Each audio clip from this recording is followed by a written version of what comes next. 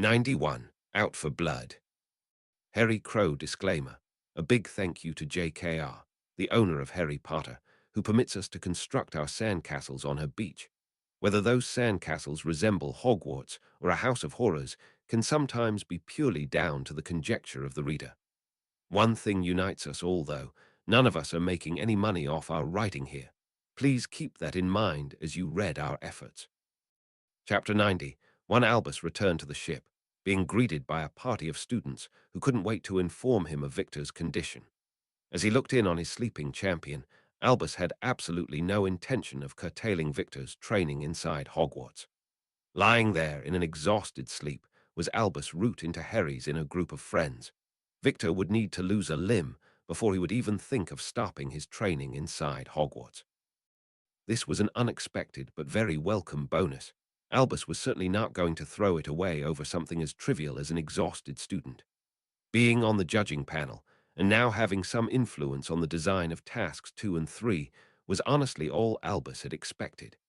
Having Harry as the Hogwarts Triwizard champion was again unexpected, however a massive bonus to his latest plans. The real bit of unbelievable luck was discovering Dolores was in contact with Tom, and had placed Harry's name in the Goblet of Fire under his instructions. When that scheme looked as if it might actually fail, she had goaded the boy until he accepted, unfortunately getting poor Dolores kicked out of Hogwarts at the same time. She was rightfully worried that Tom would see this as a failure on her part.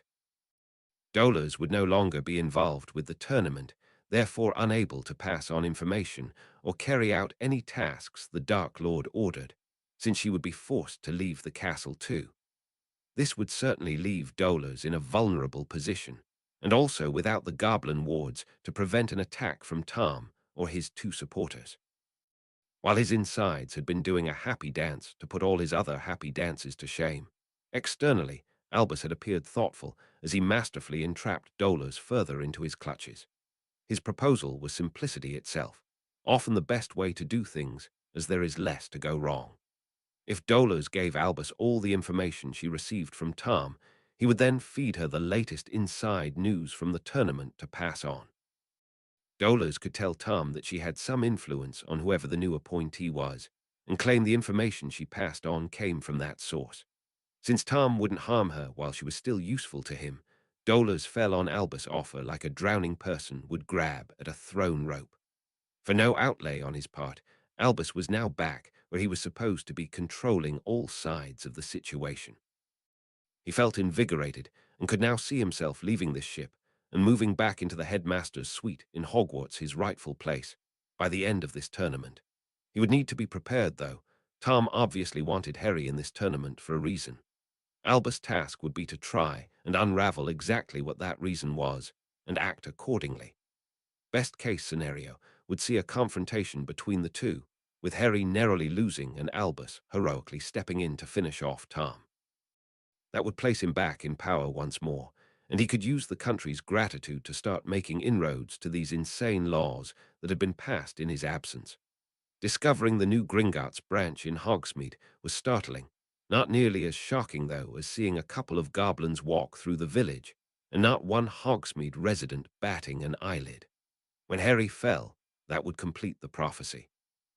Albus defeating Tom should once more make him the master of the Elder Wand, its powers now absorbed by the blade Dumbledore intended to claim.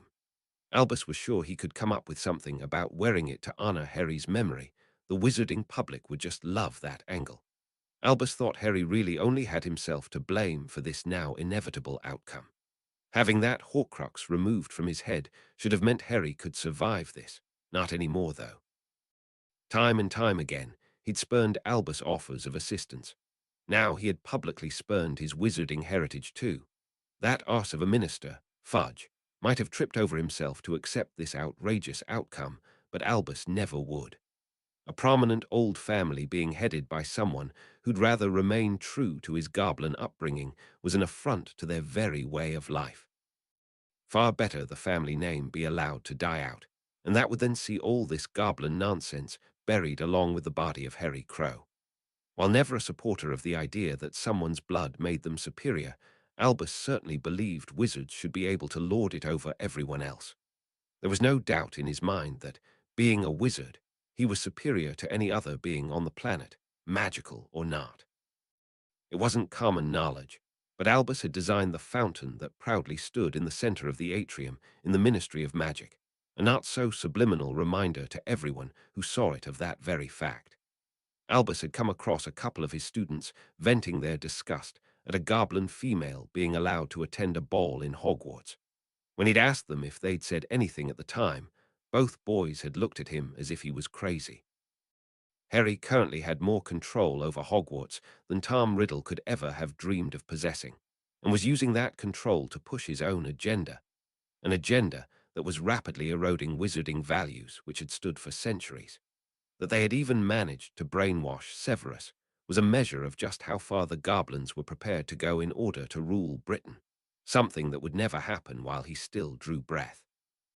The Baron of Kingassy was every bit as formidable a foe, and now should be considered a far greater danger to Britain as Lord Voldemort. Albus intended to do his best to see that he solved all their country's problems by ensuring these two deadly adversaries faced each other to the death. For the first time in years, Albus felt the tide was finally turning in his favor. Now all he needed to do was use his experience, knowledge, and power to grasp the opportunity when it came. Albus Dumbledore was going to be back where he belonged, back on top. He might even let Dolors have a shot at being Minister of Magic. For the greater good of their world, the current incumbent just had to go. After reading the note from Voldemort, Dolors' unexpected good mood simply vanished. She thought the Dark Lord had asked the impossible last time. Getting the goblin into the tournament would be child's play compared to this. She had no idea how to complete this task, though thankfully she now had someone to advise her. Dumbledore had forgotten more about Hogwarts than most people knew. Surely he would know how to go about this. With 2 Quidditch matches, a Hogsmeade weekend, the first task, and then the Halloween feast, October was going to be an exciting month in Hogwarts. It was a couple of other events, though that caught the 4 friends flat-footed. The first was when Ewan was waiting on them as they finished their Saturday lesson. What caught them out was Ewan not actually waiting on them. "Hi, Bill. Could you do me a big favor? I was sitting talking to Natalie last night, and before we knew it, it was curfew. I had my letter from my mum all ready but couldn't get up to the owlery because I'd left it too late. Since you're seeing her tonight, could you pass it on for me?" "Not a problem, Ewan. I promised your mum I would look you up and see how you were settling anyway. You want to go and have lunch?" 4 stunned friends watched the pair happily head off for the Great Hall. Hermione's eyes were drawn to Fleur, though. Their French friend appeared deflated. "I saw them dancing together at Jamie's christening, but never thought anything of it. When did that happen?" Harry then attempted to answer Padma's question. "They obviously met at the fair. Then Assistant Ambassador Weasley volunteered to help the Abercrombies with their moving house. I didn't know he was still visiting there, but Jenny is a lovely person." At that, Fleur pushed past, her embarrassment clear for all to see. "Okay, I've obviously said something wrong again. Would either of you ladies care to explain exactly what it was to me?" "You didn't say anything wrong. Harry Fleur just didn't want to hear that Bill was involved with anyone." Hermione then took pity on him and explained exactly what was going on. Fleur is rather taken with Bill. She was actually considering asking him to Hogsmeade at the end of the month. None of us knew he was seeing someone. That's what upset Fleur, not you. Neville was as confused as Harry. "But Hermione, he's a professor. Are students allowed to date professors?"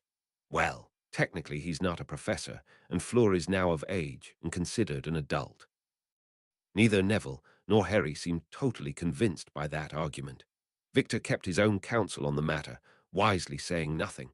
Padma and Hermione weren't sure whether to follow their friend or not. Harry suggested waiting until after lunch and speaking with Henrika about the matter. If anyone would know the best way to handle this, it would be her. That was why Henrika found herself being escorted to Fleur's room by Madame Maxine. She has been so enjoying herself at Hogwarts. I saw she was upset, but she would not talk to me about Z matter. She might not talk to me about it either, Madame Maxim. I do know why she was upset, though, and can assure you nothing untoward happened. You've seen how Harry reacts if a lady is mistreated. You have nothing to worry about on that front.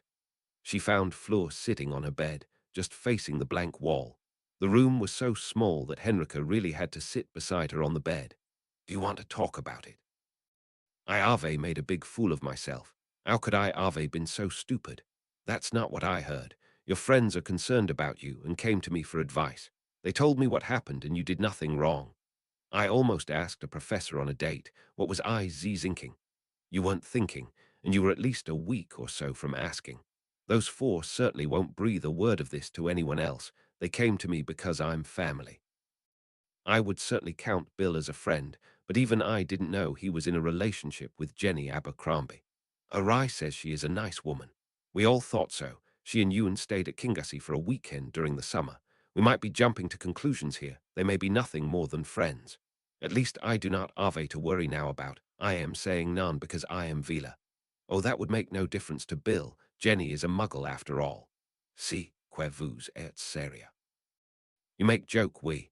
Yes, I'm serious. The fact you're only 17 would worry Bill a lot more than you being Vila. School is full of little boys. Only Arai, Neville, and Victor do not. How you say, Baver? This saw Henrika smile. I think the word you're looking for is drool.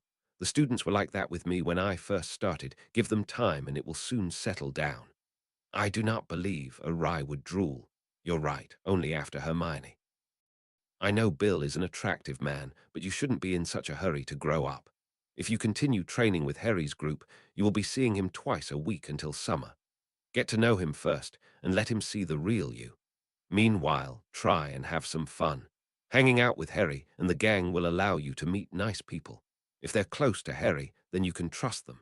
Enjoy your time at Hogwarts, and who knows what the future holds. I met Sirius through working with Harry, certainly not something I expected when I arrived in Scotland. This saw Fleur lean in and hug Henrika. Thank you. It is so good to ave someone that understands to talk with. You're very welcome. Hermione and Padma sometimes come to me too, which is why they felt secure about mentioning this to me. I could easily see Madame Maxime exploding if you had gone to Hogsmeade with Bill just before the first task too. This drew a chuckle out of Fleur. An angry Madame Maxime is a very frightening sight. She would tell me I need to focus on Z tournament, and she would be correct. By the time Henrika left, Fleur was feeling a lot better about the situation.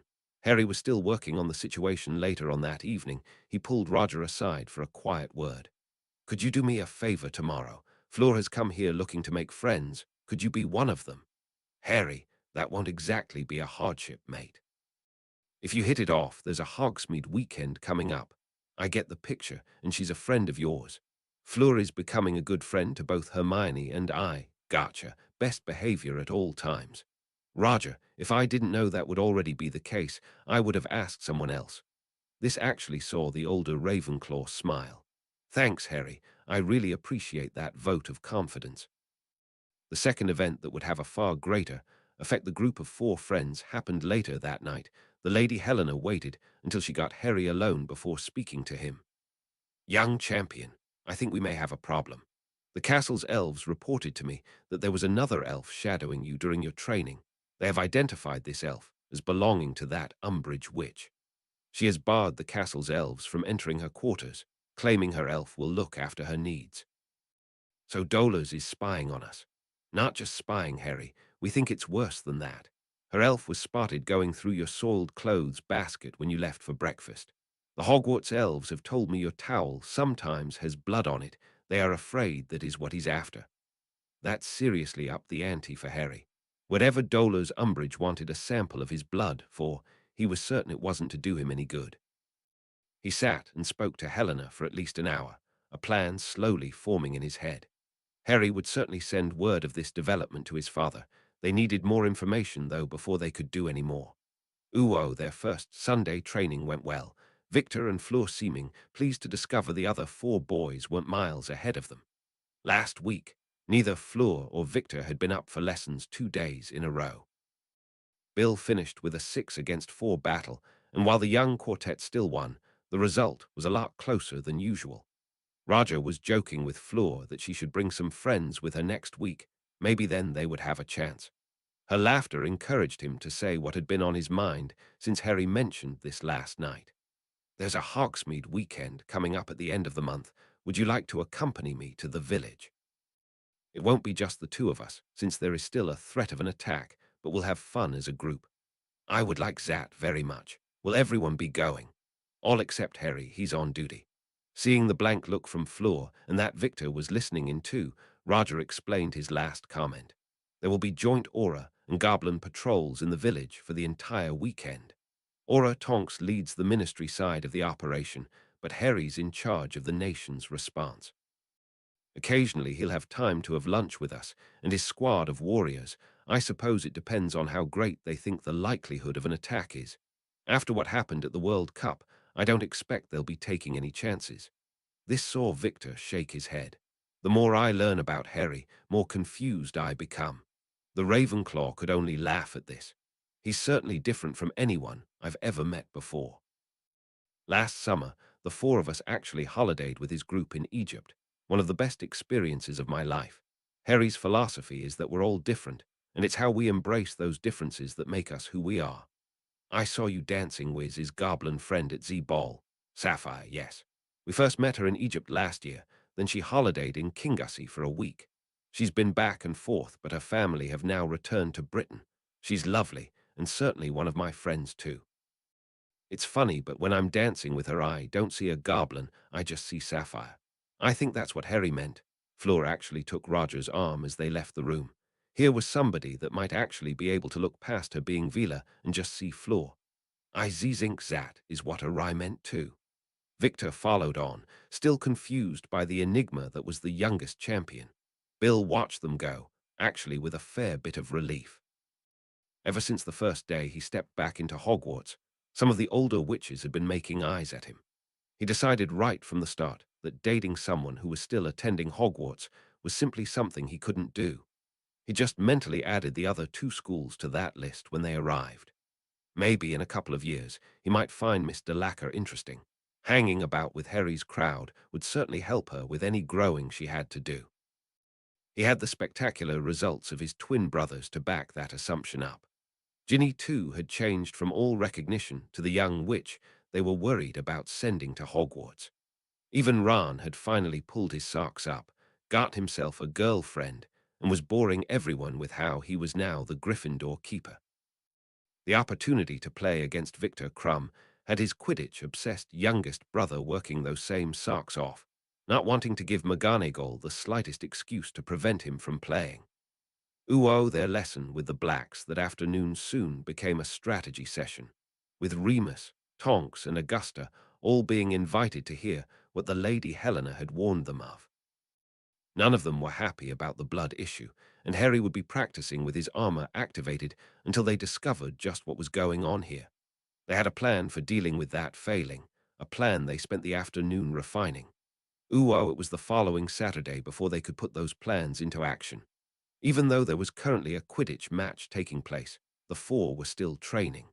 Fleur, not being a fan, deciding that's what she wanted to do too. The Lady Helena entered their training room to inform them the event they were waiting for had just taken place. The four stopped at once, their swords were soon on their backs, and they were ready to go. Fleur, could we ask you a favor? Could you stay here until our normal finishing time? We don't want anyone realizing we left this room. The French champion quickly agreed as the four left. The room then provided a couple of comfy chairs and refreshments. I get the feeling this has nothing to do with the tournament. You would be right, Fleur. Those four have other things on their minds. This left the French champion shaking her head. I am worried more because we do not know what we will be facing. Do you think Rye has any idea?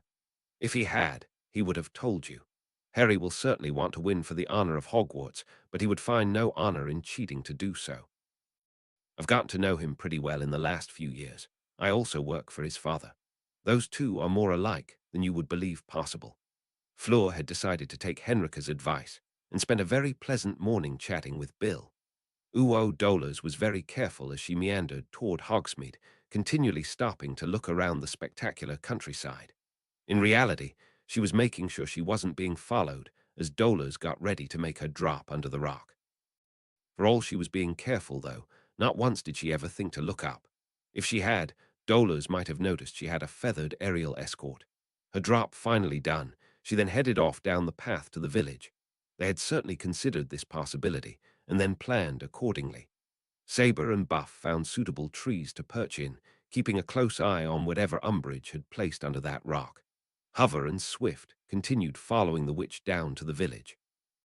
The hawk and the owl easily spotted the dark-haired little girl in the yellow polka-dot dress, skipping toward the rock from the direction of the station.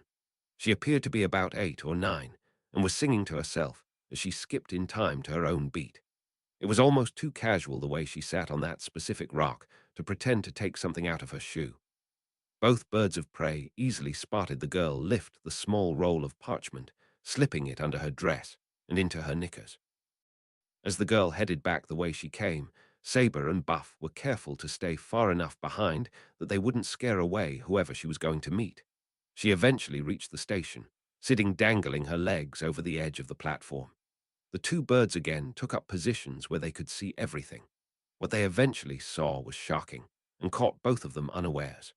The little girl began growing before their very eyes, and suddenly she wasn't so little anymore. Sitting wearing a child's dress that now looked obscene on her, Bellatrix Lestrange stood and waved. Saber was already moving, with only the hawk's faster speed enabling her to intercept Buff before the tawny owl could reach the person he detested most in the entire world. With Lestrange portkeying away, Saber managed to keep her enraged mate in the air, both birds of prey setting off for the castle. Uo, Harry, and Hermione entered the Black's apartment and immediately understood something was really wrong. Padma was sitting on Neville's lap, her arms lovingly wrapped around him as she whispered in his ear. The problem, though, was Neville sitting there, rigid with anger and wearing a face like thunder. The newcomers didn't have to wait too long to discover the problem. Neville had clearly been waiting on them. Umbridge is working with Voldemort. Bellatrix Lestrange picked up the message herself. She was polyjuiced to look like a little girl. The bitch changed back and then portkeyed away before I could get to her. The anger was dripping off every syllable Neville uttered. His mate again tried to alleviate his pain. Neville, honey, she was being watched. That's why she waved and why I stopped you attacking her. We need a plan to take her and her accomplice out, and I want the 4 of us there when we do. She's a psycho, Neville. We don't give her any chances whatsoever. Harry had his knife out, sending a signal to his father that he needed to talk to him. Tonks, could you see if Amelia is available? I've just sent for my father. We need to have a war council to see what our next move is. Hermione then filled them in on what else had happened. Umbridge also met someone in Hogwarts. She had tea with Albus Dumbledore. That got Tonks moving. Augusta suggested they might want Alice and Frank here too. Her suggestion received a unanimous yes. The meeting was now in the headmistress' office. The castle's elves had provided food, but few were hungry. Harry was sitting with Astrid in his arms, yet Hermione wasn't the only one who could see his mind was on other things. What those things were soon became apparent as the meeting got underway. Everyone was brought up to date with the information they had before Harry got right to the heart of the matter. What we need to decide first is whether we are going to take out Lestrange, or play along and hope to end this once and for all. He wasn't surprised that Neville was glaring at him for even suggesting not taking her down. Harry certainly owed him an explanation. Neville, hitting Lestrange, leaves 2/3 of the job still to do. Her watcher will be somewhere in the mountains with a pair of omnioculars. If he's disillusioned and laying still, we would never find him, certainly not in the time we had available. That would see them move locations at once, leaving any information we got out of her useless. It doesn't take any imagination to see Riddle and Rookwood having a revenge killing spree against soft targets. While they're focusing on whatever it is they are attempting, the rest of the country is free from any attacks. Harry, I know what you're saying makes sense. I just have a blind spot where she is concerned. Lestrange is the last survivor of those who attacked my family. I want her to pay for that and everything else she's done. His mother was first to try and help her son see through this. I would love to put a bullet in her myself, Neville, but it all comes back to Voldemort. This time we know he's mortal. Kill him and he's gone for good.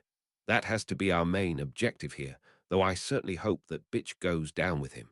It was Hermione who tried to move the conversation in a different direction. The fact they are after Harry's blood has me really worried. Whatever we decide here will only work if we can anticipate what their plans are. Otherwise, Harry could be getting left out there as some sort of sacrificial goat. That is so not happening. Dumbledore's involvement in this also makes me feel sick. We're getting Umbridge out the castle, but he's still going to be here, and that old goat is far more dangerous in every way than the toad. Barchoke had been honest with his children. He'd learned from his mistake with Lestrange's pregnancy. The only thing we can see Harry's blood being needed for his wards, whether that's to porky Harry through them or possibly to produce some sort of masking device that lets them gain access. We simply don't have enough information at the moment. This got Harry's attention immediately. He was thinking of 3 Grangers who were behind these wards. Do you think they could produce some kind of low-key talisman? Amelia had been shocked at what she'd heard here today. She would certainly need to inform Cornelius about this. There was information she could pass on to the group, however, information they needed before plans could be made. Through physical evidence left behind, and then interviewing the Carrows, we discovered exactly how they escaped from Azkaban. Rookwood carved himself a runes-powered protection disc out of the rock plinth that was his bed. He completed the unbelievably complex task entirely from memory and actually pulled out his own teeth to use as carving tools. He and Lestrange then blood-bonded in her cell to allow the protection to include her as well. Rookwood and Riddle are certainly intellectually capable of just about anything. Where Dumbledore fits into this whole mess, I have no idea. This had given Hermione an idea, however. With Harry and I being blood-bonded, will whatever they do affect me too? I haven't put myself through all this training to be left sitting on the sidelines now. Their father had bad news for them, though. I'm sorry, my daughter. For something like this, the blood bond would only come into play once it was finalized. Well, that only leaves us one option. Hermione's comment seemed to suck all the oxygen out of the room, with the only sound being that of jaws hitting the floor. Ever since the night he'd asked her to be his girlfriend, Harry had been quite happy to let Hermione set the pace of their growing physical relationship. This, though, seemed a step too far, too quickly, and certainly not something they wanted to be announcing to their family. It was probably to be expected that Padma would be the first to come back at her best friend. That's a bit bold, Hermione, even for someone who put a Dementor to the sword. Hermione was wondering why she was getting strange looks from her family and also had no idea what Padma was referring to. Bold? What are you on about? Having sex with Harry to complete your bond? What? Are you nuts? I said no such thing. Then how do you propose to be by Harry's side? Simple, by making sure my blood is on that towel too.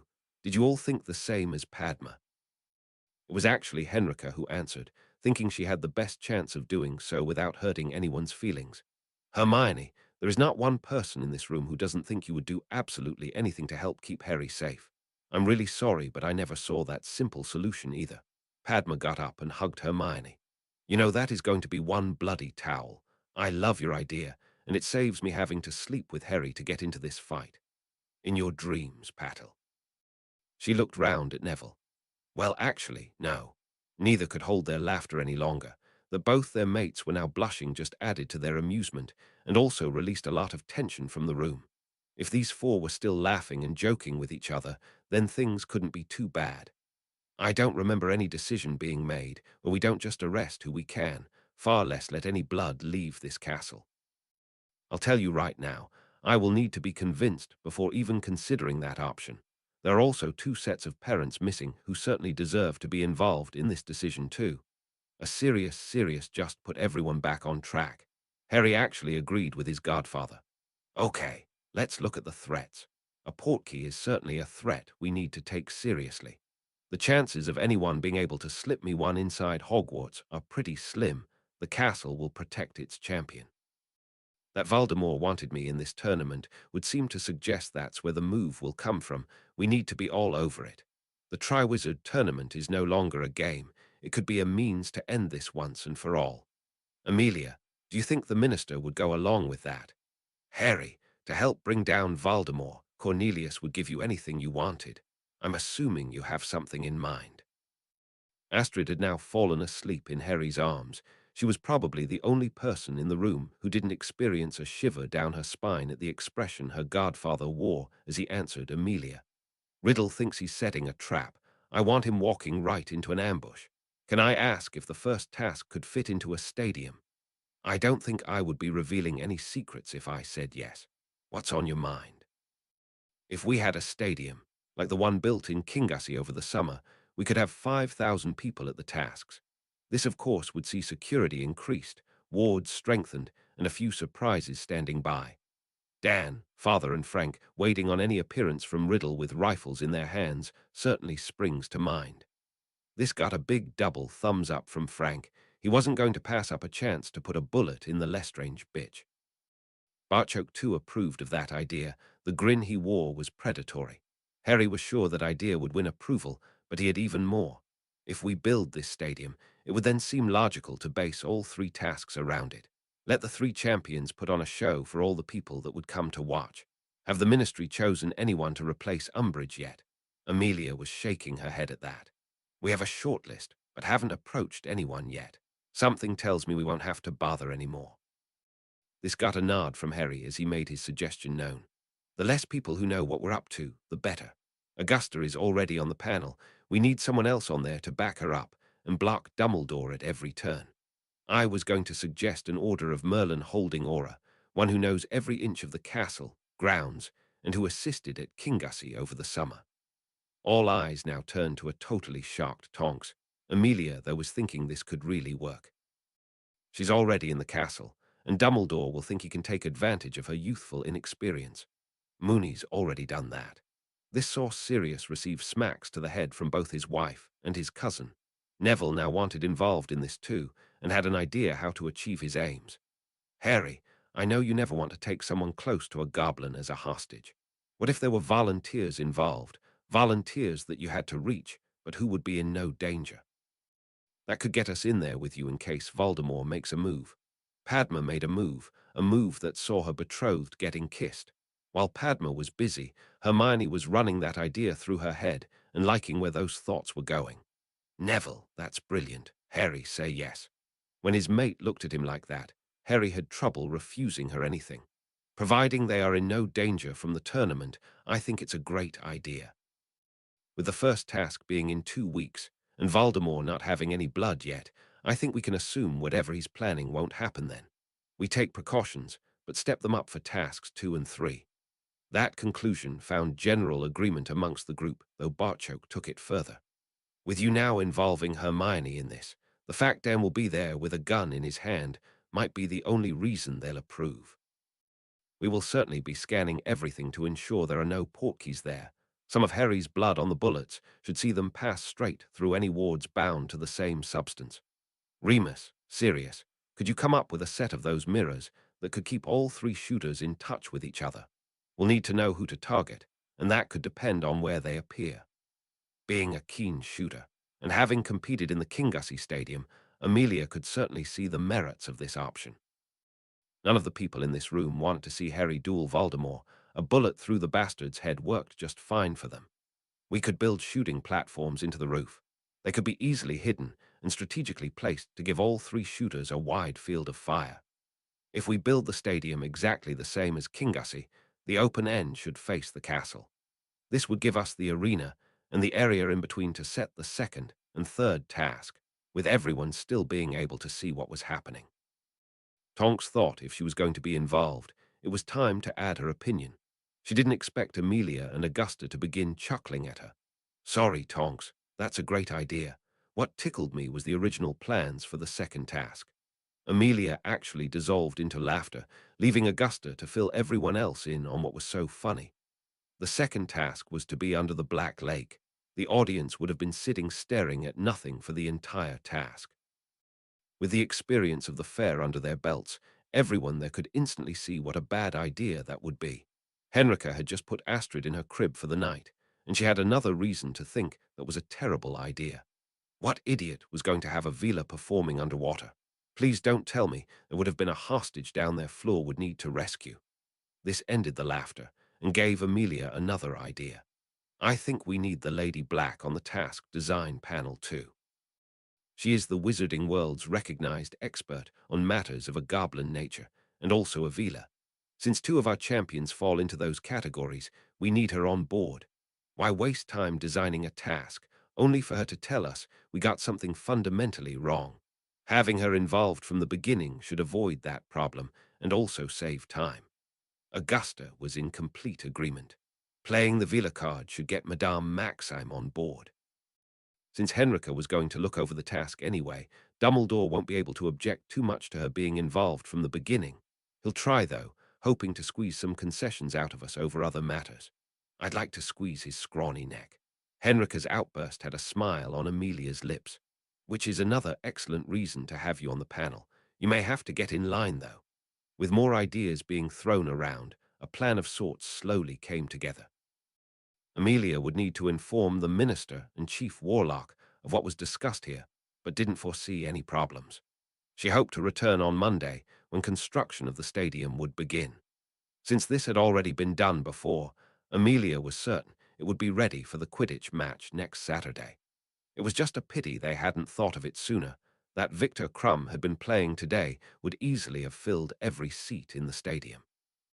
The four would wait until just before the Hogsmeade weekend before supplying Umbridge with their blood. Barchoke would arrange to have her observed making her drop, since all four would need to be in the village over the weekend. This was Crow's Marauders' first visit to Hogsmeade. Their trainers not being there would certainly be noticed. Harry might be on duty, but the other three would do their best to ensure that Luna, Carlin, and the rest of them had a good time. The idea of placing a tracking charm on whatever Umbridge left was mooted, only to eventually be dismissed. Whoever picked that package up was unlikely to take it straight to wherever they were hiding. It was a safe bet they would take the package somewhere else, before casting every detection charm they could at it. Discovering a tracking charm would instantly tell Voldemort and co. that they were rumbled, leaving the Ministry and its allies right back at square one again. They would achieve the same result from arresting Umbridge. No one believed Dolors knew where Voldemort was hiding. As the meeting was breaking up, Harry had one last thing to say. I don't want any more information about the tasks than the other two champions. What I would say, though, is that the first task will need to be in the afternoon. We all have potions in the morning. Amelia wasn't sure whether she was being pranked, but the other three all confirmed Harry's opinion. Master Pitsley would never let a little thing like a tournament interrupt his lesson. With that, it was time to leave. Thanks for reading. 92. Wheels within wheels. Harry Crow disclaimer. Since I still have to drag myself to work every Monday to Friday, that should be proof enough that I am neither a professional author nor do I own Harry Potter. RobSt is just someone having a bit of fun during the long, dark Scottish evenings by playing in the world JKR created for us. I also don't own any of the words used in this chapter, and claim only the order I place them in as my own. Chapter 92. The excitement inside Hogwarts was growing at roughly the same rate as the magnificent new stadium, now rising majestically out of the ground about 100 yards from the main gate. All week, any free periods the students were spent watching the new Hogwarts facility undergoing construction. Phileas had even taken his OWL and NEWT students down to observe some of the practical applications of what they were learning in his class. The Ministry had scored a massive public relations coup by announcing this was a gift to Hogwarts. A gift to say thank you for all their hard work in the last few years, hard work that had certainly turned the school around. They didn't actually come out and say, from the mess Dumbledore dragged the school into, they didn't need to, everyone got the message. That Dumbledore was actually back in Hogwarts at the moment allowed the Ministry to publicly and politically poke him one in the eye. The other major coup was allowing Hogwarts students the opportunity of inviting their parents to the first task of the Triwizard Tournament. Once Augusta could confirm numbers, the Ministry would then know how many tickets it had available for allocation. There would also be a percentage of that allocation heading for Gringotts too. There was after all a goblin champion in the tournament. Severus was continually looking around him, amazed at the changes wrought in such a small space of time. If the Ministry putting the parents of Hogwarts students above their own greedy needs wasn't enough, Severus didn't have to look very far for more examples of radical change. Draco would be playing Seeker for Slytherin on Saturday, on a broom loaned to him by Crow, and with the entire school backing his efforts. Yes, they were playing Beauxbatons, and as everyone had expected, Durmstrang beat Hufflepuff, but the sight of Gryffindors supporting Slytherin had Severus thinking he'd gotten some potions ingredients mixed up. He simply had to be hallucinating. Tonks was smiling at him. Don't worry, Severus. We all get moments like that. I saw you space out there while staring at what's in front of us. The atmosphere inside Hogwarts has changed beyond all recognition since the time I was a student here. Henrika's been in the castle since the start of the changes, and even she struggles with it sometimes. I can't help but wonder what it will be like by the time my goddaughter attends Hogwarts. That she lovingly held Astrid in her arms focused Severus' thoughts in that direction too. My godson is like a different person now. Without his father's influence, Draco has been allowed to grow into the outstanding young wizard I always knew was in there. The influences of the people he now listens to are having a far better effect on him. Henrika was sitting beside Tonks, watching the two marauders at the Gryffindor table chatting animatedly with the Weasley twins. It's not only Draco who's being affected, Severus, it's spreading throughout the entire school. By all accounts, Fred and George Weasley were a couple of terrors. Now look at them. Prefects, marauder trainers, and they are currently sitting down there trying to sell Sirius and Remus on the idea of funding a joke shop. As you can probably imagine, that's not going to be a hard sell to our two big kids. While Tonks could only smile at the apt description of their two wizards, that joke shop idea horrified Severus. Oh dear, I can hardly imagine some of the things those two could come up with. Master Pitsley says those two are mavericks, mavericks who will either go on to be very rich or blow up half of Diagon Alley. Who's to say they won't do both? Henrika found Severus' dry wit to be highly amusing, especially since it had lost all of its sarcastic undertones. They might blow Hogsmeade up instead. Sirius thinks that's where the greatest opportunities now lie. This saw both Severus and Tonks looking for Henrika to explain that view. You can buy land and build premises to your exact specifications, without many of the restrictions having a shop in the alley places on you. This Saturday's Quidditch match won't have visitors, but the plan is to roll that out over the rest of the games, as well as the 3 tasks. Not only will Hogsmeade still have all the traditional weekend visits from Hogwarts students, in future years there will now be thousands of parents passing through the village every time there's a Quidditch match scheduled. It's all wheels within wheels. The stadium helps Hogwarts, creates passing business, which will help regenerate Hogsmeade, and lets parents see their children throughout the year. That is the perfect example of the way things work now. Everyone benefits. Severus was finding it hard to argue with any of that. The proof was staring him in the face. As he looked around Hogwarts, he could see the benefits for himself. Since they wouldn't be training over the Hogsmeade weekend, the 4 did their usual and gave the Quidditch match a miss. They also didn't leave their training to follow Umbridge. Father had Rita keeping an eye on that situation. After her encounter at the Parkinson house, however, nothing could convince Rita to try and follow Lestrain if she appeared. Rita had no intention of going anywhere near that crazy witch, far less trying to hitch a ride to Voldemort's hideout. A Slytherin win against Beauxbatons restored some Hogwarts pride, and now had all minds focused on the following weekend. Fleur and Victor had then found themselves being invited to Crow's Marauders meeting on Monday evening. Both stood astonished as the 4 put the club through its paces. It was the bit of magic the room provided at the end, though that impressed the hell out of everyone. Their wind-down session suddenly incorporated a scaled-down model of Hogsmeade Village, with the entire thing labelled and colour-coded. I know everyone here is looking forward to visiting Hogsmeade.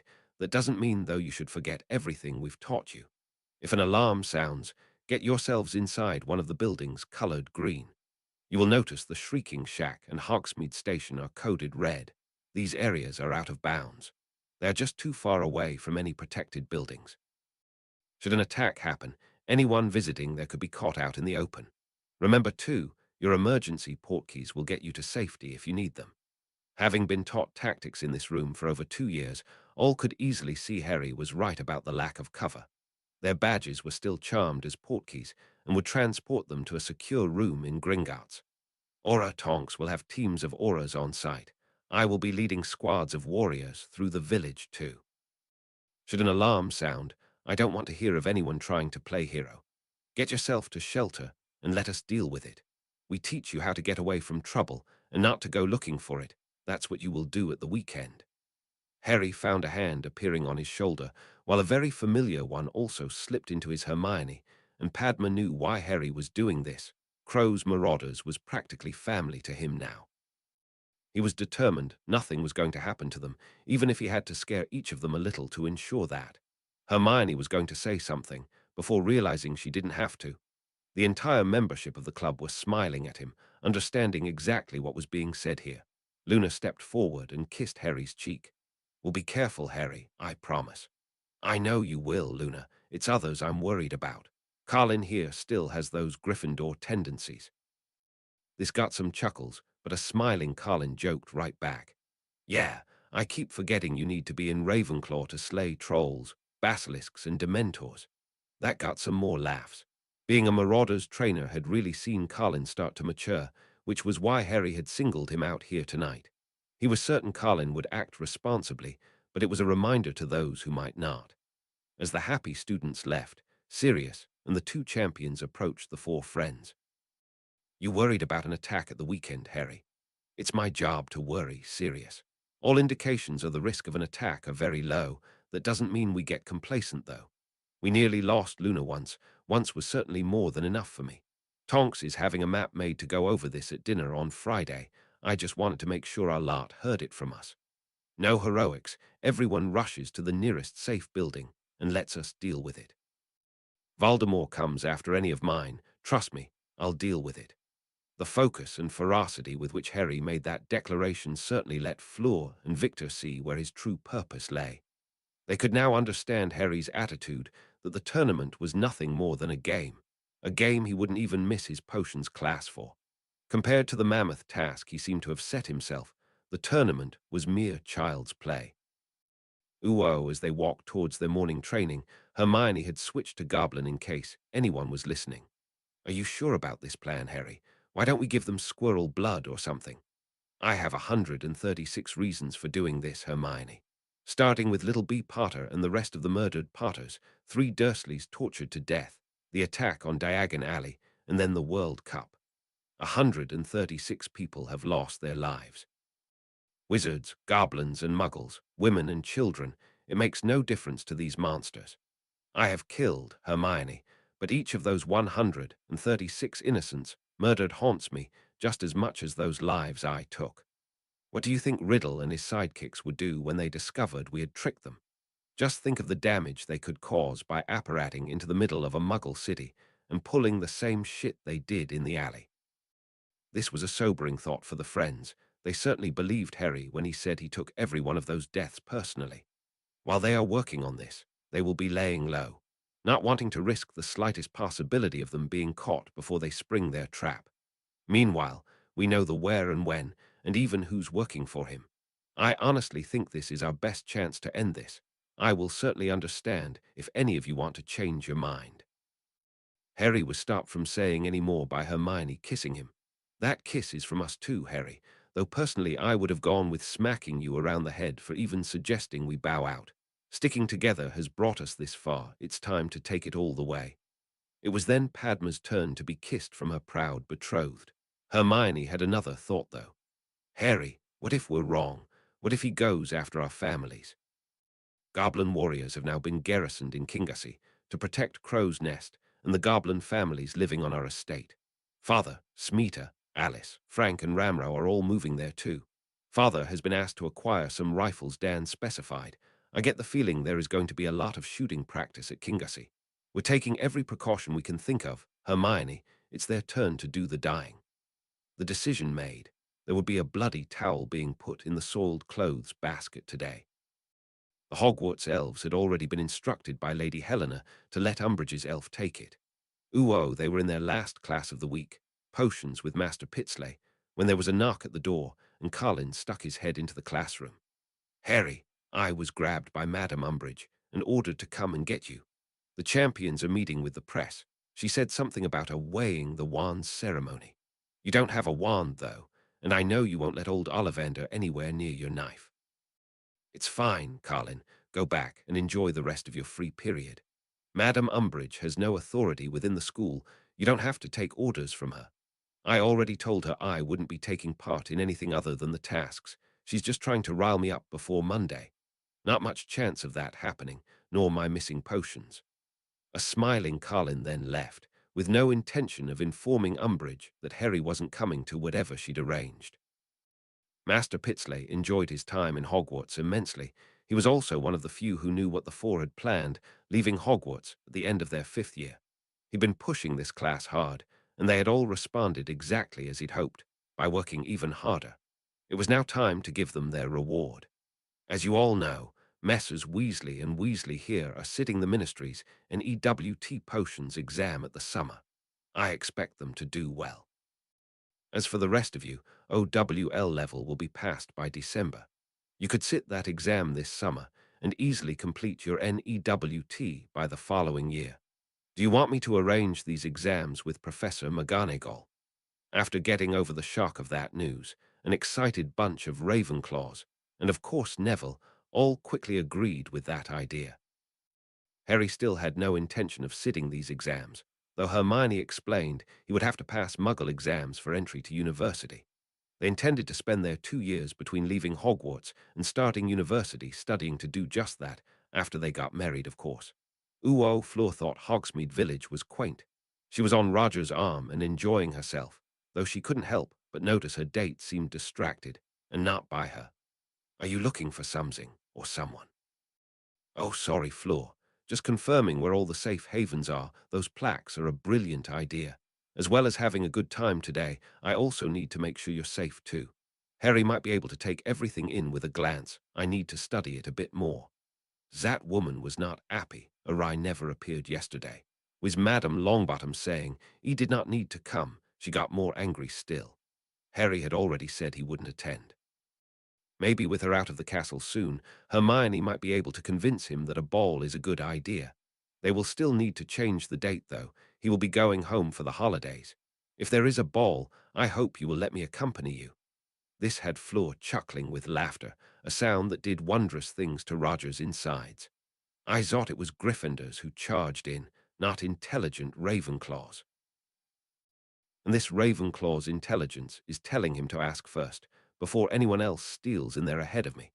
That musical laughter was once more enchanting him. Roger was hoping for a yes. If there is a ball announced, and if you ask me, I will be happy to go with you. A very happy. Roger then led his date into Honeydukes. He doubted, though, if even those masters of confectionery could concoct something as sweet as Miss Fleur de Lacre. Later, Fleur spotted Bill, with a younger version of himself she didn't know, walking through the village. She asked Roger about it. That must be Charlie Weasley. He's the only one I haven't met. I wouldn't be surprised if Percy and his fiancée, Penny, are here too. This is Ginny's first visit to the village, and her brothers really watch over her. I pity the wizard who tries to date her. Imagine being faced with 6 very protective older brothers. Why do you not know this, Charlie? Oh, he works abroad. He's a dragon handler in Romania, probably here to see the first task on Monday. You feeling confident about it? Fleur was actually feeling rather sick. There was certainly the possibility Charlie Weasley was merely at Hogwarts to witness the first task. What was making her feel ill, though, was the thought he could be here in a professional capacity. Fleur had a dreadful premonition that she just worked out what the first task was. She held on to Roger's arm a little tighter, making him actually smile. Roger took her reaction as nerves about the first task, resolving to try and keep her mind off the tournament for the rest of today. It was a much relieved Harry who sat down to dinner that Sunday evening.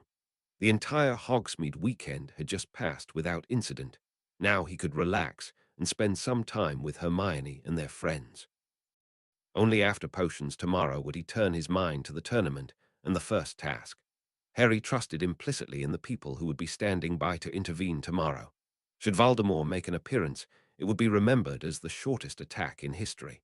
Between bullets, blades, and wands, he would be cut to pieces. There would also be warriors guarding the stadium tonight and sweeping it again for portkeys before the task started.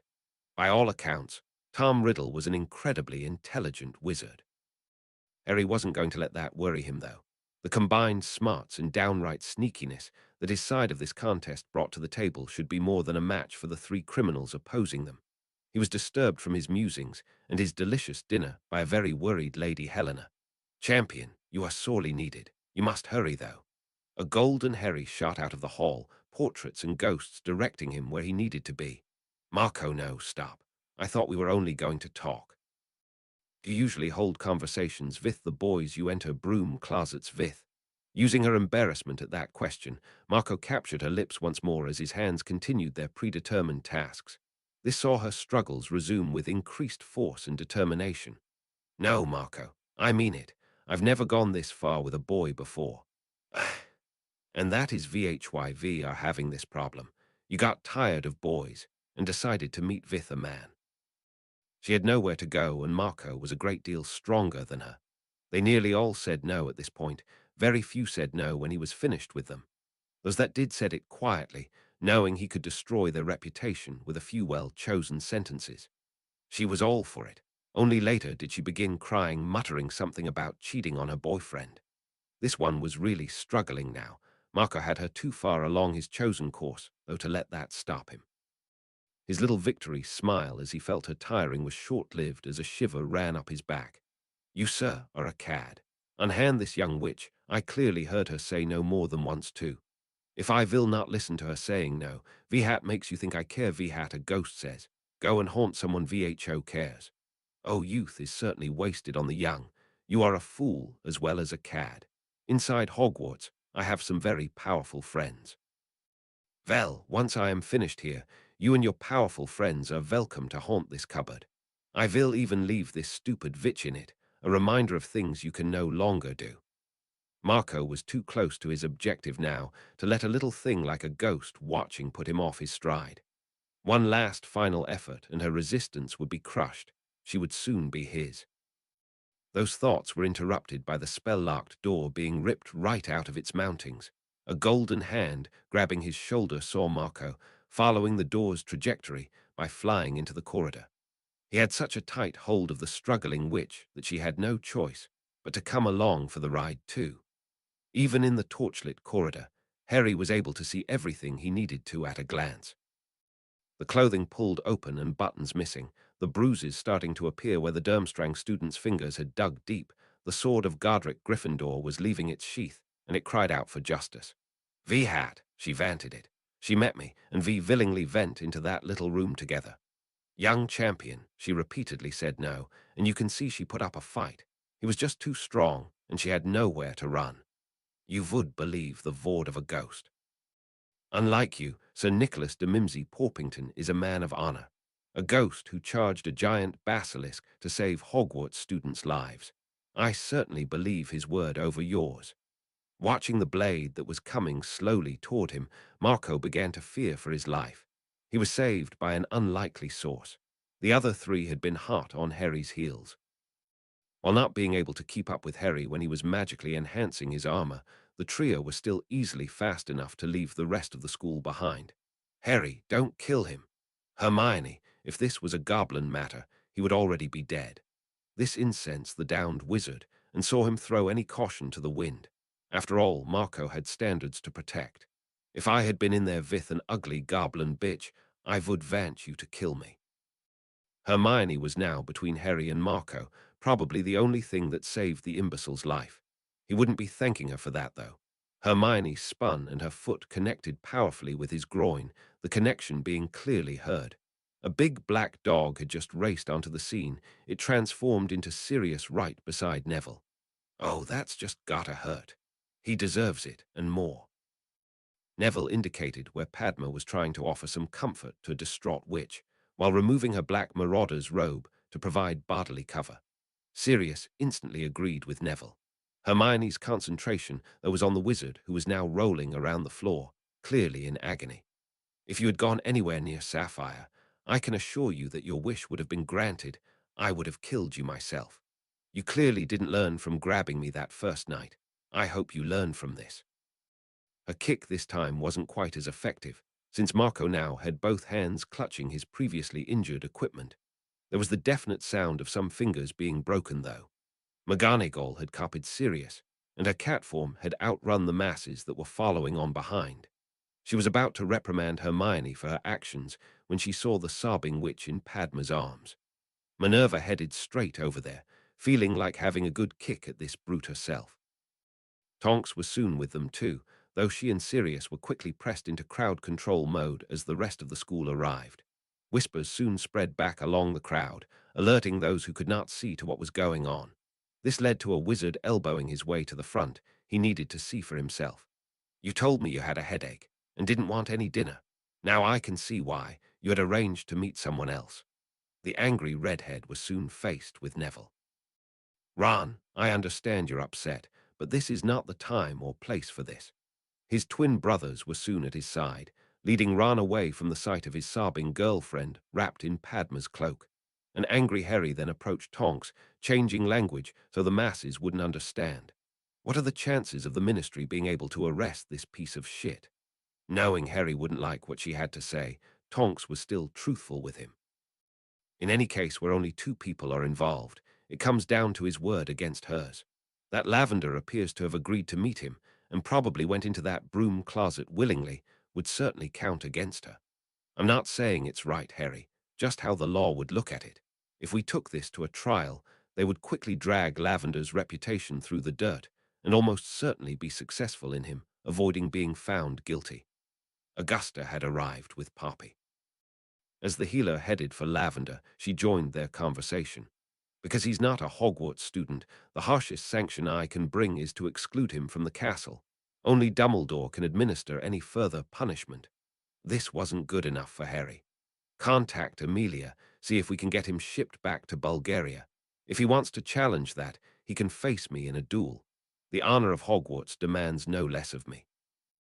Augusta agreed, quickly directing a couple of Durmstrang students to get their injured colleague out of her school. She would be contacting Dumbledore right after she spoke to Amelia. Augusta couldn't miss the way her grandson kept looking from Lavender to Parvati, his anger matching Harry's at what he was seeing here. Getting this Marco out the castle quickly might just save his life. Poppy and Minerva soon had Lavender en route to the infirmary while the staff cleared the corridor. Harry turned and bowed his head to Nick and Helena. "Thank you for your actions tonight. They allowed me to get here just in time. We ghosts have always patrolled the castle, helping to keep Hogwarts safe. It was only when headmasters stopped listening to us that we began neglecting our duties. Pureblood males could do no wrong, and no one wanted to hear a ghost's complaint against them. Thank you, champion, for once more restoring the balance." Helena and Nick then bowed to him, with Nick having to hold his head in place as he did so. Blaise was holding a shaking and tearful Parvati, only releasing her into the arms of her twin. Neville stood beside him as they watched the sisters draw comfort from each other. Harry got here in time to prevent what that bastard intended, otherwise even Hermione wouldn't have been able to stop him. She certainly made sure it won't be happening again. You could practically feel the crunch as she put her foot through Marco's nuts. Understanding this wasn't a brother warning his sister's boyfriend off, Blaise nodded in agreement. "Good. Any wizard who tries to force themselves on a witch deserves at least that. We are two lucky wizards, Neville. If that was Parvati he tried that with, I would have killed him. If that was Pav, he'd already be dead." Hermione may be able to stop Harry, but none of us could have stopped Padma avenging our sister. Parting her from Lavender was one of the best things that happened to Pav. She finally grew up. You're also very good for her, don't mess it up, Blaise. Here was the gentle warning, and Blaise knew just how to respond. "I don't intend to. I really like Parvati, and Padma scares me a lot more than you do." This almost drew a smile from Neville. "Just goes to show how intelligent you are." Then moved to hug their witches. Hermione was also trying to talk Harry down. "You got here in time, Harry, and saved a great crime from being committed. You can't do any more than what you've already done. We can't right all the world's wrongs on our own." Harry held her close, whispering a question in her ear. "Why are you so good to me?" She smiled and held him tighter. "Because I'm your girl." The three couples then headed off to the room to eat. None of them fancied returning to the Great Hall tonight. They would have a quiet meal together, leaving the staff to deal with the fallout from the situation. Padma brought up tomorrow's task, just to have something else to talk about. Parvati couldn't believe Harry still didn't know what he'd be facing, or that he wasn't troubled by that. "I could easily find out. Just asking Hogwarts would give me the information I needed. That would be cheating, though, and if you're going to cheat then, the entire tournament becomes pointless." Parvati's confession that she would just have to know raised a few smiles, the other five well aware of her nosy nature. At breakfast that morning, they'd heard Lavender's father had removed her from school, What happens next was anyone's guess. Marco was also now back in Bulgaria, the only thing that stopped Mr. Brown calling him out. Harry had found himself being quietly approached by Fred and George. It seems Ron was having a hard time dealing with the incident, and they were looking for any information that could help their young brother. Guys, I don't know what preceded the incident last night. I do know Lavender fought with everything she had, managing to keep him off her long enough until I got there. That's really all I can tell you. They would think about passing that on to Ron later. Both were unsure of how he would react at the moment. Their parents arriving at the castle today couldn't have happened at a better time. Neither Victor nor any Durmstrang students had entered the castle since the incident. Harry expected to hear their Bulgarian friends' views on the matter later. At the moment, he was busy trying to convince a tearful Orla and a concerned Ewan that he would be fine. Both would be meeting their parents later, too. The first task started in a few hours. Harry joking that they would have to offer his apologies for not being there restored in some weak smiles. All knew the parents would get to see him compete. Hermione's shriek beside him had Harry on his feet, knife in hand and searching for danger. What he saw froze him completely. Padma, Neville and Luna shooting past him soon cured Harry of that affliction. With a wide smile, he made his way to the hall doors. Barely remembering to bow to Master Sharpshot and say hello to Sapphire, Harry then engulfed the only mother he'd ever really known in a needy hug. Hermione, of course, had beaten him there, hugged Sapphire, their mum, and now held their baby brother in her arms. Emma had a tight hold of her eldest son. She whispered in his ear, "There are 3 shooters now setting up on the stadium roof. There are also enough warriors and auras out there to fight a war. A trainer here wouldn't even let me walk up to the castle by myself. Sapphire, of course, was coming too. You'll be careful and come back to us." "Of course, Mum. Darby will let you know as soon as it's over. We'll be back in the castle as soon as we can after that. Jamie and I are going to stay in the castle with Henrika and Astrid. I just couldn't sit there and watch you being put in danger." Although loath to intrude on this tender moment, her excitement meant Hermione couldn't hold back any longer. "Harry, look at the size Jamie's getting. I'm sure he recognized me." He let Emma go to then dote on his baby brother. The entire school was now used to this side of Harry, having watched him often with his goddaughter. The group was soon surrounded by all their friends, with Jamie being introduced to the entire school as Tonks took Emma over to sit with her and Henrika. "We'll get a chance to sit down and talk with everyone after this is over. They're too psyched up at the moment. It's not like Amelia's party. We've known this was coming and had time to prepare." "Oh, I know all about that. I just left a husband who has been preparing to put a bullet in someone for the last few weeks. It feels totally alien to a couple of dentists until I remember who these people are and what they will be here to do. If I had a gun, I would shoot them myself. I just kissed all 3 of them and said to aim true before I headed here." Tonks had her arm around the woman, understanding exactly how she felt. Augusta then rose to speak to the hall. "Those of you who worked in the stadium in Kingassy, you have my thanks for volunteering to do so again in our own version. Professor Lupin and Lord Black will be in charge of that operation today. The first family portkey is due to arrive at 2, with everyone due to be here by 3. Professors Flitwick and Sprout are in charge of that area. Check with them if you're not sure when your family will arrive. Since most visitors will be fluing or apparating to Hogsmeade and walking up, they too will begin arriving shortly. With all the organization taken care of, I would just like to quietly wish our champion good luck. I say quietly because it looks as if Jamie Granger has fallen asleep." Such was the respect for their champion, the applause barely raised above a murmur so they wouldn't wake the baby. Harry handed Jamie over to Pansy. It was time for them to leave. Tonks and Master Sharpshot escorted the 4, plus Sapphire and Luna, out the hall to the stadium. As Pansy was handing Jamie back to his mother, Draco finally figured out what was bothering him. "There's more going on here than just this tournament. Those 4 are like coiled snakes, ready to strike. Are you expecting trouble today?"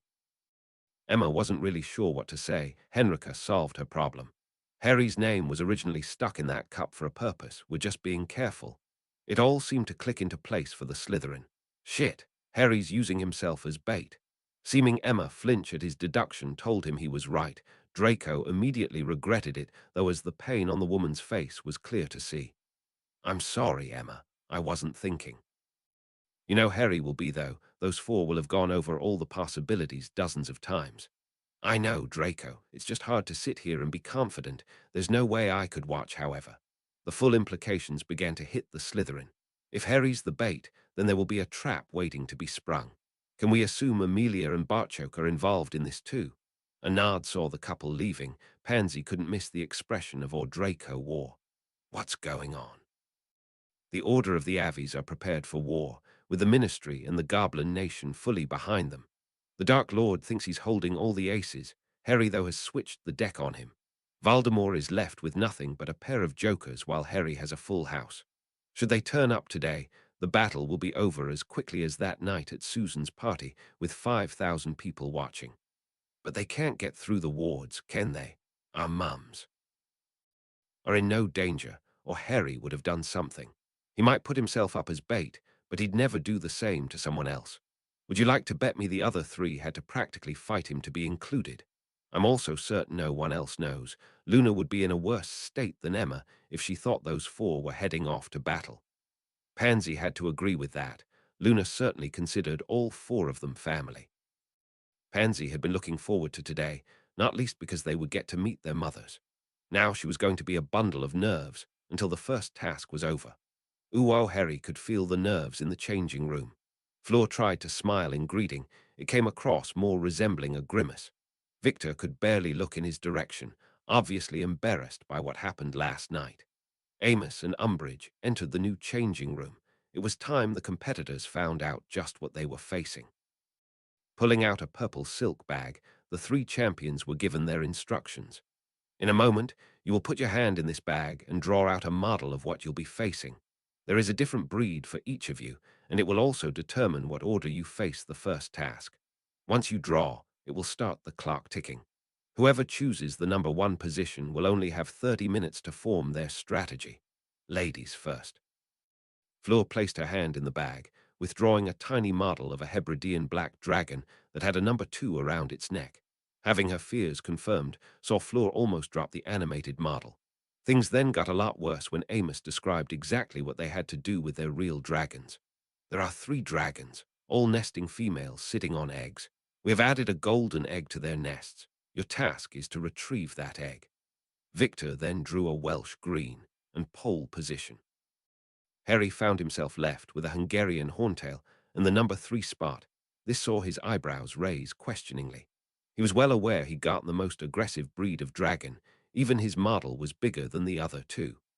Dolores couldn't hide her delight at this outcome, nor could she wait to offer an explanation. It was felt that the person going last had an advantage, in that they would have longer to form their strategy. Therefore, the dragons get progressively more dangerous as the task unfolds. She was disappointed, though, when Harry just shrugged his shoulders and then lay down on one of the benches. He appeared ready to take a nap. Dolores had at least wanted to see him sweat. She could still hope the goblin-loving brat might get seriously injured. The champions were told they would be called when it was time to face their dragon. Harry had his eyes closed and gave no indication he had heard. Dan was enclosed in what was a superb shooting hide, built as part of the stadium roof structure. He was encased in the center hide, giving him full views of the arena and the ground leading up to the castle.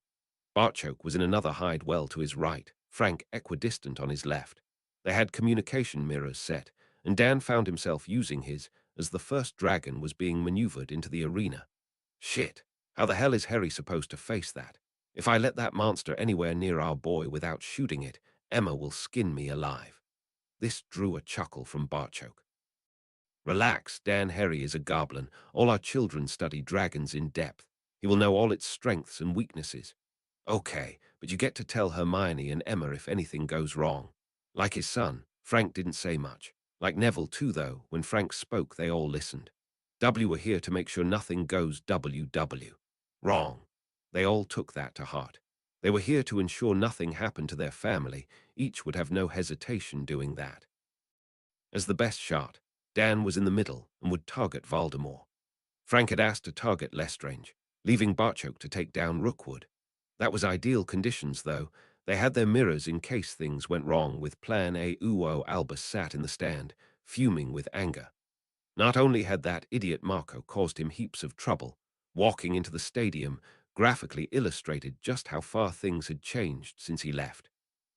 There were stalls providing food he'd never heard of, goblins mixing with wizards, and even muggles in Hogwarts. This had to be stopped. Albus Dumbledore had to stop it. Ren, thanks for reading. 93. A Different Halloween.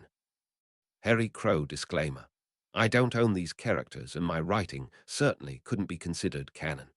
If my efforts don't fit your idea of what a Harry Potter story should be, I can only offer my apologies and a suggestion.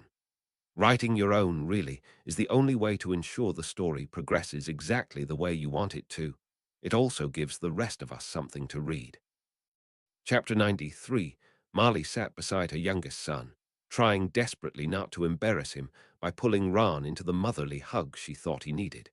She'd certainly had reservations on hearing her boy was dating Lavender Brown. Thanks to the girl's father, the entire magical community now knew what had almost happened at the summer fair.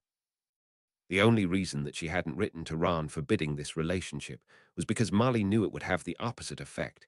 She had no intention of pushing her son further into Lavender's arms. Her eyes were drawn to some other flashes of red hair in the stadium. Percy and Penny were sitting next to Bill. It was the blonde girl beside her oldest son, though that Molly's attention was zeroing in on. They were clearly on good terms, and the blonde witch also had her arm around a first-year Hufflepuff. Molly needed information and chose her source carefully. Ginny was clearly worried about Harry's involvement here today. There was more chance of her daughter letting something slip. Ginny, do you know who that is sitting next to Bill? Oh, that's Jenny Abercrombie. Her son, Ewan, is a Potter Scholar.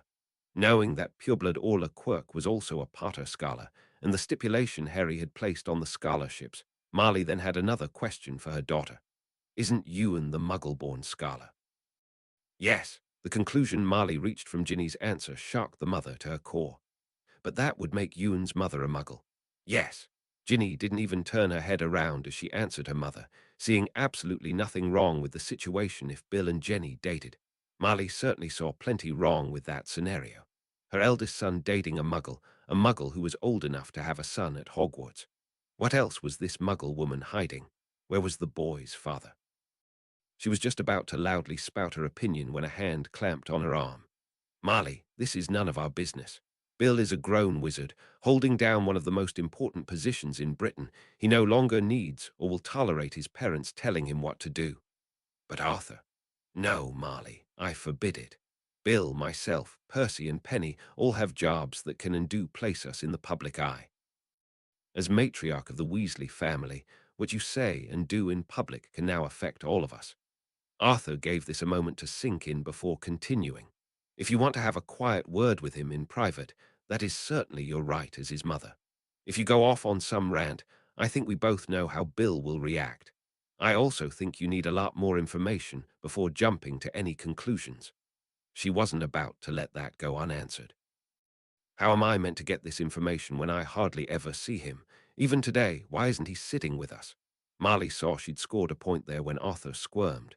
There's a reason he's sitting over there today, and it's nothing to do with Jenny. It's work-related, Marley, and I can't tell you any more than that.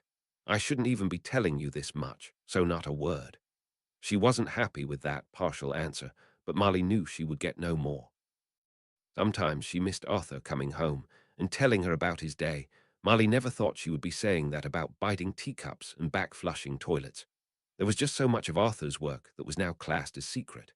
More and more, she only discovered what her family were up to by reading about it in the Prophet, usually the front pages too. At least she had the consolation of knowing her children were all happy, apart from Ron, and he would soon recover when another pretty young witch caught his eye. Ooh, as Victor left the changing room to face his dragon, the silence was almost total. They were obviously not meant to hear how their competitors fared. A full stadium would certainly be heard in the changing room. Awry, can I ask you something? What is Zizi's art dogs I heard Z, ooze elves serving? This actually started Harry laughing. That was until he noticed Fleur was actually trembling. He got up and wrapped his friend in a hug. I'll make you a deal. After the task is over, I'll make sure Roger gets you one. Try a goblin ale too, it's delicious. The French champion could feel herself calming. Just from being held in Harry's strong arms, she could also feel something else.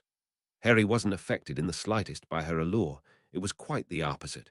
Her Vila side was practically singing that here was someone she should bond with. The quiet power practically radiated off Harry. Knowing of his committed relationship with his mate knocked that idea right on the head. He and Hermione only had eyes for each other. Both were her friends too, and Fleur didn't have that many good friends that she would want to throw two away by stupidly chasing something that could never be. She was still in his arms when they called for her. Harry gave Fleur a kiss on the cheek, along with some last-minute advice. Just do your best, Fleur. No one can ask more than that of you. The French champion squared her shoulders and walked out the door, Fleur's newfound determination visible with every step she took. Sapphire wore a wide grin as the first dragon was led into the rocky arena they had created.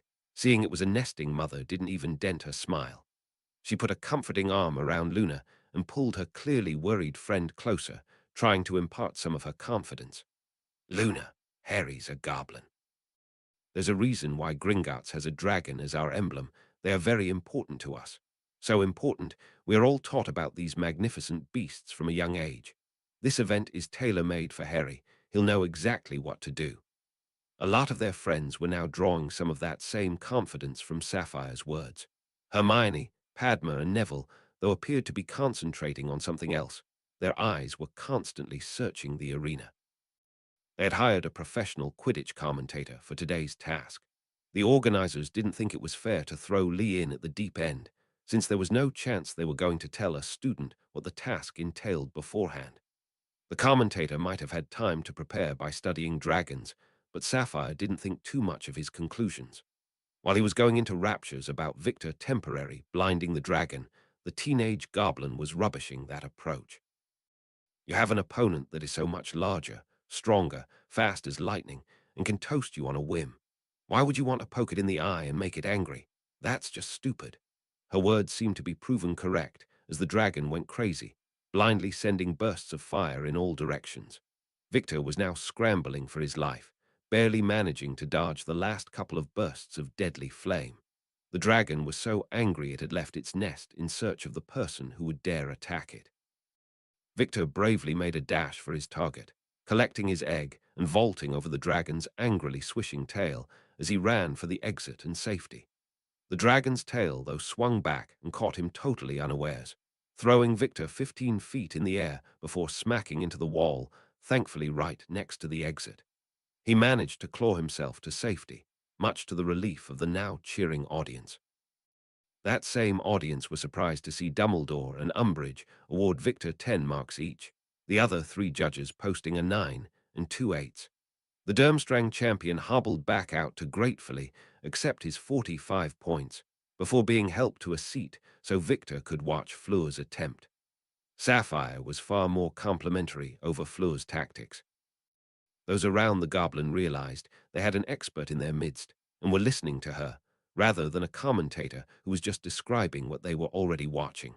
He appeared to be more used to working for a radio audience. She's trying to charm the dragon to sleep, a far more natural approach.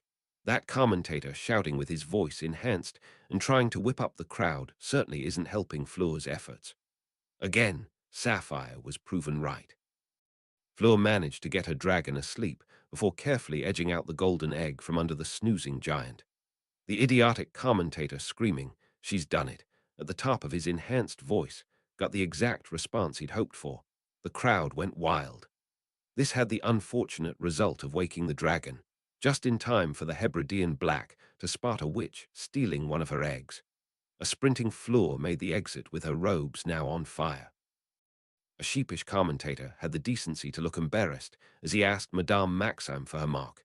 She may be glaring at him, but that didn't stop Olympe giving her champion a 10, her reasoning being that Fleur would have earned a perfect score, but for his idiocy. Augusta, Amos and Albus all awarded a very acceptable 9 for an admirable effort. Dolores, though, was disappointed the creature wasn't barbecued and gave Fleur an 8 for her attempt. Wearing different robes and having to endure some greasy burn salve, it was a greatly relieved Fleur that sat beside Victor to await Harry's attempt. She was also delighted to be tied with Victor, though both secretly believed Harry was the one they had to beat. Watching as the handler struggled to get his dragon into the stadium had both of them glad they didn't draw number 3. The size of the Hungarian horntail even managed to silence the commentator for a moment. He wasn't alone in having that reaction. Sapphire, though, was unperturbed.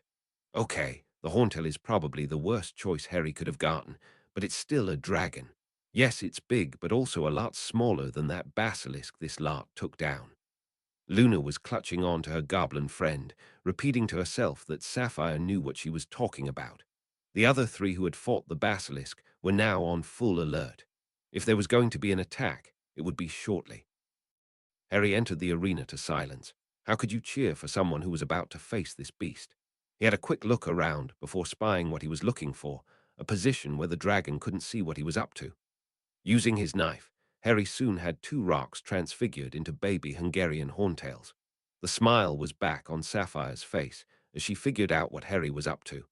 All their friends were hanging on her every word, especially since it was clear the commentator didn't have a clue. Harry will use the dragon's natural instincts to his advantage. A mother will fiercely protect her eggs. That's nothing, though, to what she would do to protect the young after they hatch. Her maternal instincts are very high because she is nesting, so she will certainly react to the babies. A nursing dragon will protect young that have hatched over eggs that have yet to do so. A worried Luna had a question. Won't she know those aren't her babies? It won't matter to the dragon, Luna. Her maternal instinct is so high at the moment, she will simply adopt them. It's a good species survival trait, providing the babies are of the same species. As the pair of wailing cubs waddled into the open, all could clearly see the conflict in the horntail's behavior. It was studying the cubs while keeping glancing at the eggs she was sitting on. When Harry then conjured a panther, the horntail's decision was instantly made. The big cat threatening the now terrified cubs saw the female shoot off the nest and slaughter the intruder within seconds. The panther never stood an earthly against the Hungarian horntail. Harry used this time to disillusion himself and was probably heading for the golden egg. The commentator felt he was on safer ground here. Absolutely brilliant strategy, executed to perfection from our youngest champion. He's going to face another problem, though. Those eggs are spell-resistant. The dragon is sure to notice an egg floating through the air. How in the name of Merlin did he do that? As the dragon used its wings to gently edge the 2 cubs back to its nest, the golden egg simply disappeared. The mystery was solved, as Harry then reappeared at the exit. Oh, how clever was that? He simply wrapped the egg in his disillusioned cloak. The crowd was now going nuts.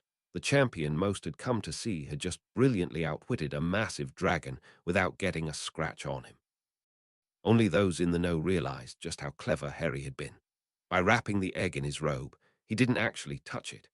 Portkeys only work with skin contact, and he just made sure there wasn't any between him and the egg. While the handlers were now having to subdue the dragon, they knew better than to approach one with cubs. Harry sauntered over to sit beside Fleur and Victor. There was no surprise when Amos and then Madame Maxime both awarded him 10s. Dumbledore received howls of derision when his wand emitted a 7. His excuse that Crow, being a goblin, had prior knowledge of dragons not available to the other 2 champions cut no ice. The howls of disbelief simply got louder. Dola's was next. She'd been agonizing whether she could get away with going as low as an 8. Albus' score inspired her. Since this was her last involvement with the tournament, Dola's decided to go out with a bang and poke Crow 1 in the eye at the same time. Her wand drew a 5 in the air. It seemed that Dumbledore was only the warm-up act. The real villain of the piece had just arrived. It took a moment for the even louder howls of derision to die down enough for Umbridge's explanation to be heard. All these people are here today to see a show, not so a competitor could disappear. I awarded 5 points because I only saw him complete half the task. That was too much for Augusta. The youngest champion drew the worst dragon, yet completed the task in the quickest time and completely uninjured. To award 5 points is a disgrace. Then again, we really shouldn't expect much else from a witch who challenged the centurion to a duel on his 12th birthday and lost. Augusta's wand then signaled a 13 to a massive cheer from the thousands in the stadium. The commentator, though, had some bad news. While I totally agree with your sentiments, Madame Longbottom, The rules state that the maximum points any judge can award is 10. That gives the Hogwarts champion a total of 42 and relegates him to last place. It seemed as if the very angry crowd might actually wreck the brand new stadium until the commentator asked Harry for his opinion. Silence fell as they awaited his answer. An unperturbed Harry just shrugged his shoulders before answering. No, I did my best. That is all that matters to me. The points are meaningless, especially with Madame Umbridge involved. The other two champions were just as angry as the rest of the crowd, Victor more so. He was honest enough to admit to himself his performance had been the poorest of the three, yet here he was jointly in the lead with Harry last. His pride and honor had been taking a beating lately. It was time to change that. Casting the sorrowness on himself, he really put the cat amongst the pigeons. If Harry lost points because he had knowledge of dragons, I should too. A puzzled commentator then asked the question that lit the touch paper. Have you worked with dragons before? No. Professor Dumbledore told me we would be facing dragons. The venom directed at Dumbledore came from every corner of the stadium. There were also a couple of rifles trained on him at this point too. No one knew how he would react to that accusation, Albus though only had eyes for a certain Durmstrang champion. Victor, however, was unrepentant. Harry was best. He should be winning. Amos had been able to relax and enjoy the tournament, actually thankful Cedric wasn't involved the instant he laid eyes on that Hungarian horntail. Now, though, his temper was as hot as any dragon flame, and he fired it straight at Albus Dumbledore. Not only do you tell your champion what the task would be, you then award him full marks, while docking Harry points for having knowledge of dragons.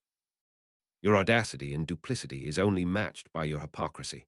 I propose Albus Dumbledore is voted off the judging panel. While livid, Albus still, though he could get through this relatively unscathed. I would like to bring your attention to the ruling that says such a decision must have the unanimous backing of all the other judges. Augusta and Olymp quickly offered their backing. It was the third yes, though that shocked Albus. Dolors was silent, however. The yes had come from Tonks. Amos wore a rueful grin as he delivered the decision. Madame Umbridge's last involvement with this tournament was that ridiculous 5 she awarded.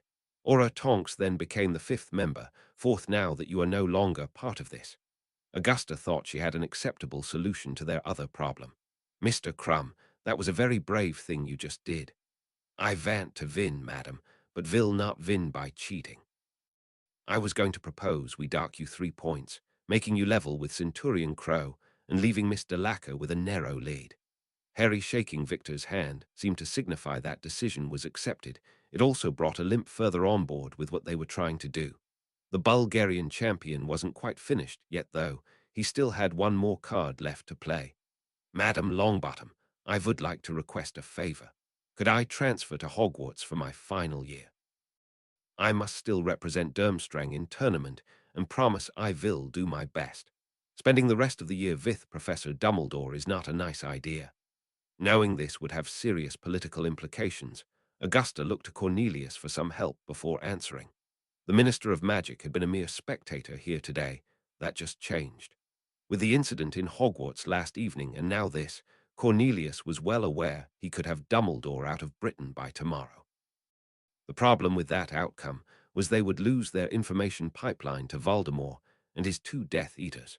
Cornelius was going to have to swear his Bulgarian counterpart to secrecy before telling Borislaw just what they were up to.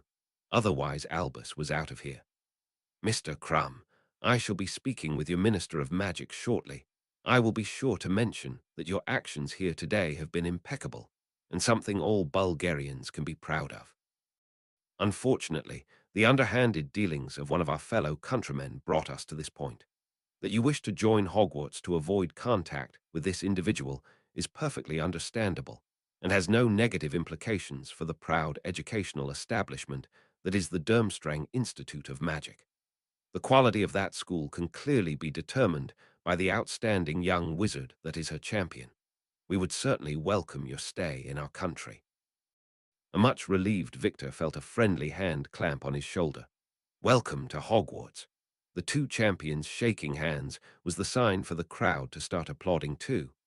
Both wizards took one of Fleur's arm as the 3 champions left their seats to great applause. the audience appreciating the after-task entertainment almost as much as watching the champions face off against the dragons.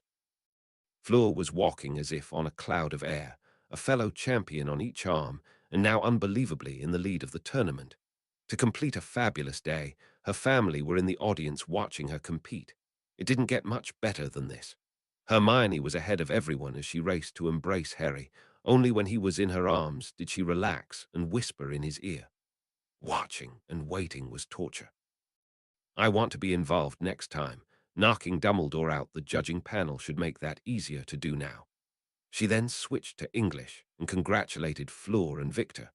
They were then interrupted by a little bland missile homing in on her sister. The French flowed so rapidly that even Harry had trouble following what was being said. That the little girl had been crying and was still clearly upset didn't help matters any. Fleur barely had time to introduce Gabrielle to them before Madame Pomfrey grabbed both her and Victor for a final checkup before they could leave the stadium. Harry then pointed a couple who were clearly looking for their daughters in the direction of Madame Pomfrey's station before he and Hermione headed off to meet the rest of their friends. I already sent Betsy off to tell Mum you were all right. I expect Dad did the same with Darby. Watching that was murder, Harry. We weren't really expecting him to make a move today, Hermione.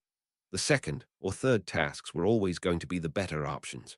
I just can't understand Dumbledore's motives, though. Harry had to break off, as his arms were now full of witches and a female goblin. Padma, Luna and Sapphire got in first, with a queue waiting behind them. As Harry was now getting hugged by Hannah, Susan and Pansy, Padma offered her opinion on the Dumbledore situation. It's Bill Weasley from first year all over again, Harry.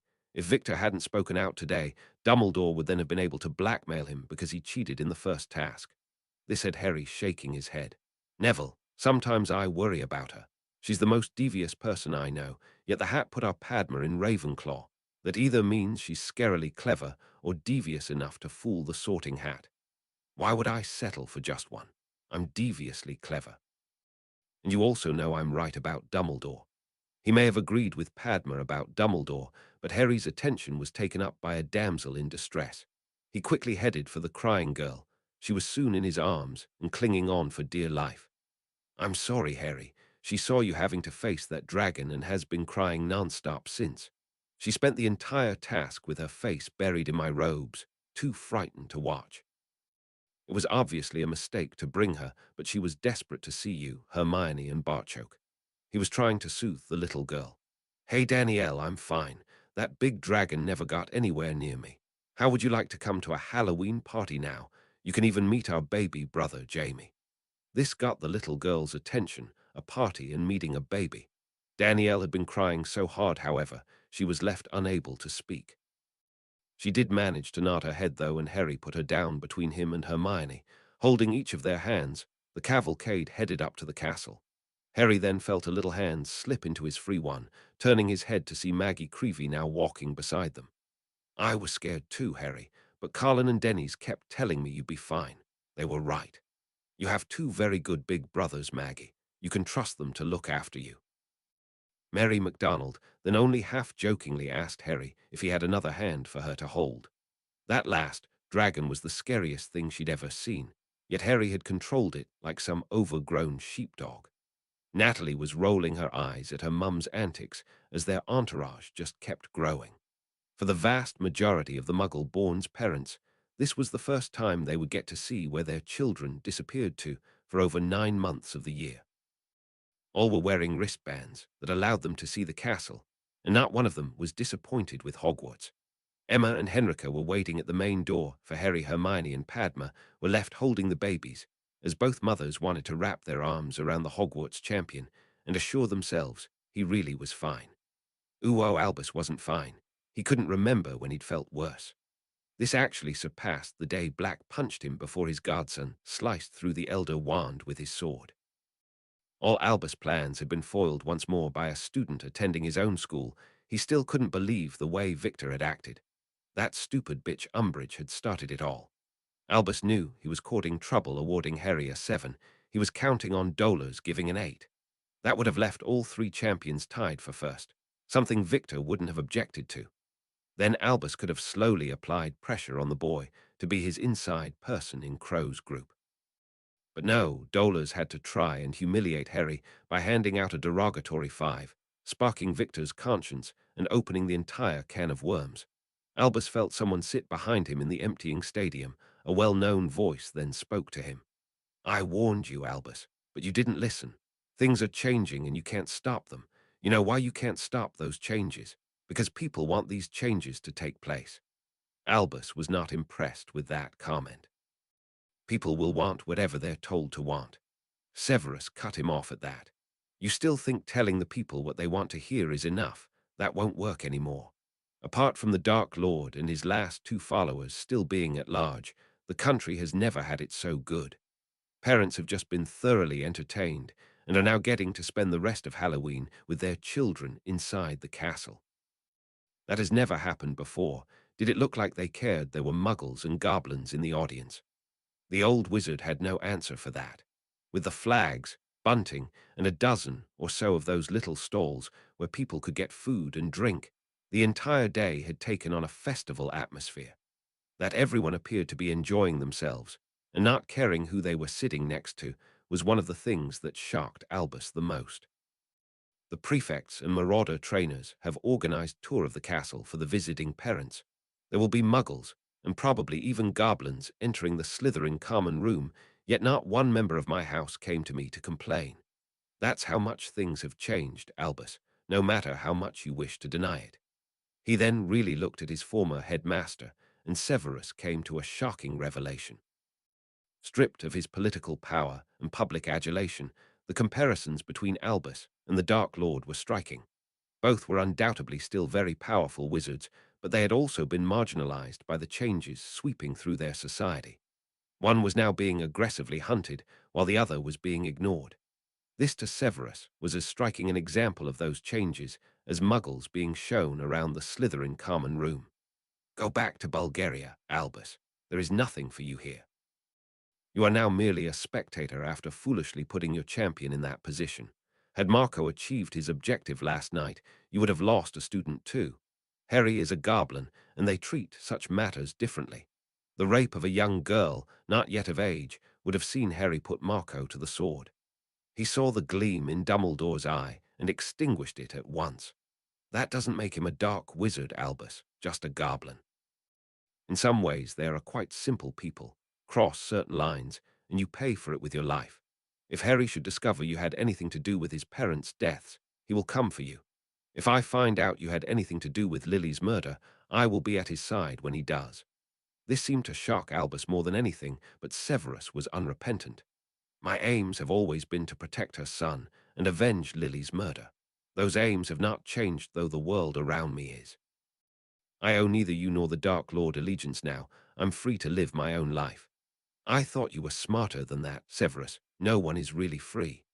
Yes, there are limits to freedom, but I quite happily accept those limits are necessary. There are clearly defined boundaries that can't be crossed. Unlike Marco, I have no wish or intention of doing so. Those boundaries are called laws, Albus. Make sure you don't cross any of them yourself. That immunity only covers your actions before you stepped off that ship. Don't give Madam Bones the excuse she's looking for to pump you full of truth serum. They would soon have all of your secrets out of you."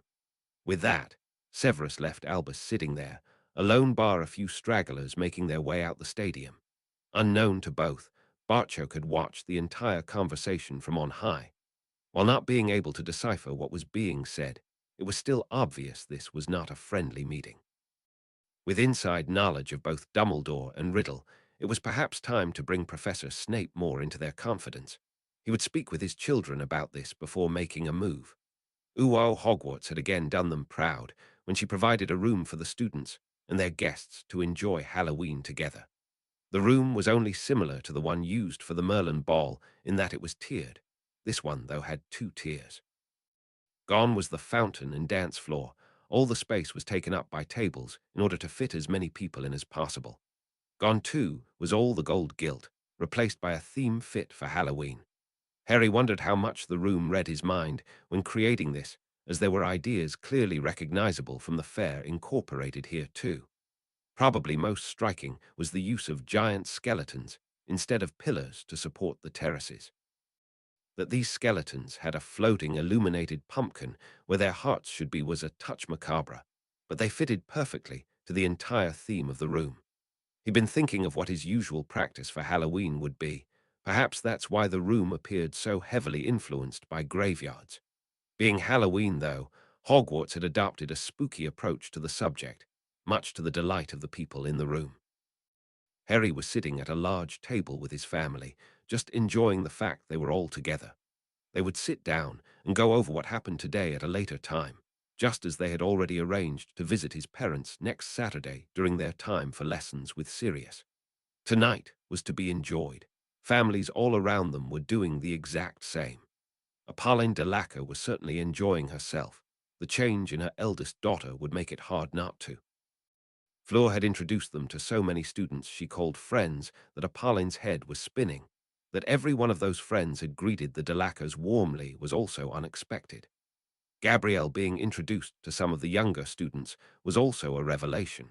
Her precious little Gabby was just accepted as an ordinary girl. Madame Maxine had smiled at Apolline's confusion and recommended she have a chat with Lady Black. Olympe realized she might be costing Beauxbatons a student, but as a dedicated educator, she wanted what was best for the child. Fleur's time at Beauxbatons had not been easy, and watching her bloom at Hogwarts was a revelation Olympe would never tire of watching. Being chosen as the Beauxbatons champion had certainly helped. Olympe, though, thought this transformation was more to do with the friends she had now rather than her being champion. Bill could easily spot the tension that practically radiated off his mother. When Ewan again been dragged away to meet some of his friends' families, coincided with Penny and Jenny heading off to powder their noses. All the Weasleys at the table knew what was coming next. Marley had run at her side. Since there was food on the table, he wasn't complaining. Fred, George, and Ginny were sitting with friends, leaving her 3 oldest boys and Arthur to witness Marley the interrogator. Like all who were accomplished at that skill, the questions started off friendly and innocuously. Marley, though, was dealing with family, and none of them were fooled in the slightest. She seems like a lovely woman. Where did you two meet? Oh, we met at the fair and hit it off almost at once. We were both too busy, though, to do more than chat. When I heard the ambassador wanted someone to show them around a few houses, I quickly volunteered. It took a couple of days, but discovering the house they both liked was close to the McDonald's sealed the deal.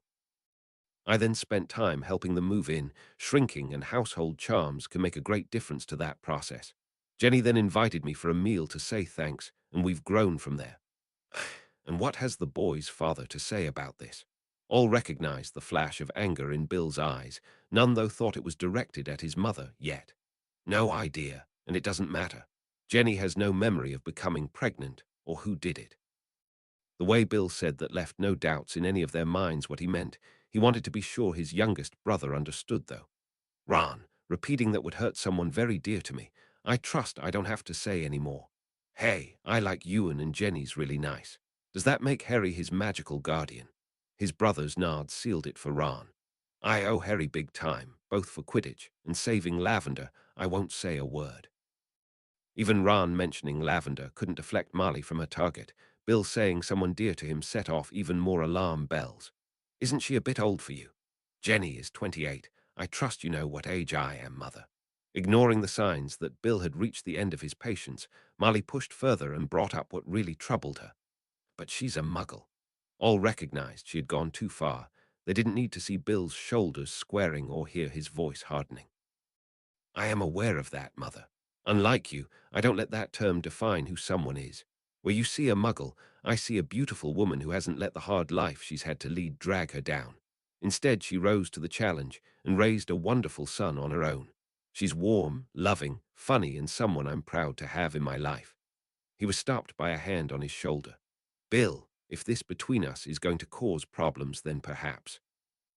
We are not the ones with the problem, Jenny. We can't live our lives based on what other people think. Miss Abercrombie. Arthur had decided he needed to take some action here. He then softened his voice to a much kinder tone. Jenny, you and Ewan are welcome at the Burrow any time. Oh, the Burrow is our home, and we certainly hope to see you there over Christmas. Thank you, Mr. Weasley. We honestly haven't planned that far ahead yet, but Ewan and I will certainly consider the idea.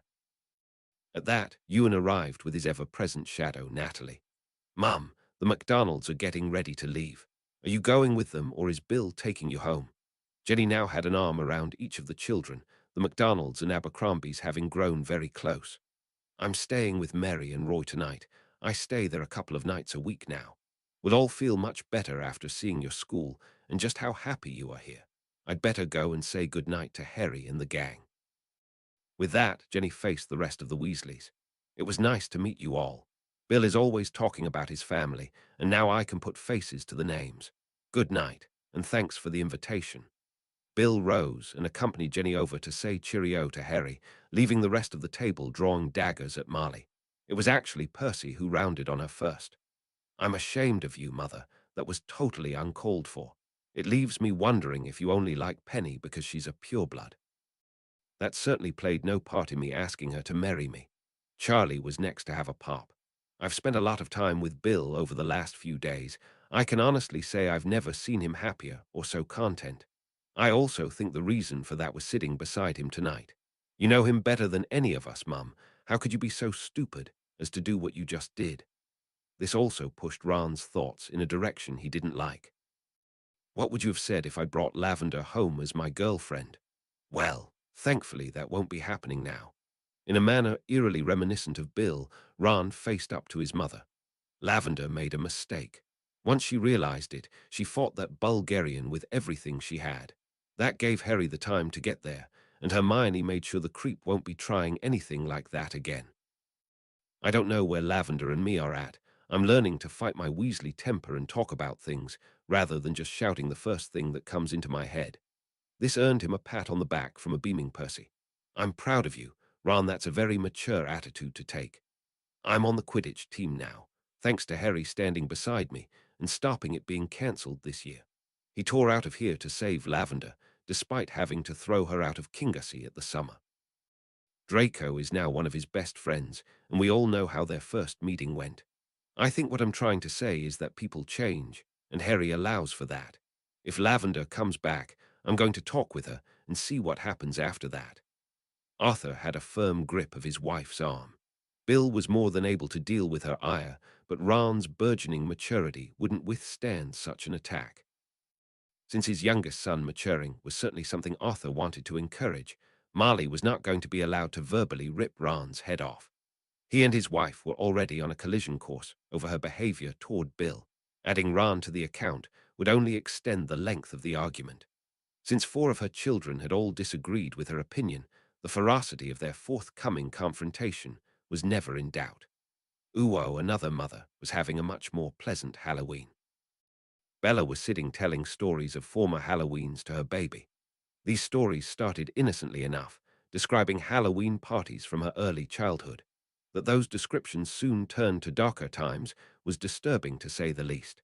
That Bella used the same childlike voice to describe barbing for apples to Marvolo as she did for torturing someone to death was insane. None of the other 2 adults present even noticed. Augustus and Tom were working to solve a very specific problem. The trouble was that they didn't have all the information they needed.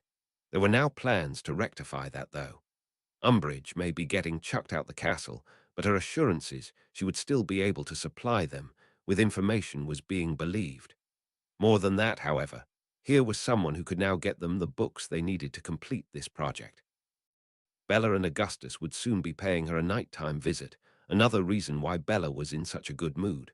Dolor's Umbridge certainly wouldn't be smiling after the visit. And thanks for reading. Anne too had a lot of trouble posting this chapter. FFN kept seeing the chapter as one massive block of text. Finally figured a workaround, but I'm not doing anything different. Has FFN changed? And 3, should Victor be sorted? If so, what house? Can easily make a case for all 4. 94. Dates. Harry Crow, AN, thanks to all who took the time to help with my question. Victor's sorting will be dealt with in this chapter. Chapter 94. While those who had arrived in Hogwarts by portkey left by same means, the room was able to provide a bank of a dozen flues, which enabled witches and wizards who were connected to the system a rapid method of returning home. Arthur had barely stepped from the burrow's fireplace when Marley started in on him. "I'm their mother. Is it wrong for me to want what's best for my children?" Knowing this was coming had allowed Arthur time to prepare his arguments, something he was getting rather good at since taking up his new ministerial post. Marley, every parent wants nothing but the best for their children. When those children are young, it's also every parent's duty to decide what's best for them. As those children get older, however, the parents have to learn when it's the children's turn to make their own decisions. Only Bill can decide what's best for him. That right passed from us to him years ago. She tried to reason with her husband. Why was she the only one who could see this? You know, I have nothing against muggles, Arthur, but a wizard marrying one will seriously hurt their career. He will be looked down upon and sneered at behind his back. Bill has been doing so well, too. We can't let him throw all those years of hard work away. Marley, who does Bill work for? Arthur had confused Marley by completely changing tact. She stopped and answered her husband. He works for Gringotts. Why are? Arthur quickly cut her off. Yes, more specifically, he works for Ambassador Barchoke. His boss is the person who already counts Hermione Granger as his daughter and her muggle parents as close family. Ewan is a Potter scholar that makes him and his mother, Jenny, family too. Now, do you think Barchoke would see a relationship between our Bill and Jenny as a bad thing? Even in the ministry now, anyone displaying bigotry like that would be severely frowned upon, if not actually jumped upon from on high. Not to be dissuaded, Marley offered another reason to be against this match. She's older than our Bill, and already has a child at Hogwarts. And what a delightful boy he is too, a credit to the mother who brought him up. She is also a beautiful woman who makes our son light up when she's next to him. Like Charlie, I've noticed the positive change in Bill. I just didn't know Jenny was responsible for that. She was left clutching at straws now. But Arthur, just because she had one magical child doesn't mean her next one will be too. What if we have muggle grandchildren? He was trying desperately not to lose his temper here, but Marley was making that harder and harder. We have 7 children, Marley. The odds were high that one of them might have been a squib. Would that have made any difference to you? This finally hit home to Marley. Her hand was over her mouth, and it took a minute before she could even answer. Arthur, how can you ask me that? They're my babies. I carried each of them for 9 months. I would have loved them no matter what. That question had knocked all the fight out of her. Marley was now in tears. Arthur pulled his crying wife into an embrace. I know you would have love, just as I know you will love any grandchildren the same way. If Bill's relationship with Jenny reaches that point, and if their union is blessed with children, I know my Marley will be counting the days and knitting like mad to ensure that baby wants for nothing, whether they are magical or not. He lovingly kissed the top of her head before continuing. I also know a little of Jenny's history. Her parents practically threw her out when they discovered she was pregnant. She will not be rejected by the Weasley family, rather welcomed as a friend who might one day be so much more. I hope you can support this, Marley, because I won't have it any other way. She was crying into his robes and nodded her acceptance. It took a moment before she remembered their other problem. What about Ron? Ah, now that is a totally different case. We've both been worried about him, and let's not forget we actually came within a whisker of withdrawing Ron from Hogwarts. He's finally starting to mature, and I don't want anything to interfere with that process. Lavender is a young witch who would appear to have developed physically without the rest of her faculties yet catching up. Yes, she's made a couple of incredibly stupid decisions, but thankfully, there has been no permanent harm done. Neither have yet reached 15, and she's Ron's first girlfriend. I think we let Ron deal with it, only becoming involved if he comes to us for advice. He's far more likely to talk to Bill or the twins, though. We know they won't steer him wrong. He could see Marley getting ready to offer objections, so Arthur played his ace. Ginny told me Ron was heartbroken. She said he wouldn't have been at the task today if the twins hadn't pulled him aside for a chat. Judging by what Ron said today, the twins must have approached Harry for information. That he's willing to sit down and discuss his problem with Lavender is a big step forward for Ron. We need to let him do this.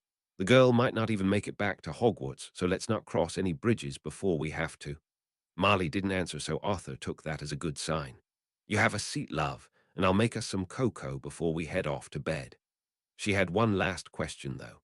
Arthur, were any of our children in danger today? Here was one he could answer with some degree of certainty. If Voldemort and his 2 followers had turned up today, they wouldn't have gotten a spell off before they were no more. Just precautions, love, nothing more. Arthur escaped to make the cocoa.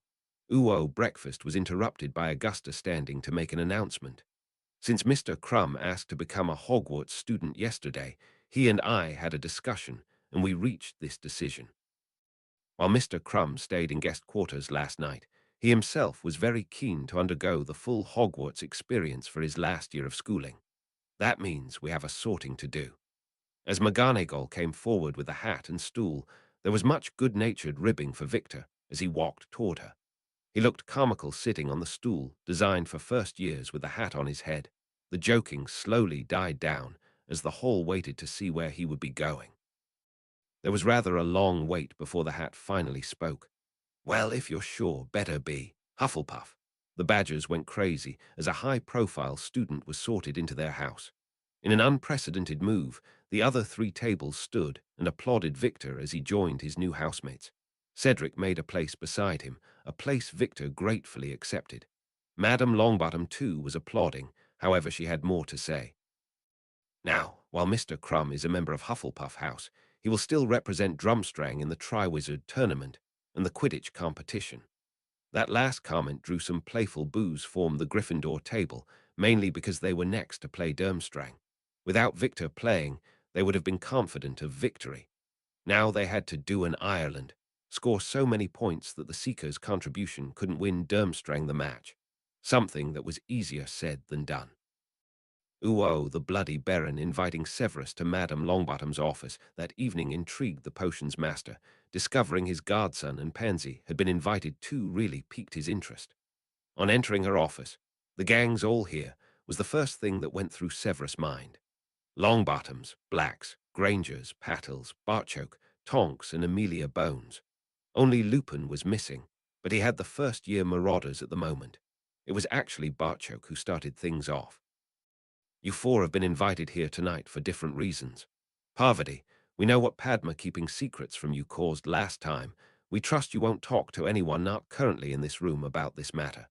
Draco and Pansy, I'm told you practically guessed what was going on. Insight like that we can certainly use. Potions Master Snape, you are here for the exact same reason. You have unique insights to the people that we hope to defeat. I can't emphasize enough, though, that secrecy is paramount. People's lives are literally at stake here." That Barchoke's eyes quickly shifted to Hermione and Harry, sitting holding their baby brother, was not lost on any of them. Augusta then took over. "We now know who originally entered Harry's name in that cup. It was Dolores Umbridge. She did so under Voldemort's orders. They have been using a dead drop when she visits Hogsmeade on a Saturday, receiving and sending information to Voldemort. Bellatrix Lestrange has been observed collecting the information. This news seems to take the breath from Parvati. It didn't take her long to recover, though. You knew this, and still let Harry go out there to compete." Neville quickly talked her down from the funk she was rapidly approaching. "Harry was covered at all times. 3 of our fathers were in the stadium roof with rifles. Nothing was getting near him. There were auras, warriors, and members of the audience all ready to pounce." Instead of reassuring Parvati, this just agitated her more. "I thought we were safe behind these wards. Can he get through them?" It was then Padma's turn to try. "Pav, he was after a sample of Harry's blood. We want this to end, so we gave him it." Once more this had the opposite affect. Looking at the 4 people involved, Parvati instantly reached what to her was an obvious conclusion. "None of you would chance Harry facing this alone. He's got all 4 of your blood, hasn't he? We've done all right so far by sticking together, sis. We weren't about to break that up." Parvati finally ran out of things to say. She just sat quietly with tears in her eyes until her mother's arms gently snaked around her. Amelia now took the discussion forward. "Another complication, though, is that Dumbledore is somehow involved. He's been observed on a few occasions meeting with Umbridge in Hogsmeade. We just don't know what his angle is yet." Figuring he wasn't here to be part of the furniture, Severus added his 2 nuts worth. "Like most people, I suppose, I just assumed Albus had entered Harry's name. Umbridge probably counted on that too. Forgetting one thing, he would know that wasn't true. I'm almost certain Albus would approach Umbridge, and now she's his spy. Anything that the Dark Lord sends to Umbridge, he will know about it. I'll bet he's also helping Umbridge decide what information gets passed through Bellatrix." With Victor now friends with Harry and himself sitting on the judging panel, Albus must have thought he controlled it all. This actually drew a chuckle from Harry. Victor standing up and calling him for cheating must have really upset the old man's plans. Amelia didn't think this was funny, though. It also blew a big hole in our plans, too.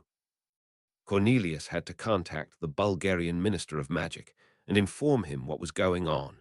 Otherwise, Dumbledore would have been dragged back to Bulgaria to be sacked. Borislaw is not happy that one of his country's most prominent citizens is essentially being used as bait, without that citizen's prior knowledge or compliance. Harry knows what he's letting himself in for. Neither Victor nor Fleur have any idea what could happen. If Voldemort appeared, they could easily find themselves in the middle of a battlefield. I don't think Voldemort will come anywhere near Hogwarts. This comment silenced everyone and drew all eyes onto Severus. For the Dark Lord to appear here would mean he had already accepted defeat and wanted to go down in a blaze of glory. The Dark Lord will never accept defeat and has no intention of going down ever. That was why he created Horcruxes. He wants to be immortal. He spent decades trying to achieve that status. He's not about to throw his life away on a futile grand gesture. That would support the information Gringotts has. Bartchuk again glanced at his son and daughter before saying the next part.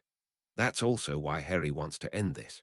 The smart thing for Riddle to do would be to retreat to the continent and take a number of years building up another army of like-minded followers. We're hoping his pride won't let him do that. This is the weakest he's ever been, and our best chance to finish this once and for all. The nightmare would be for him to disappear, returning as an even greater threat when this lot all have small children of their own to care for. That scenario sent shivers down more than one spine. Severus, though, was confident that wouldn't happen. His pride won't let him retreat, not without a victory. He needs to dispose of the reason for his original downfall first. He needs to kill Harry. I've come to realize Dumbledore and the Dark Lord actually share quite a few personality traits. Neither will admit to their mistakes, and both are supremely confident of their own abilities, and that those abilities will allow them to achieve whatever task they set themselves. Both also want things in Britain to go back to the way they were before Crow here took a hand. They want to rule the country and see only one obstacle standing in the way of them achieving that.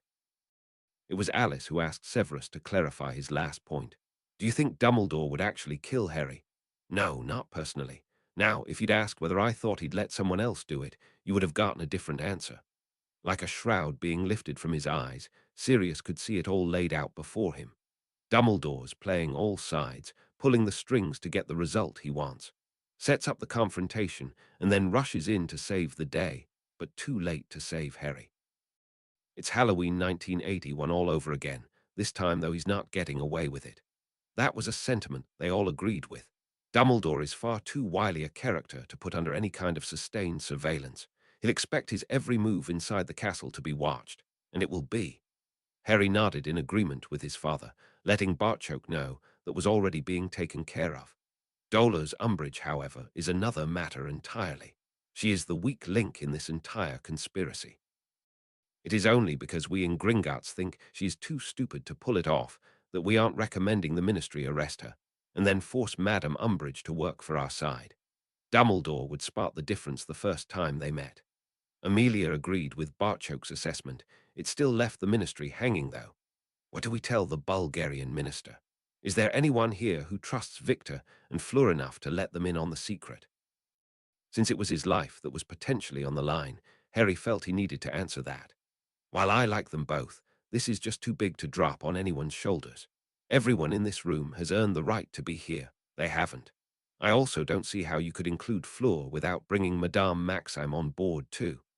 If we are now saying that the most likely attack will come in the form of a blood-bonded portkey, that should take the other two champions out of any danger. Tonks was basically thinking out loud, but the rest of the company appeared more than prepared to let her. If we then arranged the second task, so each champion would have to fight their way through to reach volunteers, we would be drastically reducing the opportunity to introduce a portkey into the task. Smiling at her aura, Amelia nodded her agreement. I think that is something Cornelius could sell to Borislaw. Inviting him to the task might just swing the deal. We might even want to include him when we get down to discussing how we handle the third task. Just hold on a minute. Are we suggesting allowing these four to take a strange portkey to God knows where? That is not something Dan and I are ready to put our names to. Emma, you are certainly not alone in that opinion. We need to come up with different methods of tracking them, methods that mean we can be right behind them with warriors and auras. They have trained for years to acquire the skills needed to survive. The four of them arriving will also be a surprise that should buy them a few seconds too. We have to be sure we can be mere seconds behind them portkeying out, or I will vote no to this plan too. Barchoke's view was instantly supported by the Longbottoms and Patels as well, leaving the four teens with no option but to accept it. Dan had another suggestion to throw in. Our government has ways of electronically tracking people. Could the ministry approach them for assistance? I'm sure they want to see an end to the Potter killers, almost as much as we do. That was something none of them had thought of. Amelia agreed to take that idea to Cornelius, pretty sure Arthur would be approaching the Muggle government soon. With magical, goblin, and perhaps Muggle tracking locked onto them, surely one of those methods would slip past whatever defenses Voldemort was setting up. They only needed one to work, then this would be all over. Ooh, Harry pulled Hermione to a quiet sofa in the Ravensclaw common room. They obviously needed to talk. It was now late, and they would neither be disturbed or overheard. You were far too quiet in there tonight. Just what is going through that pretty little head of yours? I'm really frightened, Harry. He pulled her even closer and tried to offer some reassurance.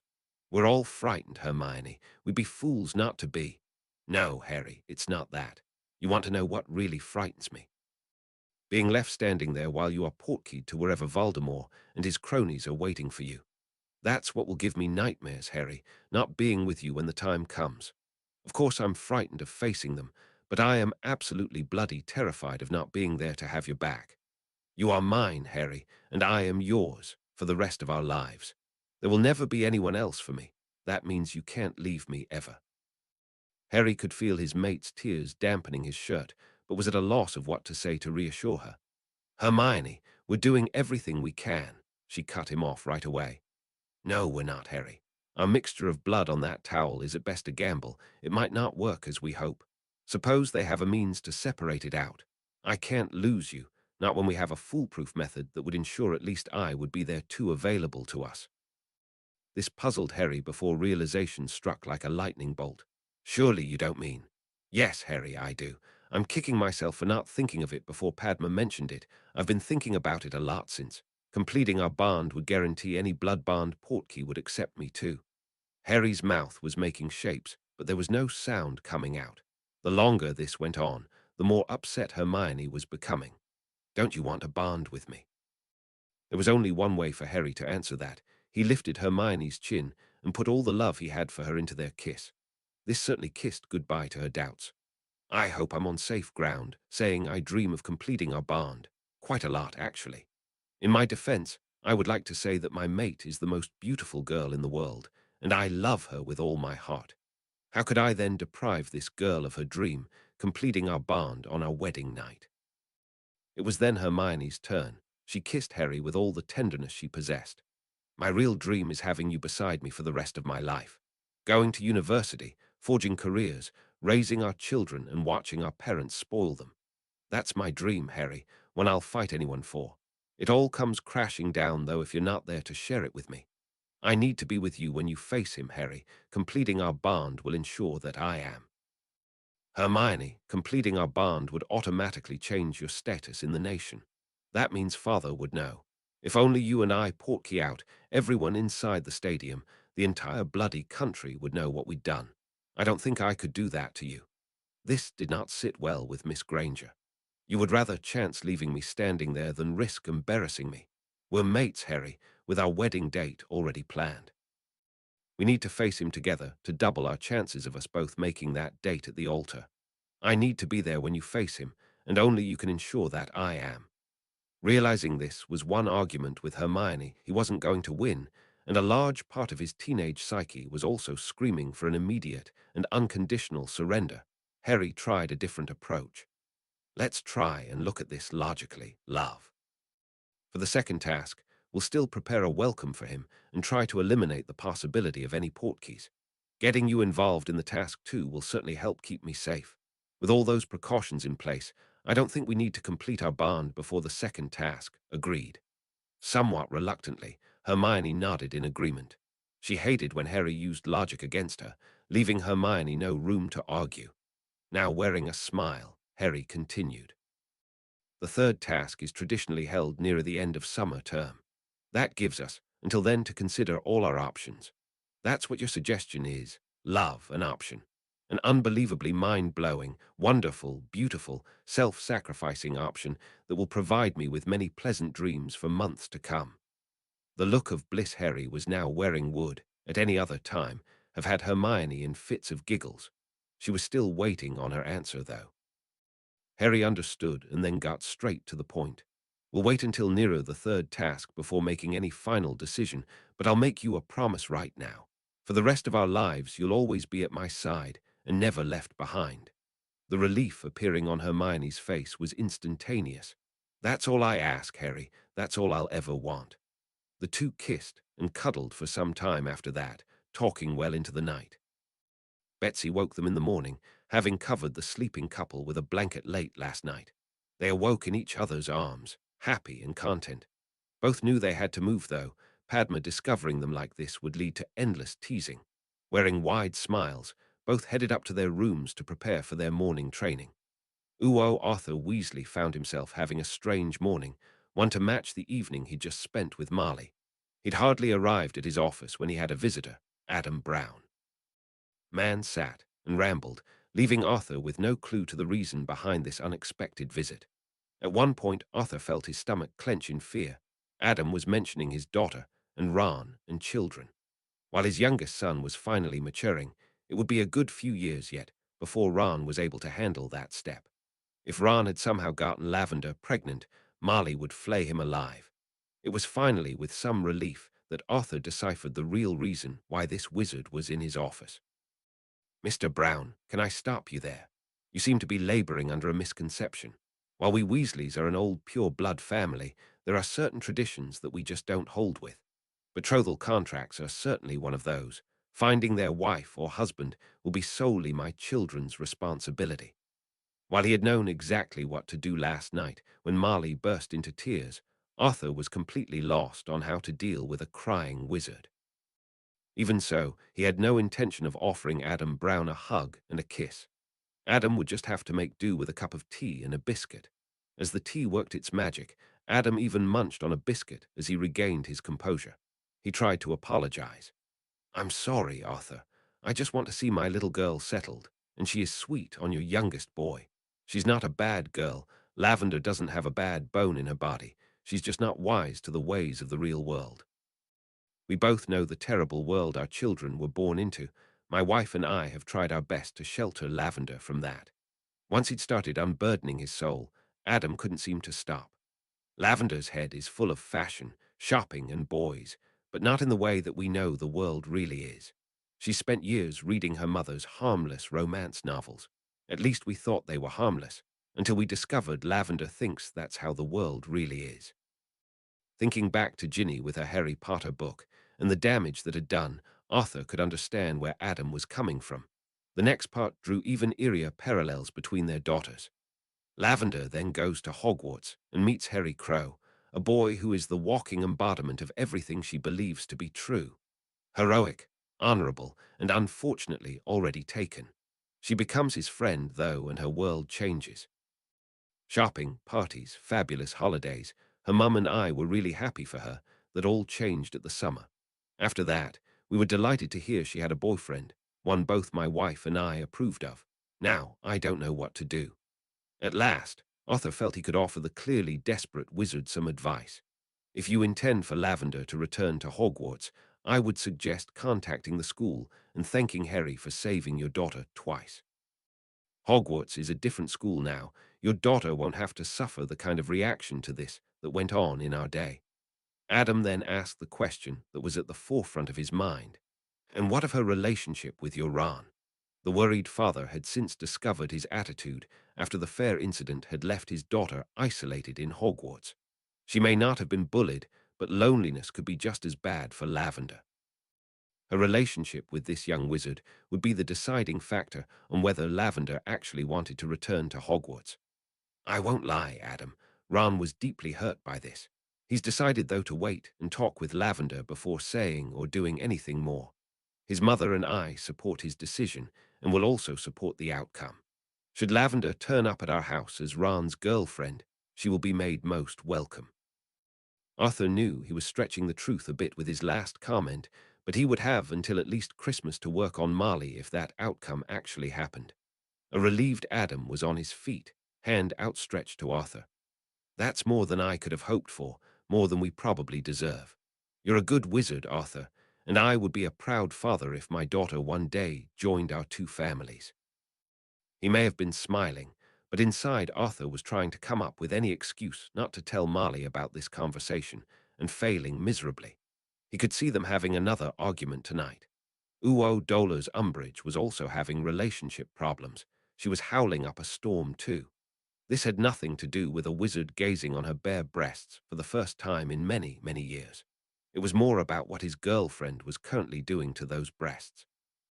I know you would love to accept our master's mark, Dola's, but that wouldn't help us. Our master very graciously allowed me to mark you in a way these goblin wards won't detect. You are to be the first of many given this great honor, so hold still and let me work. The silencing charms on her bedroom were being sorely tested. It seemed an age before Bella stood back to admire her handiwork. Well, my big, strong wizard, what do you think? I think my little Bella enjoyed that far too much. It is very effective, though, and certainly won't trigger any wards. Dolas would really need to be getting to know someone a lot better before your work could be spotted. Dolas was too far gone for modesty to even enter her head.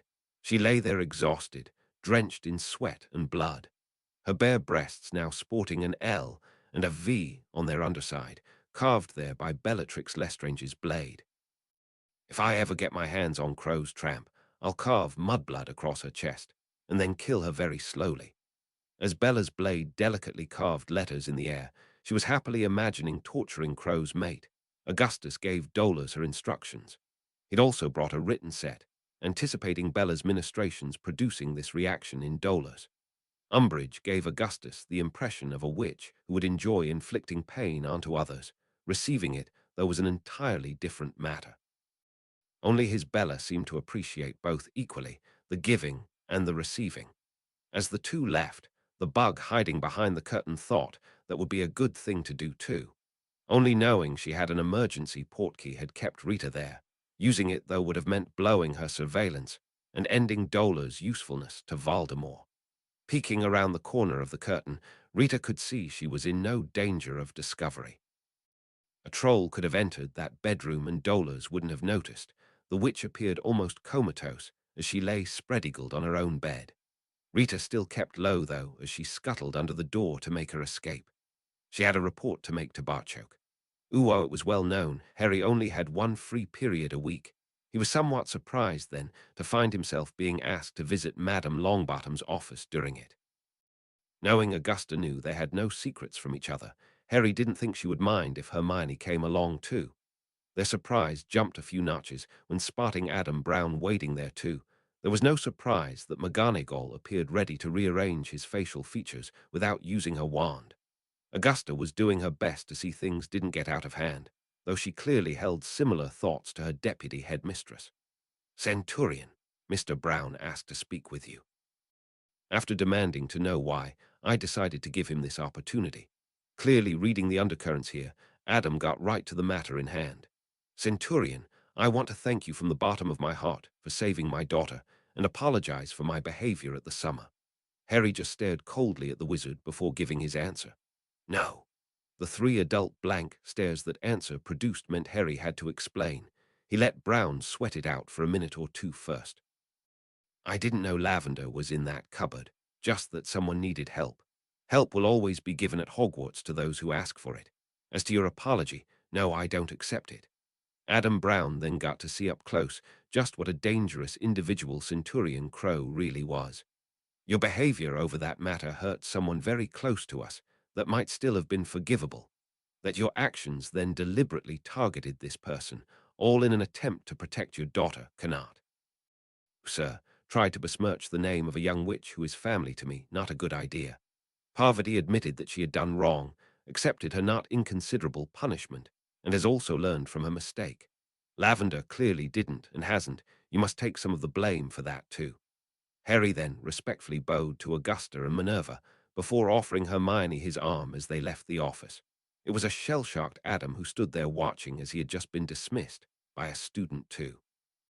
Augusta came out of her stupor and made after them. There was something else she wanted to discuss.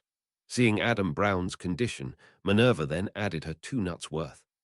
Every few years, Hogwarts will get a witch who is an accident waiting to happen. Thankfully, most see how the older witches behave and grow out of it. Your Lavender fell squarely into the first category. She's yet to reach the second. You can't just keep depending on that young goblin to save her. Harry might not be here the next time. He normally spends the Halloween weekend outside the castle. What would have happened then? If Lavender is to return to Hogwarts, I'll need to see a whole different attitude from her. Minerva would also place Romelda Vane in that first category. Thankfully, Lavender's behavior had Miss Vane shooting straight into category 2. At least some good had come of this. They had barely reached the bottom of the stairs when Hermione pounced on her mate. After a passionate kiss, a smug Harry thought she agreed with him. Oh, it wasn't that, Harry. When you let your inner goblin out to play, it does funny things to my insides. They were about to begin kissing again when a throat being theatrically cleared behind them gave warning they weren't alone. Augusta was standing on the spiral moving staircase that delivered her to the corridor. I wanted a word with you too about a different matter, a Yule ball. Harry was about to immediately object when Augusta held her hand up. I hope to spend Christmas Day with our families, maybe even in Kingassy. I just want you to listen to my proposal first. The express leaves on the 19th, and I know you both intend to be on it. How would you feel about returning here on Christmas Eve for a Yule ball? Would start at 8 and finish at 12, allowing everyone to portkey or flew back home for Christmas. She could see Harry wasn't convinced, so then dangled her carrot.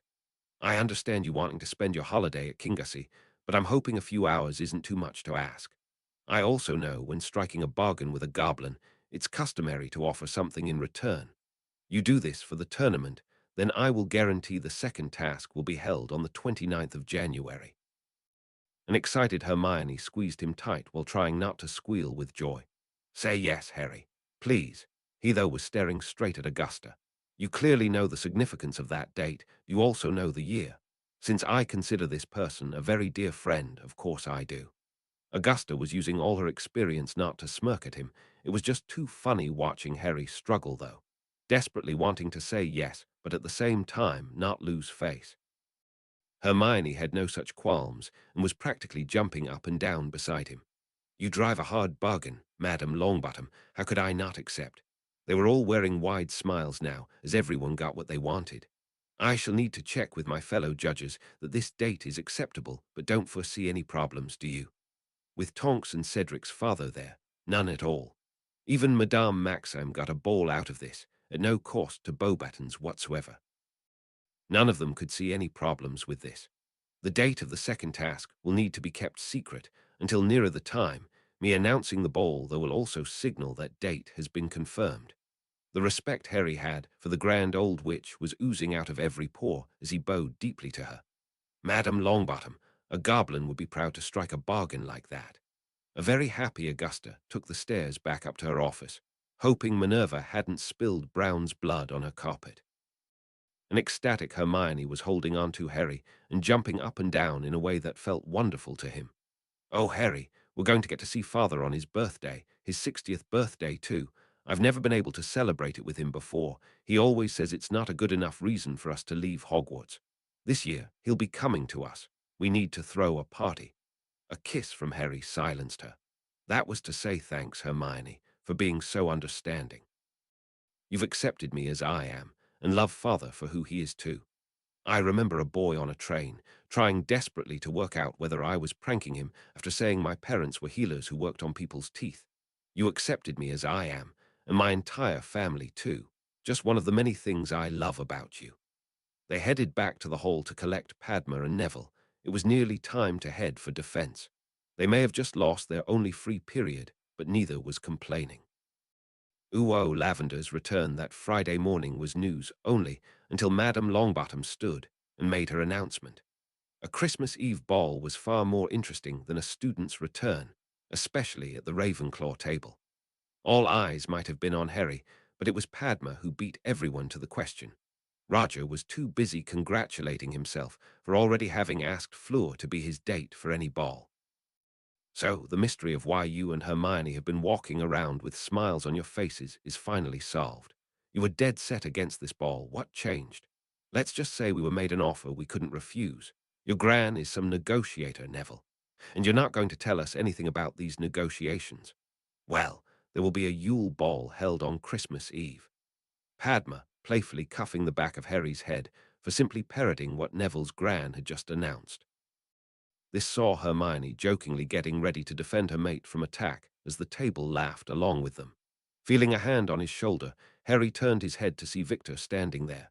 "Can I have a word with you, Harry?" Standing, both walked to the main doors. Harry could see this was something Victor didn't want to say in public. After hearing what he had to ask, Harry couldn't blame him. "Harry, I would like your permission to escort Sapphire to the Yule Ball. And thanks for reading." 95. A New Apprentice. Harry Crow disclaimer: Harry Crow might be my invention, Harry Potter is not. On hearing Joe was publishing new editions of HP on the 1st of September, I was rather disappointed to read it was only the covers that were being updated. After her recent revelations, it offered up some hope of an alternative version of the Deathly Hallows. Now that would be a book I would buy. Chapter 95. I would like your permission to escort Sapphire to the Yule Ball. Victor thought he'd made a terrible mistake, a mistake that could be his last. A pair of cold green eyes were suddenly focused on him with a frightening intensity. This was not his friend Harry facing him. Here was Centurion Crow, someone Victor just decided he never wanted as an enemy. There was also no disguising the threat in Harry's reply. "I'm going to need to hear your reasons for asking Sapphire, Victor, and I'd better like them." Taking a deep breath, Victor proceeded to do just that. All over Europe, Durmstrang has a dark reputation. Grindelwald is a former student, our current headmaster is a Death Eater, and now we find Dumbledore is, how you say, exposing himself as not light. I am a proud Bulgarian, but ashamed of how we are seen. I asked the hat to put me in Hufflepuff. I want to show that all of us from Durmstrang is not like that. Sapphire going to the ball with me would do the same, and she is nice company, I think. Your friend, Daphne, told me we go to these balls to dance all night and have fun. That is my intentions. I am not Marco, Harry. Your friend would be treated with the respect and honor she deserves. It was now Harry's turn to let out the breath he hadn't even realized he'd been holding. It also took him a moment to regain his focus and notice a very worried Victor still waiting on an answer. "Sorry about that, Victor. I am rather protective of Sapphire, especially when she is in the magical community. I know you're nothing like Marco, and don't forget, Durmstrang is not alone in having infamous former students. At least Durmstrang expelled your wannabe Dark Lord. The so-called Lord Voldemort is a Hogwarts former head boy. He even won a special award from the school. I'll need to contact Sapphire and see what she thinks of this. I would advise keeping this matter a secret, though. Let them all wait until the ball before discovering who your date is." A much relieved Victor quickly agreed with that. The warning bell sounding for classes saw Cedric looking for Victor, and of course a trio of friends searching for Harry. Later, that was all he would say on the matter as they headed off to ancient ruins. It wasn't until much later that day they discovered what had transpired as Harry held them back when Master Pitsley's potions class ended. "Master Pitsley, I have an urgent message I would like you to pass on to my father.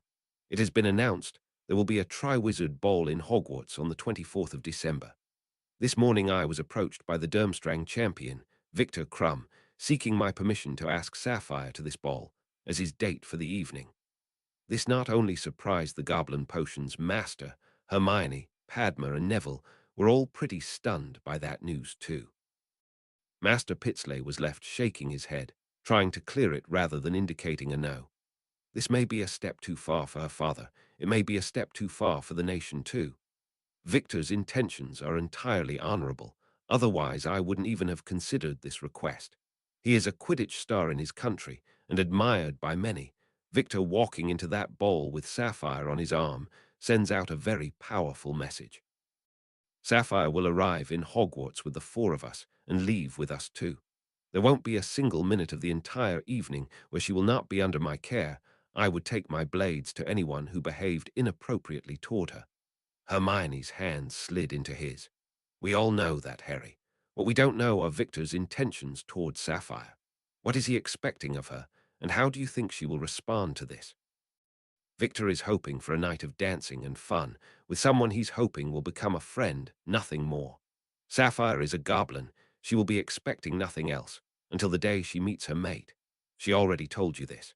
Goblins don't date in a way that you three would recognize. They just socialize with a wide group of friends until they meet their mate. Sapphire just has a wider group of friends than most young goblins.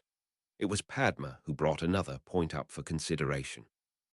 Harry, Victor escorting Sapphire to what is a prestigious event won't just be big news in Britain. It will go international. Remember how the witches reacted to Hermione being alongside you all the time. The reactions to this could be a lot worse and would all be aimed at Sapphire. It will be kept quiet before the event. Do you think anyone in the castle will say anything on the night of the ball? When the story hits the press, Sapphire will be staying in Kingassy with us until we need to return to Hogwarts. The only way to get at her would be by post, and our wards will redirect anything sinister straight to Gringotts. The sender might just get a surprise.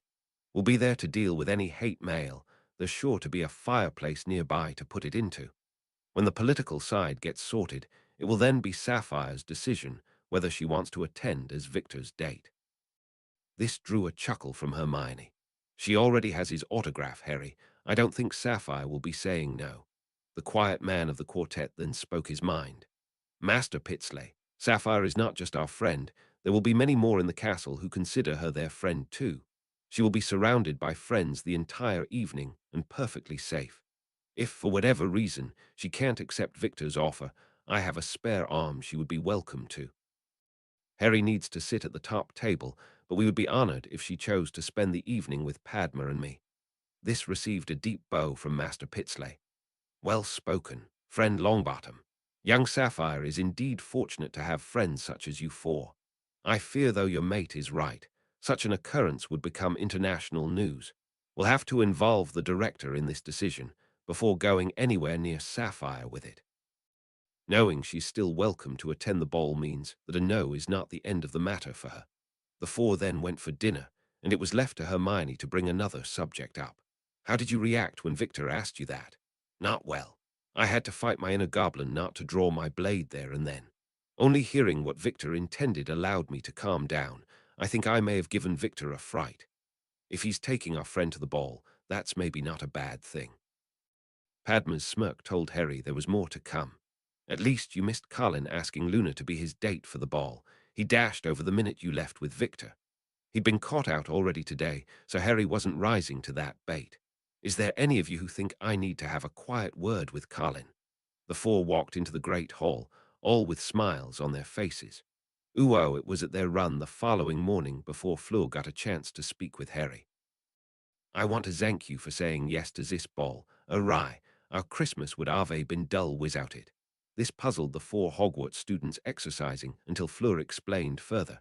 We knew when we volunteered for this, we would be spending Christmas in Scotland. Without the ball, though, we would have nothing to look forward to.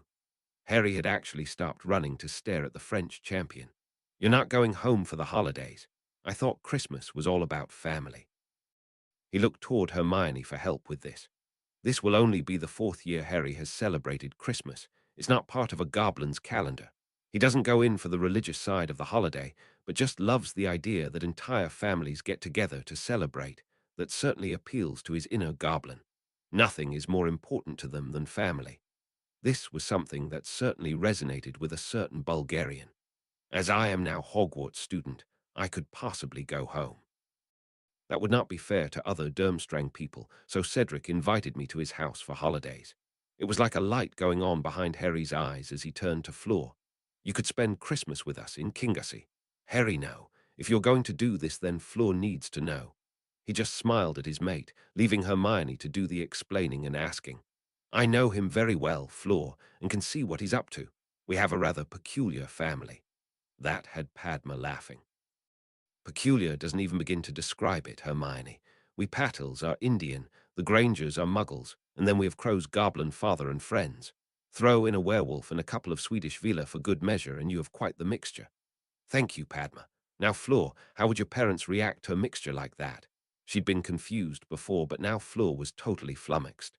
My parents are very, how you say, open-minded. They would not object to me being in that company. That's not what I asked Fleur. How would they adapt to being in that company? I know my Harry. He's intending asking them to visit Kingassy too. You just can't go dropping our family on strangers, however. Just because it's normal to us, others might think different. She was now focused solely on Harry. Fleur struggled to find any words. You would do that. I'm supposed to be an inscrutable goblin, yet Hermione reads me like an open book. Is also right. Our family is rather a strange lot. Why don't you write home and invite your family on my behalf, mentioning how weird we all are? If they still want to chance it, we can then sit down and work out the details. She simply couldn't help it. Fleur just launched herself at Harry and hugged him for all she was worth before regaining her senses. She jumped back and started apologizing. Oh, Hermione, I am so sorry. He just made me so happy. Nan, that did not sound right. She was stopped from saying any more by Hermione and Padma bursting into laughter. It's fine, Fleur. My Harry has a habit of doing things that sees girls just wanting to hug him in thanks. That's how we got together in the first place. Yes, Hermione got me addicted to her hugs. Now I can't do without them. He's not joking. They even spend their nights on a Ravenclaw sofa, hugging until the morning. Padma Patil, how do you know about that? Oh, Pav and I had sat up late chatting. I popped my head into your room to see if you were asleep, and you weren't there. I came down the stairs just as Betsy was putting a blanket on you two. You looked so sweet together. And why wait until now to mention it? Hermione, I was saving it until it would be funny. Well, I don't think it's funny. She was forced to smile, though, as both Neville and Harry were chuckling away. It's his fault. I'm just so comfortable in Harry's arms, I never want to leave. How many times now is that you've spent the night together? Now, Padma, your jealousy is showing. Are we counting that time I was 12 and our fathers put a blanket over us? They had started running again as the two best friends continued their teasing.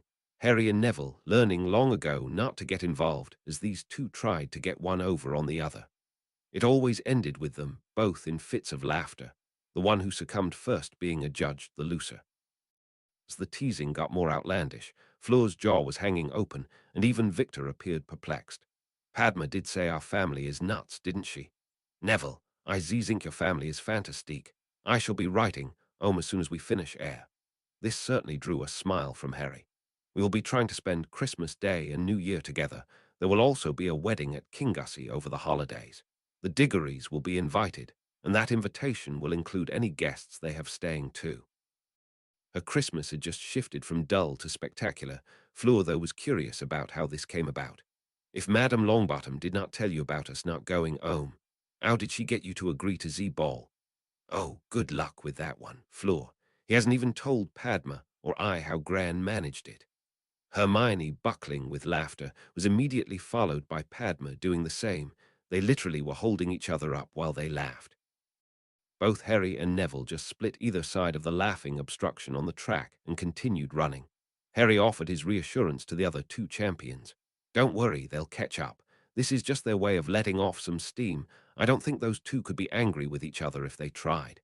That found agreement from Neville. Padma's now like a triplet. She has two sisters. Ooh, it was another sister who was being discussed inside Gringotts.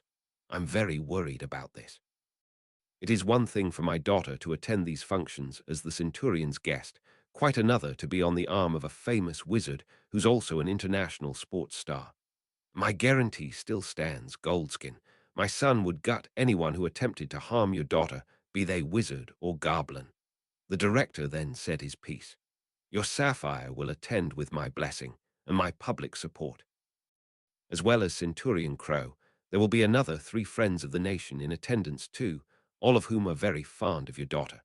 With the Centurion taking responsibility for her safety and the nation publicly supporting Sapphire, I think we can all agree no harm will befall her.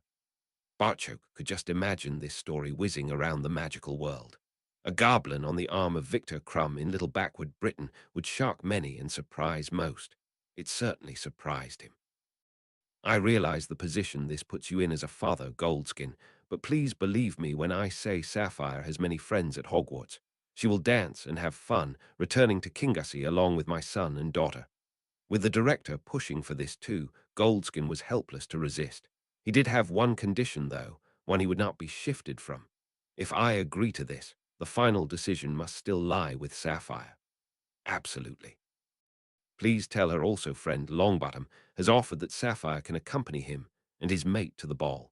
Centurion Crow has some official duties as champion that prevents him making the same offer. I wouldn't want her thinking this Bulgarian was her only option for attending the ball. The decision will then be hers to make. With that assurance from the director, Sapphire was escorted into the director's office. Both father and daughter had been summoned, but Sapphire had been asked to wait outside. Goldskin watched as his daughter confidently walked into Ragnar's office, her face lighting up when she spotted Barchok's presence. Any other teenager would have been terrified in this situation. It just showed the confident female his daughter was becoming. He laid the current situation out for his daughter. Sapphire, your friend Harry was approached by someone who wanted to invite you to a ball in Hogwarts over the December holidays. It was the Bulgarian Quidditch player. Victor, oh dear. She then turned slightly apprehensively, but still excitedly to Barchok. I hope Harry didn't frighten him too much. Harry's very protective of me, all my magical friends are. What made Harry change his mind? Did Carlin ask Luna to the ball? She would be hoping he would. Sapphire. She returned her attention to her father and demurely bowed her head. Sapphire, though, had noticed her outburst, had caused wide grins from Barchok and the director. Sorry, father. It's just a lot to take in. I will of course abide by your decision on this matter.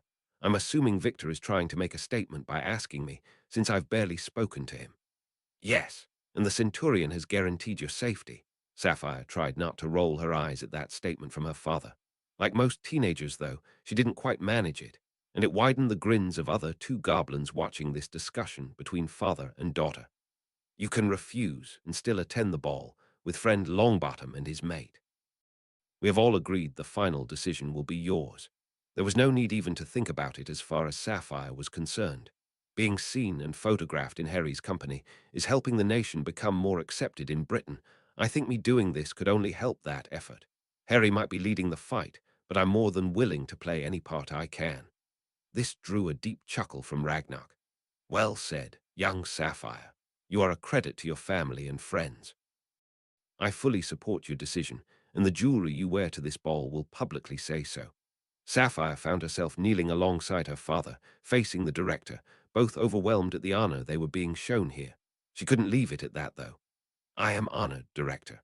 With respect, though, I would still like to wear my necklace Harry and Hermione gave me. I never take it off. While her father stiffened at his daughter's perceived cheek, Ragnar chuckled heartily. Nor should you. The protections on that sapphire are second only to those on Miss Granger's bracelet, and then only because there was less material to work with. The director's words had Sapphire's hand reaching to her favorite thing in the world. She should have guessed Harry would have done something like that. Her father, though, appeared totally gobsmacked at that news, already having thought the gift was too much before he knew it was enchanted. He would also be shocked to discover his reactions were exactly the same as a Muggle father, placed in the same position a few years earlier. I told you, Goldskin. My son looks after his friends, and your Sapphire is his oldest friend. As to your questions, Sapphire, all I know is that Augusta somehow convinced him, and that Carlin is probably the only person Harry would approve of to ask Luna to the ball. Sapphire was leaving the director's office, chuckling to herself at the truth behind Barchok's words. She would need to write to Luna and find that news out for herself. Her father was at her side, proud at how well she'd handled herself, but dumbfounded at where this confidence was coming from. He had, of course, noticed his daughter was growing up. Like fathers the world over, he just never realized how much she'd grown. Both were stopped by Barchok reaching a snap decision. Goldskin, I would like to offer your daughter an apprenticeship, working with my department. She already knows more about the world outside Gringotts than most goblins, and seems keen to learn more. She could start immediately, as we would need to tailor her education to her new position. That would also make this ball an official function, meaning any expense would be picked up by my department. Barchoke was always intending to pay for anything Sapphire needed, but this way it gave her family honor too. The ambassador was basically just thinking out loud, yet the more he said, the more Barchoke liked what he was saying. When my son completes his education, he will work at my side before eventually becoming the nation's ambassador. At that time, he will need someone at his side that he trusts implicitly to be his assistant ambassador. Your daughter could one day be that person. Ragnar got very excited at that idea. This is not just a tremendous opportunity for your daughter, it's a marvelous opportunity for the nation too. Young Sapphire here has done exactly the same as the Centurion and the three friends, openly embraced all three cultures that touch our lives. I can't think of anyone more suited to this role, and not just because she has the Centurion's complete trust. Understand, though, Barchoke here is a hard taskmaster. He's giving you a glimpse of what your future could hold. You will then have to do all the years of hard work necessary to achieve that future. Goldskin looked at his daughter and saw her eyes sparkling to match that sapphire around her neck she was so fond of. The director was right. This was a tremendous opportunity for his daughter and her family. If things worked out as Barchoke suggested, Sapphire could eventually be one of the highest-ranking females in the nation. His decision, though, was the same as earlier. While I acknowledge the great honor and tremendous opportunity this offer bestows on my family, the final decision must be my daughter's to make. Sapphire, after all, would be the one then facing years of hard work. All three goblins knew what her answer was going to be. Sapphire, though, still managed to surprise them. She shot back and hugged Barchoke for all she was worth. Having grown accustomed to this greeting from his daughter, the goblin knew exactly how to respond. Thank you for this. Sapphire, all I'm giving you is a chance. Anything else you will earn yourself. None of us were joking about the years of hard work part. She stood back, and with a very wide grin on her face, bowed deeply. Ambassador Barchoke, I would be honored to accept this opportunity. Good. Now this news does not reach Hogwarts until after the ball. My son's reasons for changing his mind are mystifying. I suspect he and Madame Longbottom are up to something. Your first task will be to see if you can find out what that is. Barchoke's wink informed Sapphire he wasn't seriously worried about this, just curious as to what Harry was up to. She would still do her best to find out the reason behind it. A seriously happy Sapphire almost skipped away, her bewildered father following on behind. His daughter was now apprenticed to Ambassador Barchoke's department and attending a prestigious wizarding ball on the arm of an international Quidditch player. How it had happened was still a shock to him. As they left, Ragnar couldn't help but say what was on his mind to his friend. Goldskin must be wondering what would have happened had he not dragged Sapphire away from Britain. Barchoke couldn't quite mask the bitterness he still felt over the matter. Let the bastard wonder. His actions broke my young son's heart. I couldn't be happier with Harry's choice of mate, and truly love my wonderful daughter. I see no reason, though, to let how Goldskin acted affect Sapphire. My entire family is very fond of her. I have to admit to being surprised at how well your daughter accepted Sapphire. Hermione just sees Sapphire as Harry's oldest friend. My children are true mates in every way we understand that relationship to be. Both are more goblin than we thought possible. Uo Dumbledore was left bemoaning the quality of people he was reduced to working with. Dola's Umbridge was an emotional wreck. Her current state threatened all his plans, but he had no one else. He tried to appease her. As leader of the Durmstrang contingent, I will still be informed when the next task is, as well as what it entails. I just won't have any input into what those tasks will be, or any influence in choosing the dates. You will still have your information to send to Tom. Rather than showing relief, this just sent cold shivers down the witch. I have a list of books to acquire, and no idea how to go about tracking down some of these titles. My job at the ministry won't last long if it gets out I've been strolling down Nocturne Alley. I don't know how long I can do this, Albus. That Lestrange bitch is the craziest person I have ever met. With either a wand or a knife in her hand, she terrifies me. I'm wondering if perhaps I would be better off going to Bones. They could set something up to catch those two, and then protect me from Voldemort. Knowing that Dolores would be forced to reveal his part in all this, Albus had to prevent that disaster at all costs. Bellatrix is deadly, but not as crazy as everyone believes. It's mostly an act to terrify her opponents, a very convincing act, I have to say. They won't dare harm you as long as you are still useful to them. As for the Ministry, they would certainly keep you safe. Voldemort wouldn't be able to get to you in Azkaban. Having crushed a moment of rebellion, it was time to build Dolores back up again. I know someone who can help with getting what Voldemort wants. He was even sitting at the bar when I came up here.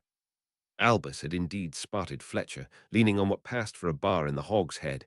Albus was currently talking with Dolores in a private room upstairs. For a few pieces of gold, Mundungus would soon track down what they needed. Her fears somewhat sated, Dolores handed over the list and gold she'd lifted to purchase the items. Albus would arrange with Dung to get the stuff as quickly as possible, giving him time to study the materials before handing them over to Dolores. She didn't know when her visitors would return. That was probably deliberate to keep Dolores on her toes.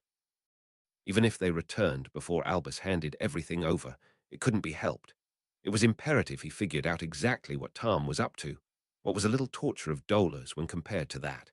None of the conspirators knew the goblins already had teams working at doing exactly that, determining just what Voldemort's scheme was, having obtained the necessary information from Rita.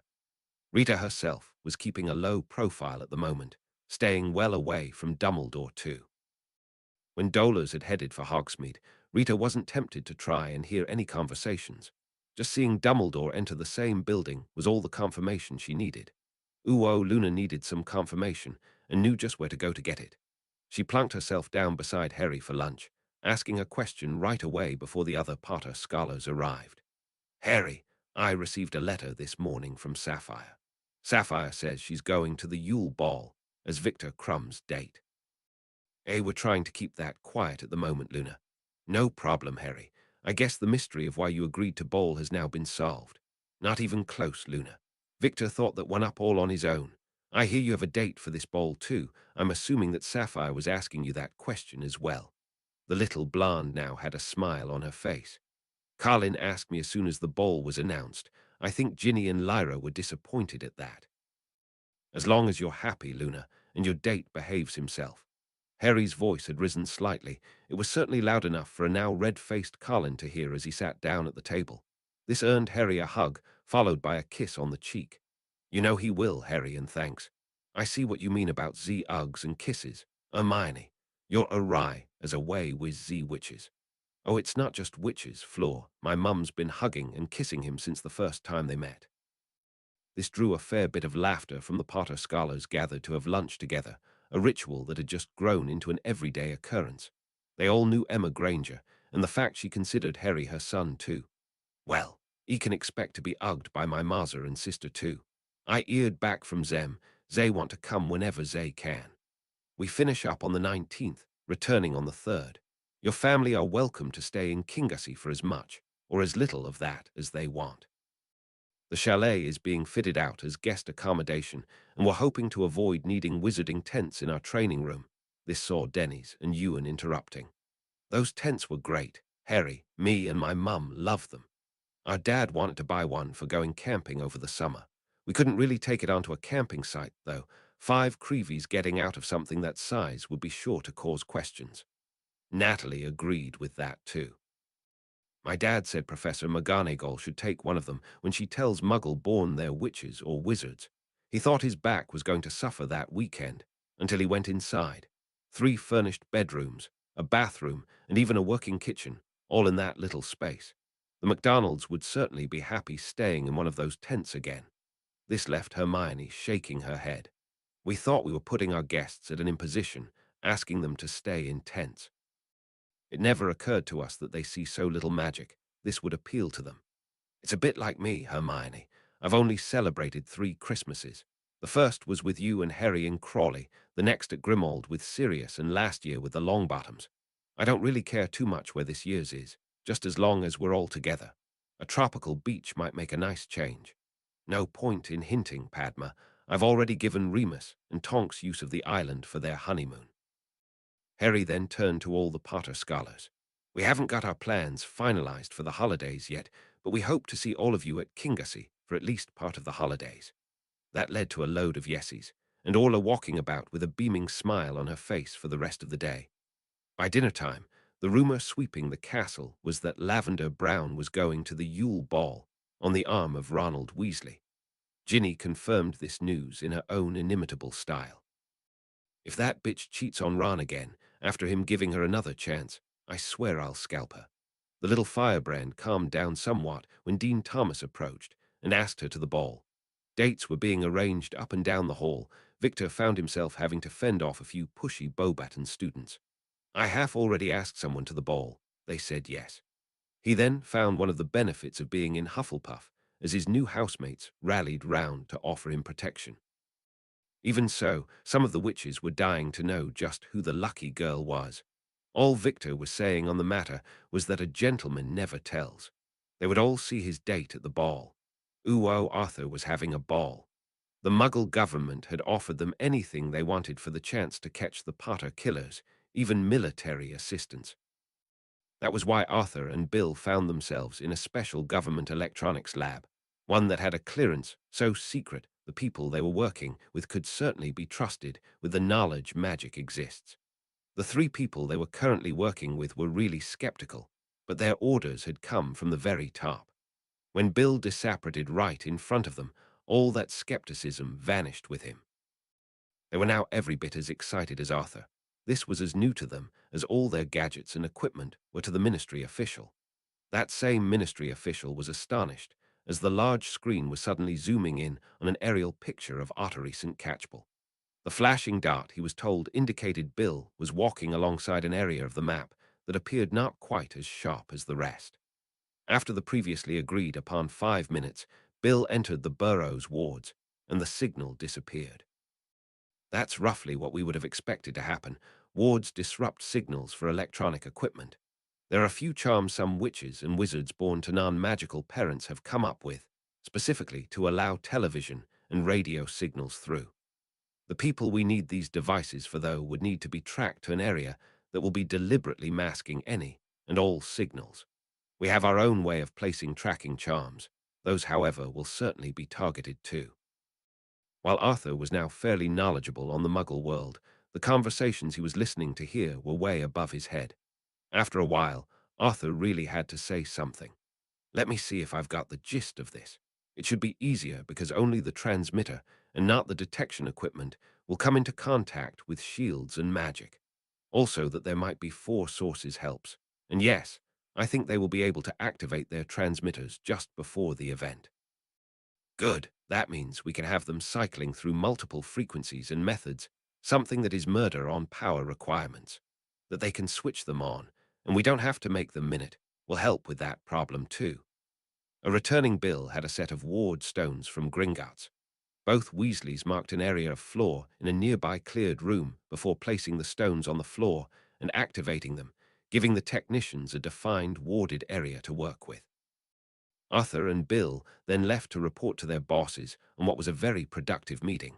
Their usual meeting with the Blacks that Saturday took a very unusual twist. All their parents and Amelia were present for a start. After all the greetings and sending for Parvati, it was time to get down to business. It was a rather somber Barchok who started them off. We've hit a problem, a very big problem. When the Muggle government discovered the 4 people who might be facing the Potter killers were all under 16, well, they hit the roof.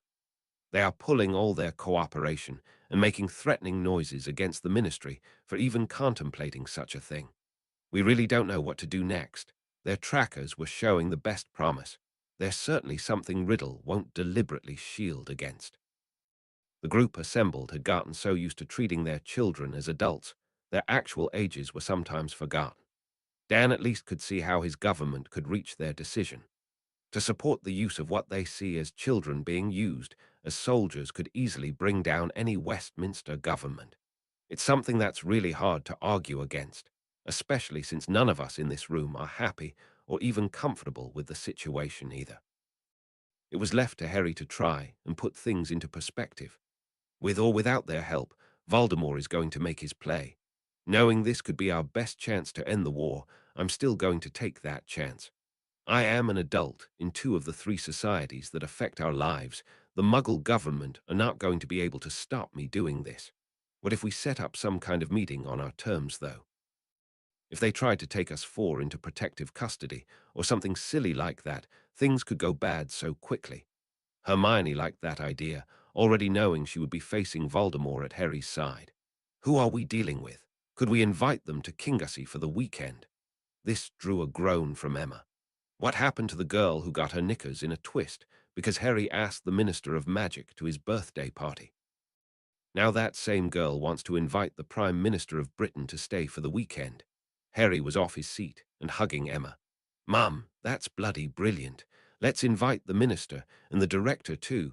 The three heads of government can share their views on the matter. This also sparked something in Padma.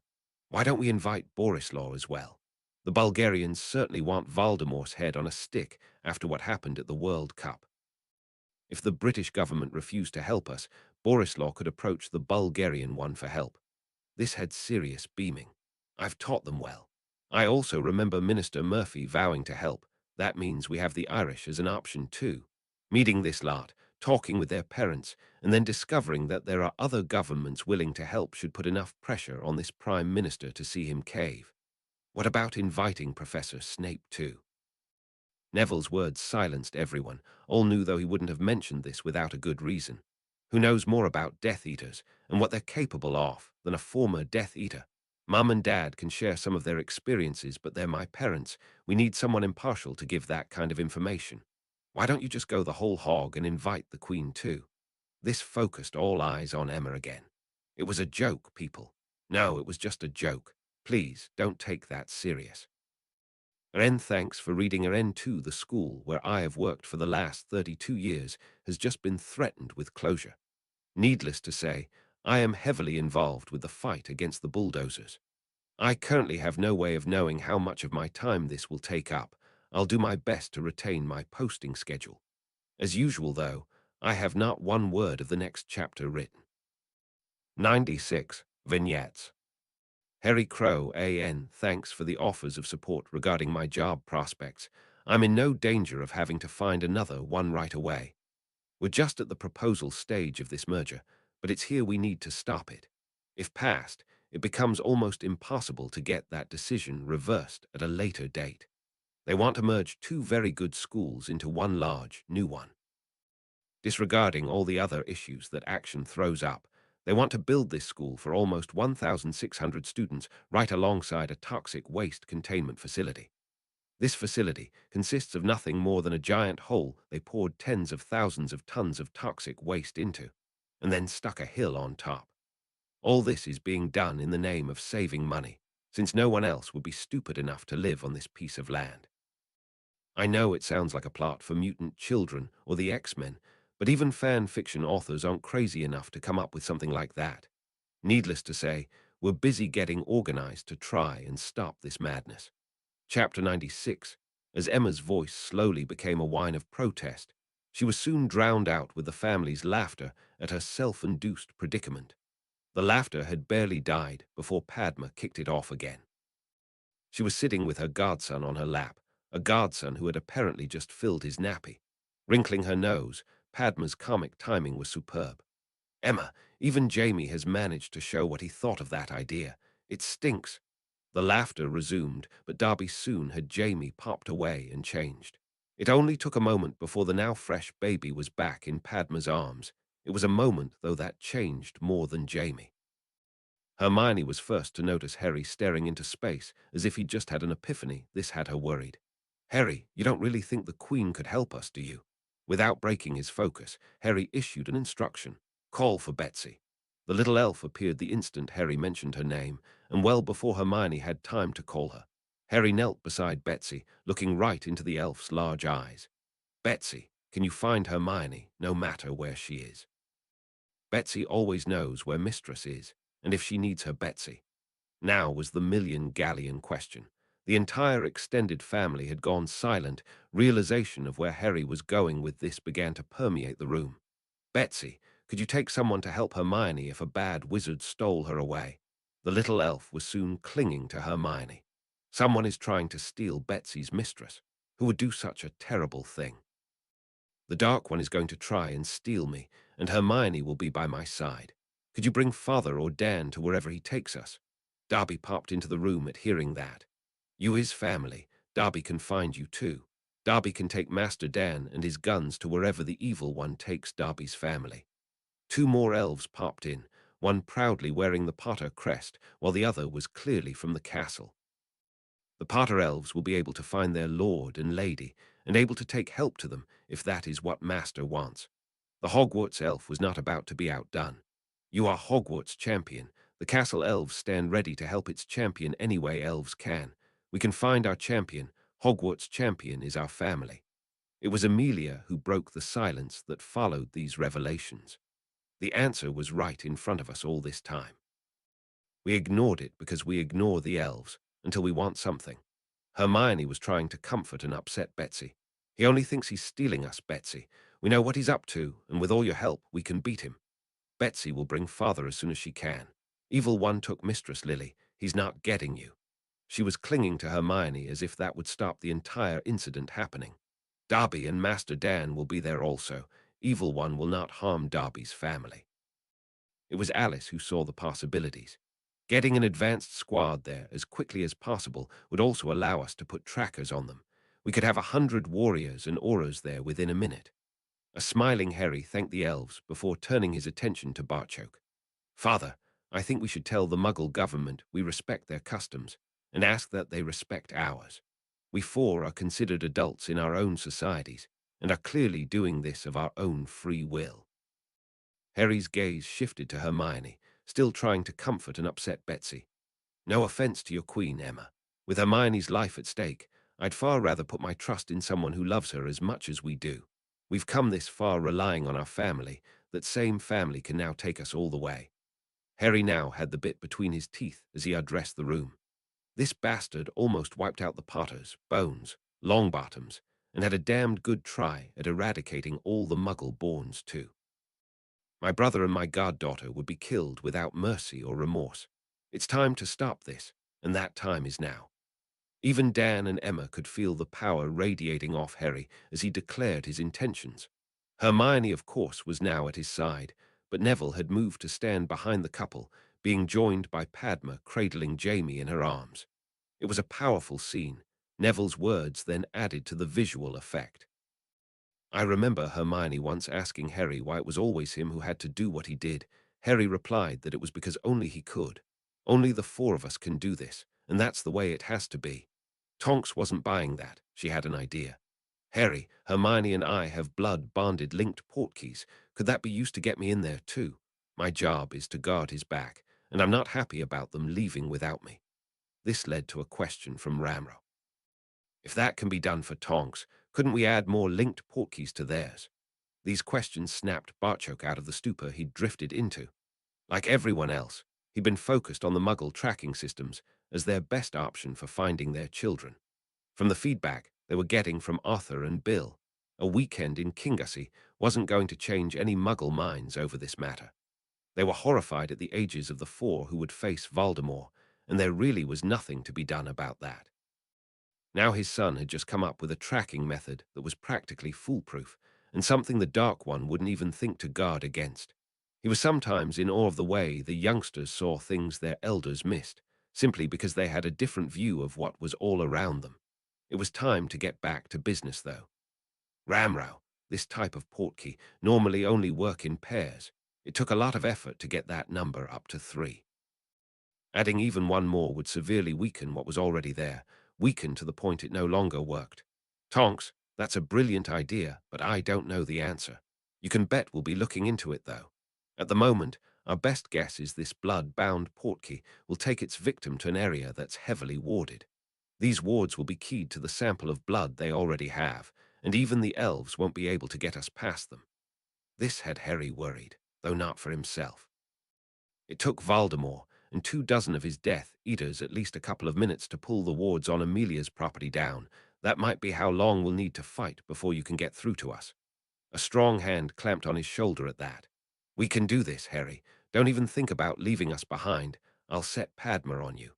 Her betrothed's argument found total agreement from the witch in question. It's time to see if all this exercise has been worth it.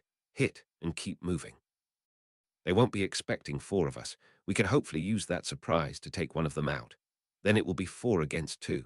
We might even have the job finished before Amelia gets those wards down. I will be there with every wand I can muster. No wards will last 2 minutes against that amount of firepower. Then you drop to the ground and we'll do the rest. Your job is not to be hit by any of the Death Eaters while we're ripping those wards down. You don't have to win the war on your own. Amelia was trying to smile as she said that, inside though her heart was breaking at sending these 4 teenagers up against Voldemort. Those wards would be down in under a minute. She wouldn't accept even 1 second over that from her people. It was Alice who brought up a distasteful subject. Whatever we may think, no one here can deny that Albus Dumbledore is a powerful wizard. That power could help bring those wards down faster.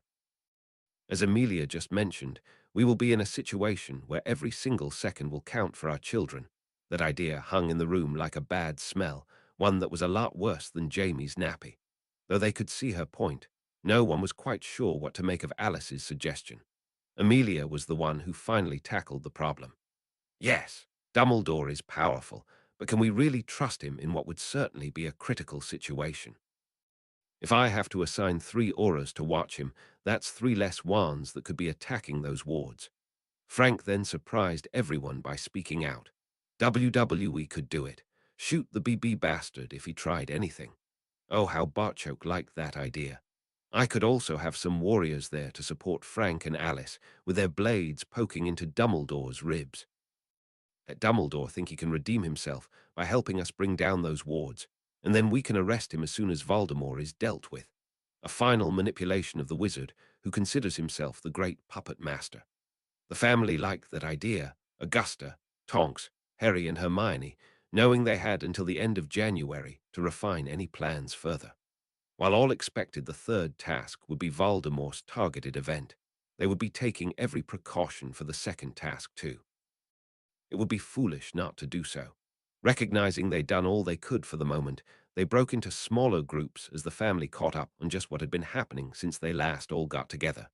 Tonks was discussing her idea with Bartchoke, while Remus' arms slipped around his fiancée. Tonks leaned into him as she spoke. You know, I've got to try this, love. Even if there's a small chance of me getting in this fight with them, I've got to take it. Remus leaned in and tenderly kissed her worries away. That's what I get for asking an aura to marry me. I'll be outside those wards, pouring everything I have into bringing them down. They were joined by Sirius, who confirmed the Blacks would be doing the same. You better keep a place there for the Hobsons too. Both are very fond of those 4. Lucas will rip Voldemort in half with his bare hands if he harms any of them. Since we have some idea of the ward structure they're working on, and access to the blood they'll use to bind them, the nation's warders are working on a different way to make their wards fail.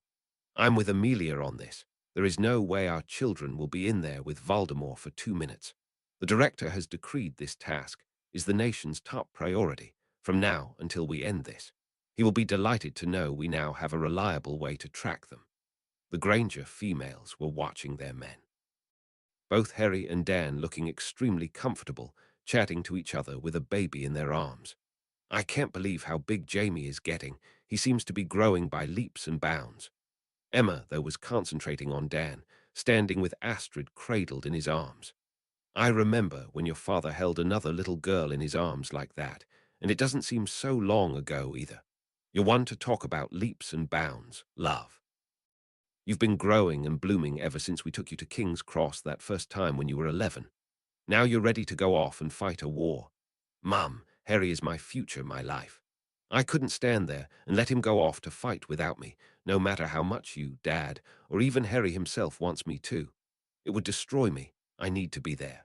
I'll be fighting at his side, doing my very best to ensure both of us return. I know you will, Hermione. I just hope your idea of sharing blood works. Her daughter's deep blush at that comment told its own story to her mother, but Hermione held her head high as Emma probed for more. I take it you have decided on other methods to ensure you're accepted by this portkey, and any wards. Harry is going to be my husband, Mum. The date is already set. Completing our bond before the third task ensures I'll be at his side for this fight. How could I not choose to do that? Emma's arm was now supportively around her daughter. I said you were growing up fast. I'm sorry that the circumstances make you feel you have no other choice in this matter, but you must know that your young man treasures you for the wonderful young witch that you are." This saw Hermione return her mother's hug. "Thanks, Mum, for being so understanding. You were much easier to convince than Harry was." She had always been open with Hermione.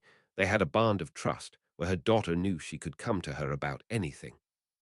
Emma thought Hermione had luckily missed out on all the potential pitfalls that was teenage dating, but that wasn't strictly true. Her daughter simply had an entirely different set of pitfalls to navigate. Emma, though, managed to surprise herself. Here they were, talking about Hermione's first foray into actual sex, and her mother had an uncontrollable urge to laugh. Hermione's pout at having to convince Harry to take that final step just finished Emma off. She was holding on to her daughter and giggling with laughter. "Moom, it's not funny." Her laughter had their two menfolk looking over to see what was going on. Emma whispering to Hermione, "Just as well they don't know what I'm laughing at," set Hermione off too. The more perplexed Dan and Harry were at this, the more Hermione and Emma laughed. Sapphire found herself working alongside Penny and Percy, with Bill supervising all of their training.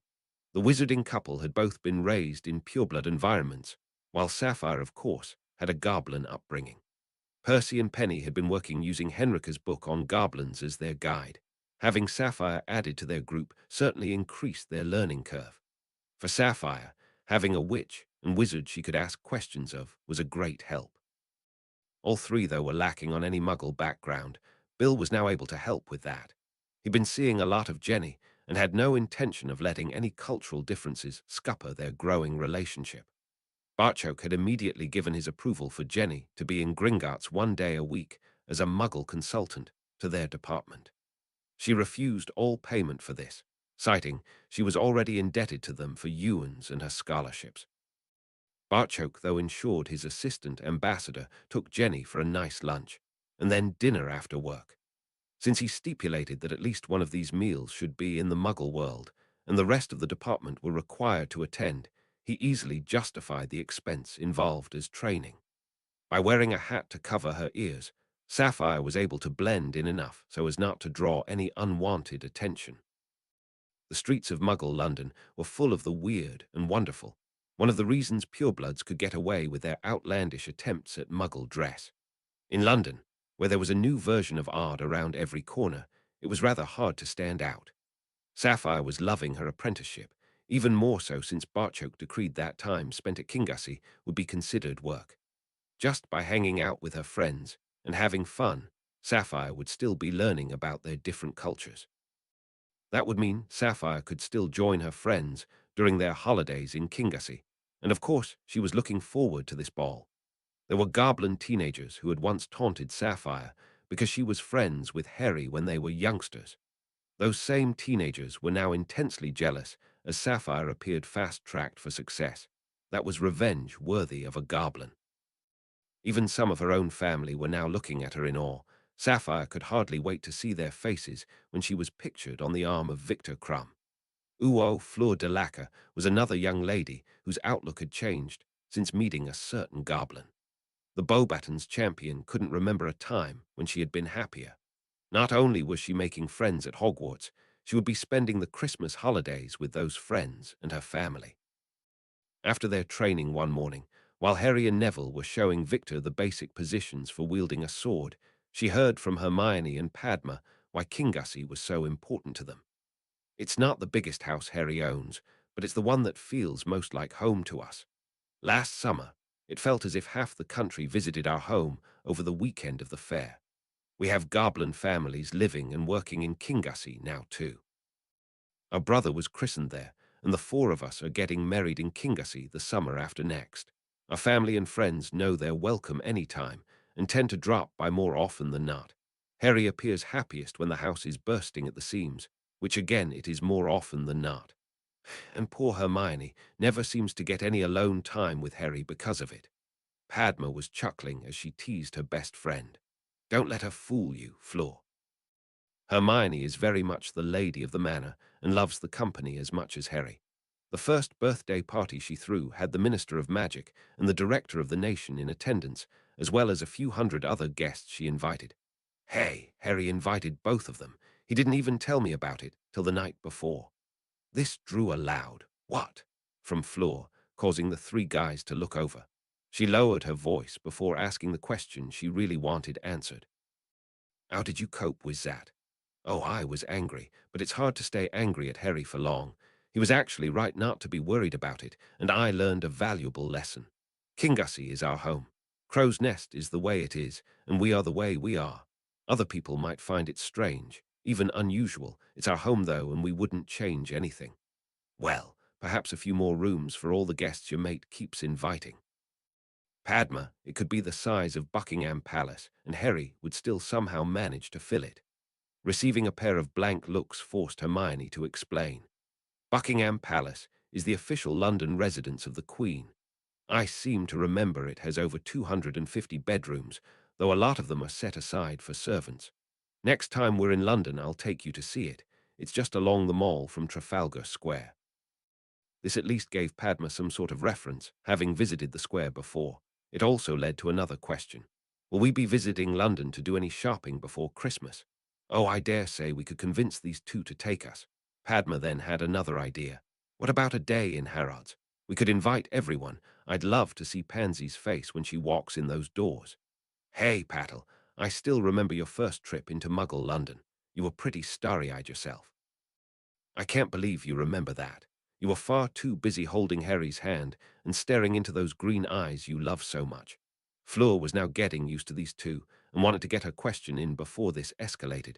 Go back to where you mentioned a shopping trip. This had both girls laughing. Don't worry, Fleur, you'll love it. Do you think you can swing it past the parents, Hermione? I've just had a wonderful idea exactly how we can do that. Involve the Potter scholars. The Creevies, MacDonalds, and Jenny Abercrombie would love to show their children's magical friends some of their world. Little Maggie would certainly love that idea. Maggie Creevy is Colin's young sister. She's 9 and besotted with Harry. Now, Padma, we don't want to start mentioning Creevy crushes, do we? That Padma actually looked embarrassed meant it was Hermione's turn to laugh and explain why to Fleur. Colin actually had quite the crush on Padma here. She broke his heart by becoming betrothed to Neville. Isn't Colin Luna's boyfriend?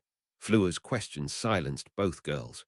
He's just asked her to the ball. Don't even joke about that. Hermione was nodding her agreement. There isn't a word in the goblin language for protective. They don't need one. Goblin females are prohibited from working on the main bank floor. That's because any customer giving a female teller abuse would quickly find themselves acquainted with goblin steel. Harry likened his centurion position to that of a knight of old. Honor, chivalry, and courage are all things he lives his life by. Now add in that he certainly considers Luna part of our family, and you can see there is a recipe there for a disaster. Goblins don't date as we would consider it. They just hang out with friends until they find their mate. That's almost exactly what happened between Neville and me, so Harry was fine with it. There is also the fact he trusts my Neville with Hermione's life. Harry's trying to learn, but inside he'll always be a goblin. First boy who hurts one of the girls is going to find Harry waiting on them. If either of those girls is Luna or Sapphire, we're going to have to try and stop him committing a murder. He likes Colin, though. Harry might actually approve of that eventually. Hermione saw Fleur staring at her and tried to justify what she just said. Harry is a wonderful person. Like the rest of us, though, he has his faults, and then there's the cultural differences. In his culture, that way of acting is not only right, it's positively expected. She found herself being interrupted by the Vila. Hermione, I think it is wonderful. I am trying to convince my parents Hogwarts might be a better school for Gabrielle. Beauxbatons has been a lonely place for me. A rise influence certainly makes the castle safer for a young Vila. Hermione was also thinking a Potter scholarship could go a very long way to easing Gabrielle's journey through Hogwarts. That was something, though, she would bring up with Harry in private. Their earlier talk of the Christmas holidays had Padma far too excited to let that conversation drop. This is far too serious. Let's go and tell our other halves about Hermione's wonderful shopping idea. My idea. It was you who suggested it. I just improved on that suggestion. Fleur was now looking forward to the holidays even more, and knew Gabrielle would love it too. What Fleur didn't know was that both these girls understood the final conflict would soon be upon them. Hermione and Padma had more steam to let off than usual. They also certainly intended to live life to the full until then. Luna well remembered this lesson. She'd experienced it firsthand. Last year, Harry had asked her and Colin to put on a display of what they'd learned to the newest marauders. The four assistants were helping Susan and Blaise offer comfort to the latest marauders, while Hannah and Terry set out a dueling area. The introduction of Natalie and Pauline certainly cheered Ewan, Denny's, and Orla up.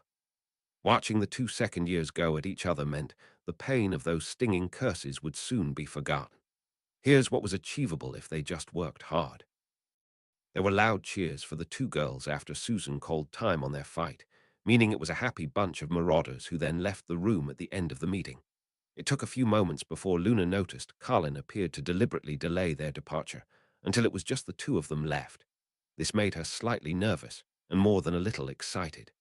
Luna, you know I like you, and I'm really looking forward to us going to the ball together. Thing is, there is something I've been meaning to ask you.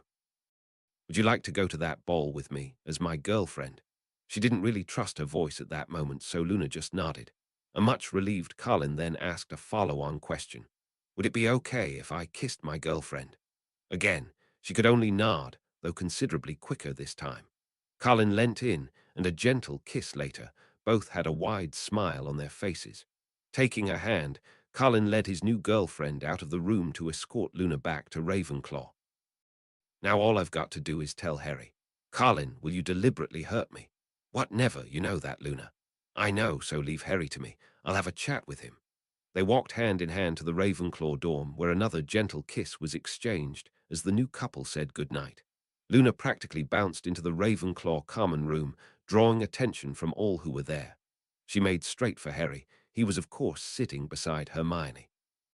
Deciding to take the bull by the horns, Luna skipped right over and plunked herself down on Harry's lap. Noticing Hermione biting her lip to stop laughing helped Luna say what she needed to. Harry, after tonight's meeting, Colin asked me to be his girlfriend. It's something I'm very happy about, and we both know he'll never deliberately hurt me. We've been friends so long that if this doesn't work out, we could still be friends afterwards. Are you going to be okay with that? Are we still okay? At that, Harry's arms snaked around Luna. He pulled her closer and kissed her forehead. As long as you're happy, that's the main thing for me, Luna. Luna's arms were around him at that and squeezed tightly. You're the best brother in the whole world, was whispered in his ear. Luna kissed his cheek and then shot off to tell the rest of her friends the good news. There was also a letter she needed to write to Sapphire. As he watched her go, Harry found himself the recipient of another kiss. You handled that well, love. Luna's happiness is the important thing here, and it's easy to see she's happy. I want her to know I'll always be there if she ever needs me, but not intrude to the point where it stops her leading the life she wants to lead. Does that make sense, or do I sound like some nutter? He found himself being answered by another kiss. That's perfect, Harry. I'm anything but perfect, Hermione. If that was anyone else but Colin, my reaction might have been different. If I thought some wizard was trying to take advantage of her. Hermione's kiss this time was more to take Harry's mind away from the direction it had been wandering. Just by you being you, the wrong type of wizard wouldn't go anywhere near Luna or any of our close friends. It seems the hat was right to put Colin into Gryffindor. This drew a smile from Harry, as did watching a happy Luna with her friends. This is why we train, Hermione, why we're ready to fight. Look how happy Luna is, and not one person has mentioned the fact she's a pureblood, yet Colin is a muggle born. It doesn't matter to us, and it shouldn't matter to anyone else. This is worth fighting for. Harry found himself being kissed again, as Hermione showed she agreed with that. Draco and Pansy were sitting in the Slytherin common room, like Harry and Hermione, just enjoying some alone time together. Are you looking forward to going home for the holidays? This saw Draco's brows furrowing. I don't know how Harry puts up with it. I certainly miss the peace and quiet, since our home is full all the time. There are so many people staying at the manor now. Our mothers are forced to share a room. The bright blush this induced in Pansy told Draco he was missing something here. He waited on his betrothed, telling him just what that something was. I don't think the people taking refuge in Malfoy Manor have anything to do with our mothers sharing a bedroom. What else would it be? Oh. With his eyes almost popping out of his head, Draco looked to his betrothed for confirmation. The slight nod of Pansy's head then had Draco spinning. A very anxious Pansy tried to wait on Draco, giving some indication of his thoughts on this. Pureblood society, especially pureblood wizards, really frowned on this type of relationship. That it was both their mothers just added further levels of complexity to the problem. The tension as she waited on Draco saying anything at all was getting to her, so Pansy began to babble. I don't know what things were like in your home. With the Parkinsons, my father's word was law. My mother's opinion on anything was neither asked for nor would be listened to. She was the lady of the house, but there was no power behind the position. They may have loved each other when they were younger, but that love was long gone by the time I came along. I can't even remember seeing my parents kiss. Draco ended her panic with a kiss of his own before reassuring his betrothed. We are not our parents. You will be the Lady Malfoy, someone who will be at my side for the rest of our lives. My father curtailed everything my mother could do, including her access to the Malfoy vaults. She was limited to what she could withdraw, and then the ministry took that when she tried to use it to get my father out of the ministry cells. The more he thought about the situation, the more Draco's mind was made up. My father would have left us in Hogwarts, knowing we were in great danger from the Horcrux he sent here. It was my mother who drew her wand before rushing to the castle to get me home. If being together makes our mothers happy, then I don't see it being anyone's business but their own. My mother certainly deserves some happiness in her life. It sounds like your mother is the same. Pansy was so proud of Draco, she almost jumped on him at that point. There was no further talking for a while. Uo, Padma, and Neville were also talking about the relationships of others. You must have noticed the change in Hermione. She seems much more self-assured now. The only thing I can think of to do that was if she and Harry had decided to complete their bond. I'm certain they haven't yet. I'm sure I would know. It was with a fair degree of dryness in his mouth that Neville asked Padma what she thought about that. Trying to hide her blush, Padma answered as honestly as she could. If I was in Hermione's position, it's something I would definitely do. You are mine, and no Dark Lord is going to take you from me. Completing their bond means any portkey or wards will accept Hermione too. Struggling to get the words out, Neville finally managed to say what he wanted to. Where does that leave us? Padma snuggled into him, hiding her face so Neville couldn't see how much she was blushing. I think it's something we should consider too. When Neville tensed up in her arms, a now emotional Padma gave her reason behind that last remark. Down in the Chamber of Secrets, all of us carried an amazing amount of luck. That luck has to run out sometime, love, and I have a bad feeling about this. We can't let them face this alone, but the chances of all of us getting through this in one piece are not great. I want you to know what's waiting for you after this battle. If it makes you fight just that little bit harder, then it will be worth it. I love you, Neville Longbottom. There is no plan B. I am yours and you are mine. That's the way it's got to be. I need you right where you are now, and you need to be there for me.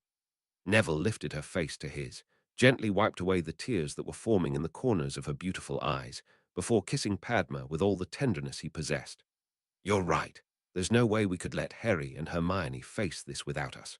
I can also assure my beautiful mate I will be hitting them with everything I have. You don't need to do this, Padma. I'm more than willing to wait until you're ready. Basking in the love her mate was showing her, Padma only had one answer to that. Neville, I think I'm ready now. I know you're a Ravenclaw, and this is a quiet table, but really, here in the library. This put a smile on Padma's face. Mr. Longbottom, you know fine well I didn't mean right this very minute. You could get me barred from the library if we got caught. This started both of them chuckling, quietly of course. If you want to take that step, love, then I will certainly go along with you. I think it has to be a decision taken for the right reasons, though. Neville, facing up to a Dark Lord and his minions seems like a bloody good reason to me. What's so funny? Oh, just the thought of Lestrange being described as a minion. Only you, Padma, only you. Another kiss followed before they decided to leave the library. There would be no more studying done today, and they needed somewhere a little more private to continue this discussion. Uo, after poring over the books Dung had managed to acquire, Dumbledore was coming to the same conclusions as the nation. He was also faced with the same problem, how to track the boy once he had left. Albus had an advantage, though, because Dolores was surely going to be tasked with planting this portkey. She would then certainly bring it to him for his assistance with this matter. That would give Albus some time to try and decipher the coordinates the portkey was set to deliver the boy to. There were spells for deciphering where a portkey had gone. They were extremely complex to cast, required a load of magical power, and needed to be cast directly after the portkey had activated. In the confusion that would follow Harry being abducted, he could easily make a show of casting this spell. Albus would then lead the rescue party to the location he'd already predetermined. The mistake Tom was making with these wards was an obvious one. Tying them to a person's blood certainly increased the power of those wards, right up until that person died. When Tom completed the prophecy, those wards would come crashing down, and Albus would be on him. The remaining rescuers could bear witness that they had been helpless to save the boy, yet Albus Dumbledore avenged Harry by banishing his second Dark Lord.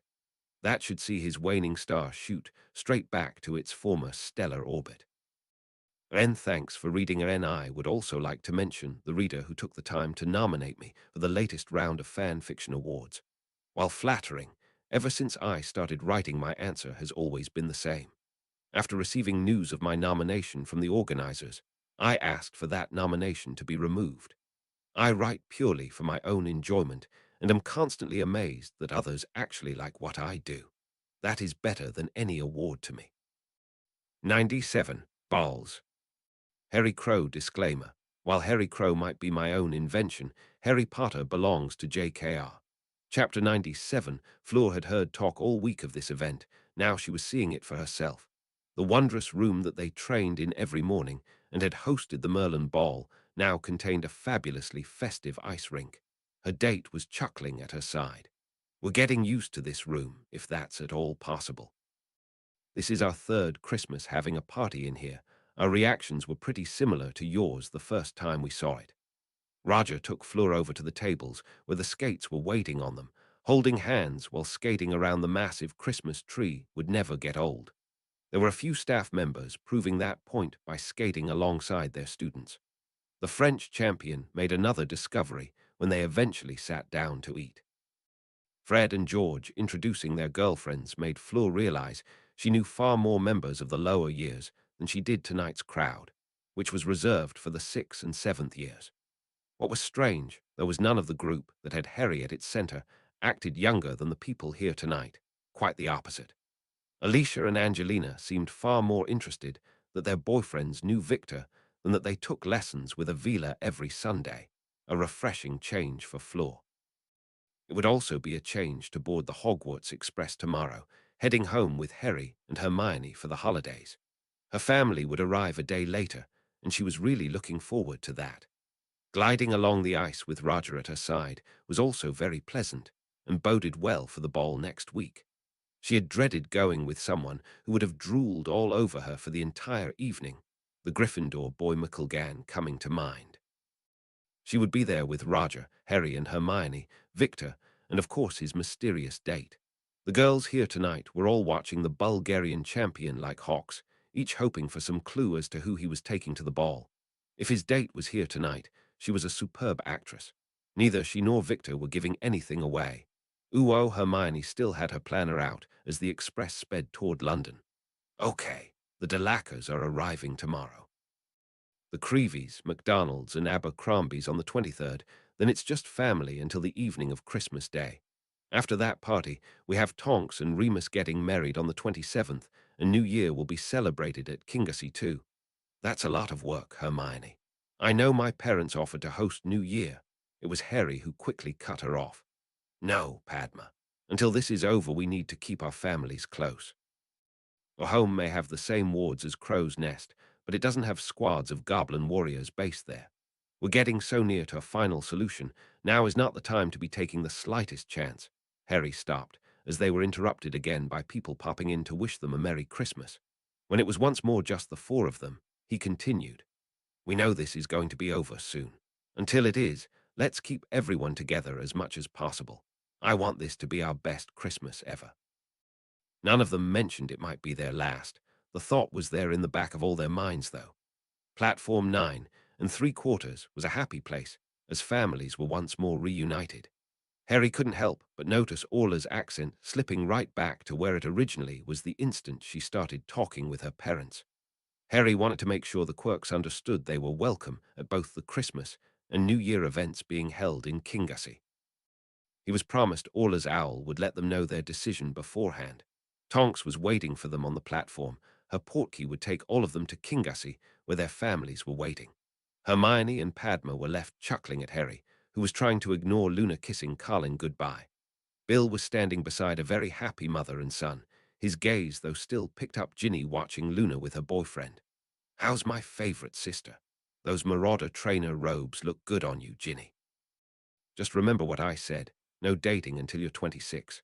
Rolling her eyes at her brother's old joke, Ginny told Bill how things really were. Chance would be a fine thing. All the good wizards seem to be getting snapped up. Dean Thomas invited me to the Yule Ball, yet has hardly spoken another word to me since asking. Even Ron's got a girlfriend, and he's invited Lavender to Christmas dinner with us. That should be loads of fun. Need to tell me about it. I'm having Christmas dinner in Kingassy. Ouch, I bet that news went down well with Mum. About as well as Percy telling her they were spending this Christmas with Penny's family. They intend to do it year about with each family.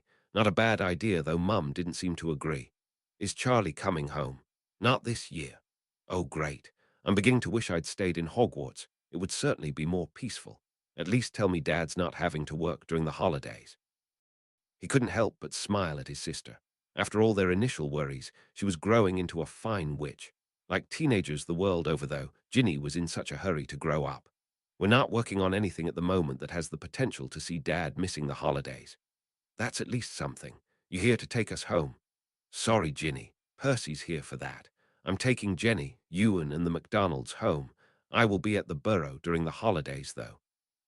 Ginny found herself hugging her favorite brother, not missing that Bill had said the Burrow rather than home. She wondered if there had been words between Bill and Mum over his choice of girlfriend. Ginny hadn't spoken to Ron's girlfriend since warning Lavender what would happen if she cheated on her brother again.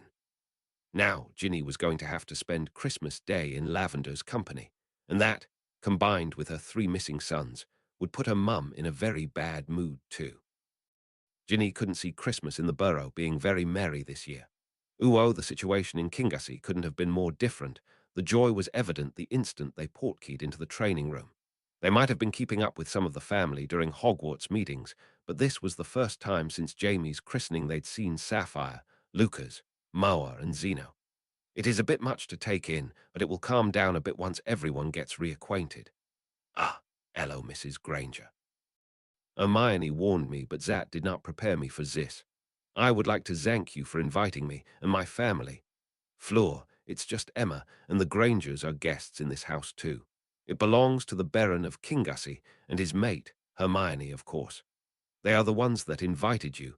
The rest of us are just happy you could make it. How did your schoolmates react to you being able to leave Hogwarts?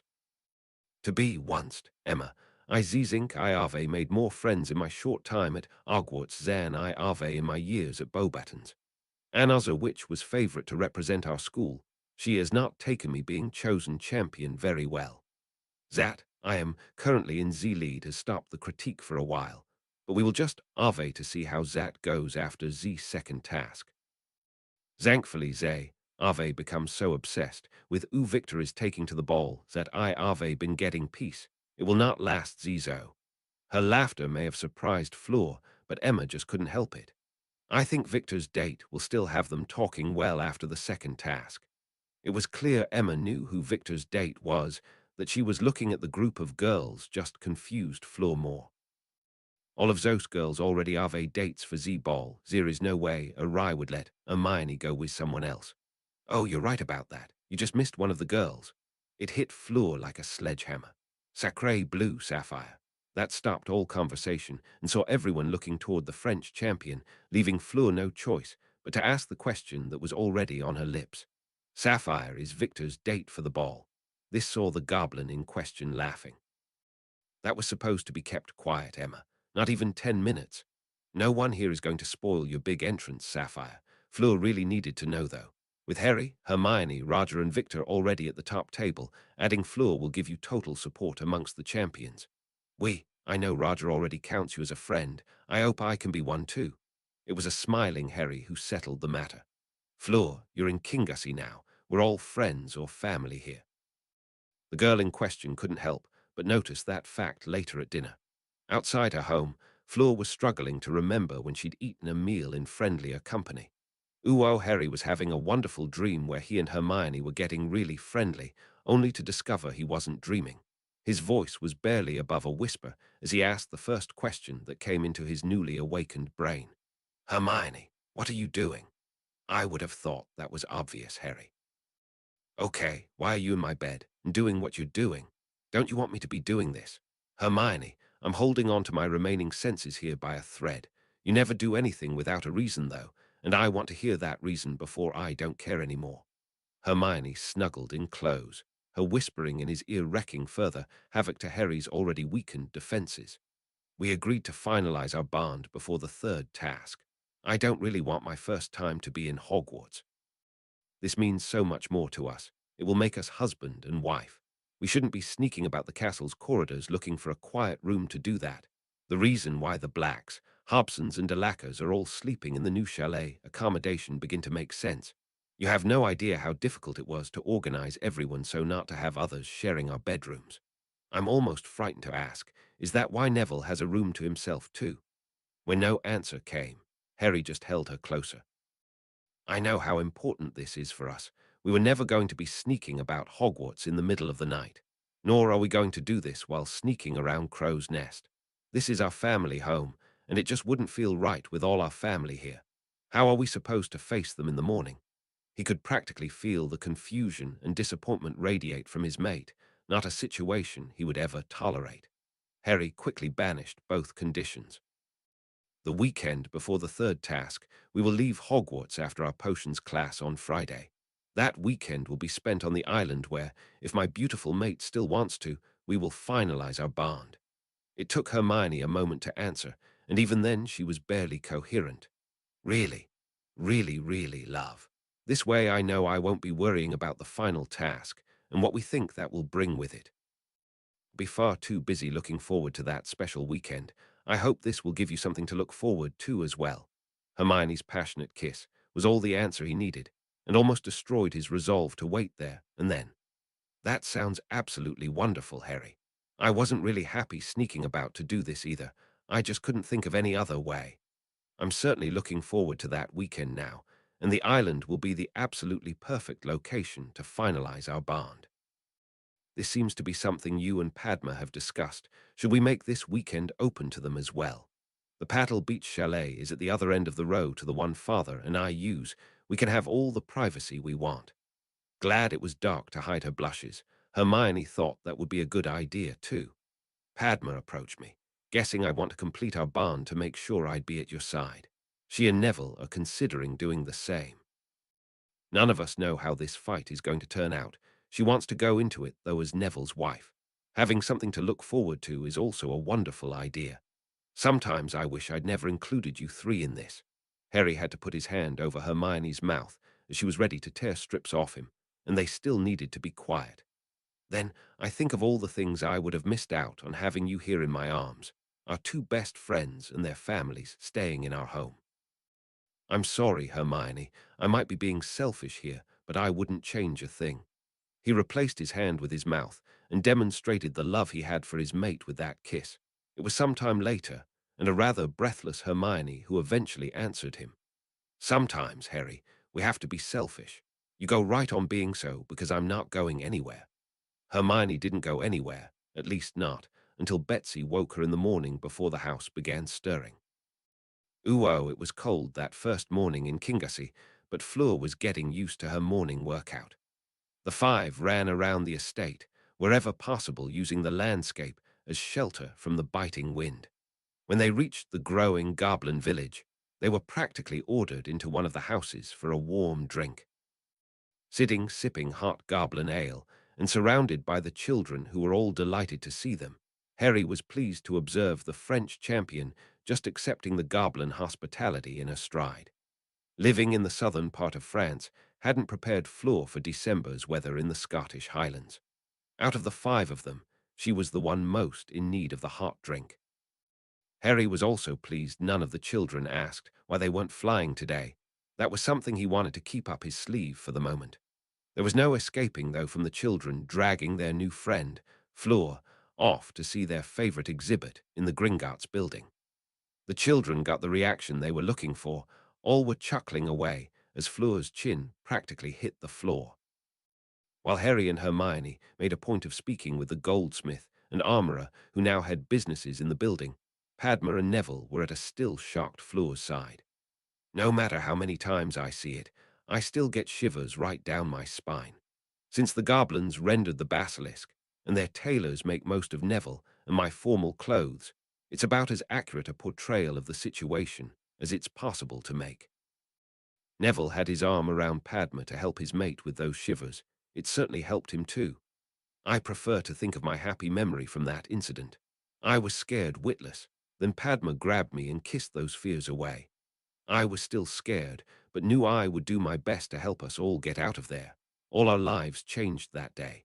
Whatever trouble Harry or Hermione get into, the Longbottoms will be there to cover their backs. This earned him a kiss from his mate, who then tried to explain further to Fleur. We know beyond question both of them would do the same for us. We're tentatively related because we're Jamie's godparents, but there were much stronger bonds forged that day, bonds forged never to be broken. I'm as close to Hermione now as I am to Parvati, considering Parvati's my twin. That should tell you something of our relationship. Harry is the reason I'm spending Christmas with my parents. They were as lost to me as his mum and dad are to him, yet he brought them back. He refuses even to recognize a debt exists, since my mum is also his godmother. The Longbottoms all know differently, though. The end of the war is coming, and will once more have to fight a deadly foe. Harry will be in the middle of it, Hermione right at his side, and will have their backs. I just hope we're as lucky again as we were that day. Fleur could see the emotions running through the couple. She put it down to an understandable reaction to what was currently right in front of them. There were so many stories about Harry and his friends circulating Hogwarts that Fleur had fallen into the trap of believing they couldn't possibly all be true. The swords these four always wore were certainly real enough. They were currently strapped to their backs. She'd also seen the medals they wore for the Merlin Ball. Those were definitely real too. That they received one of those medals for bringing down the creature currently in front of them was absolutely earning an order of Merlin the hard way. I've never seen anything like this, and hope I never do. A chuckling Hermione confirmed they never wanted to see another basilisk either. It was because of this that Harry Crow was made Baron of Kingassy, and wizarding law was changed to allow goblins to live outside Gringotts. That's why the director wanted a permanent monument to this in Kingassy. It will always have a special place in the nation's heart. Just like you, love. One visit to the goldsmith, and he's offering to make our wedding rings. A goblin-made wedding ring. Oh, Hermione, I'm so jealous. Her best friend, though, had some good news for Padma. Well, there's no need to be. He offered to make yours, too. It would have taken him another 20 or 30 years to acquire his own business inside Gringotts. Here he has wonderful facilities and a home for him and his family. There are also a queue of young goblins now applying to apprenticeship under him. Kingassy has changed his life too, and he wants to thank the people who made it possible. Since he has to walk past this every day, he knows exactly who that is. A quick confirmation from Neville saw a now excited Padma hug everyone in range. Our rings will obviously feature my family design. We could see about having a Longbottom family design commissioned and registered. Harry, could ours be your family design too? This request seemed to floor Harry for a moment before a wide smile told Neville he hadn't just put his foot in it. That would be wonderful, Neville. What do you think, ladies? A pair of kisses later told both guys their mates thought that was a wonderful idea too. Fleur was now beginning to get some idea of what Hermione had tried to tell her. This was home for so many reasons other than that they happened to have a house here. It was also staring to realize there was more going on here than was being said. She thought of a few questions on the run home, but they left her head the instant Fleur entered Crow's Nest and discovered her family had arrived in Kingassy. Uwo Apolline Delacca was so far out of her comfort zone it was scaring her. The atmosphere in Kingassy was like nothing she'd felt before. Henrika and Moa, They were helping the Delacour family quickly fit right in. This today, however, was simply beyond her comprehension. There were young witches and wizards of every blood status shopping in this massive Muggle store. Add in both her Vila daughters, a goblin female wearing a hat. The entire group were being supervised by some Muggle parents, and Apolline felt her mental shutdown was not only justifiable, but inevitable. Then there was the Weasley wizard to simply confuse her even more. He came from an old pureblood family, yet was assistant ambassador to the Goblin Nation. He was here with his Muggle girlfriend and her magical son, but had also brought his young sister along, a day's shopping as a present for her Christmas. This was certainly not the Britain the Delacours had been expecting. Fleur had written home about some of the changes, but this beggared belief.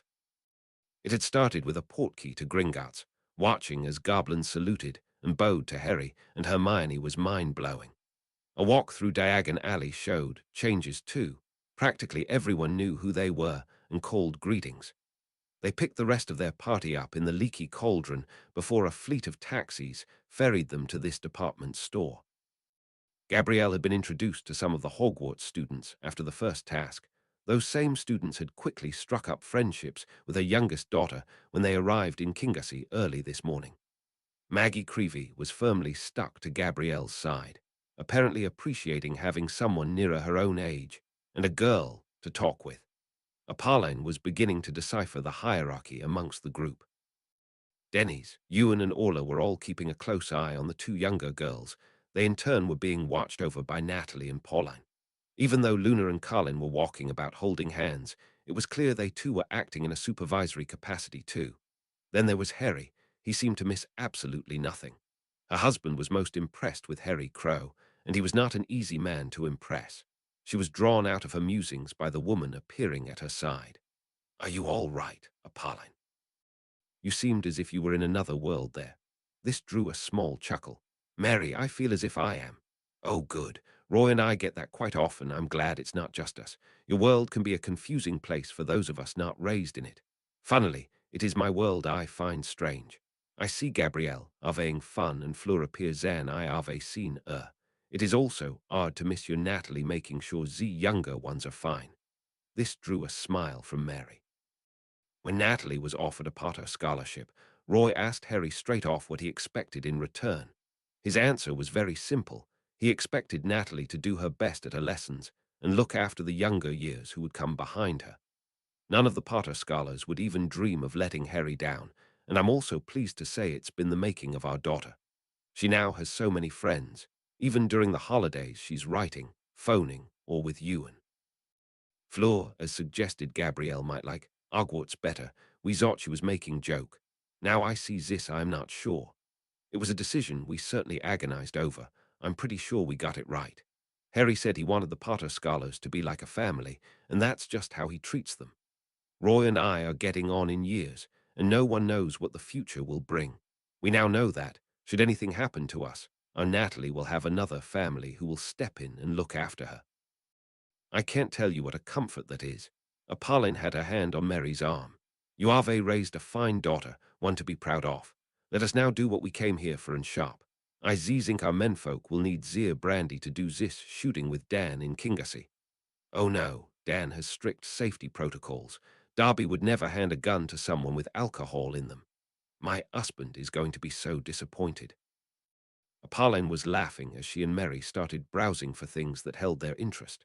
In Harrods, that was many, many things. Uwo Bill entered the burrow with a nervous Jenny on his arm. Ginny shouting their names soon alerted the entire house they were there. Marley arrived to see her daughter hugging her favorite brother. It wasn't lost on the mother that Ginny then hugged Jenny just as enthusiastically. "Ginny, dear, you look beautiful. We thought you would have left by now." "Thanks, Jenny. We would have if Ronald didn't take so long getting himself ready for his date. If he makes us late." The noise generated by someone thundering down the stairs halted Ginny's rant.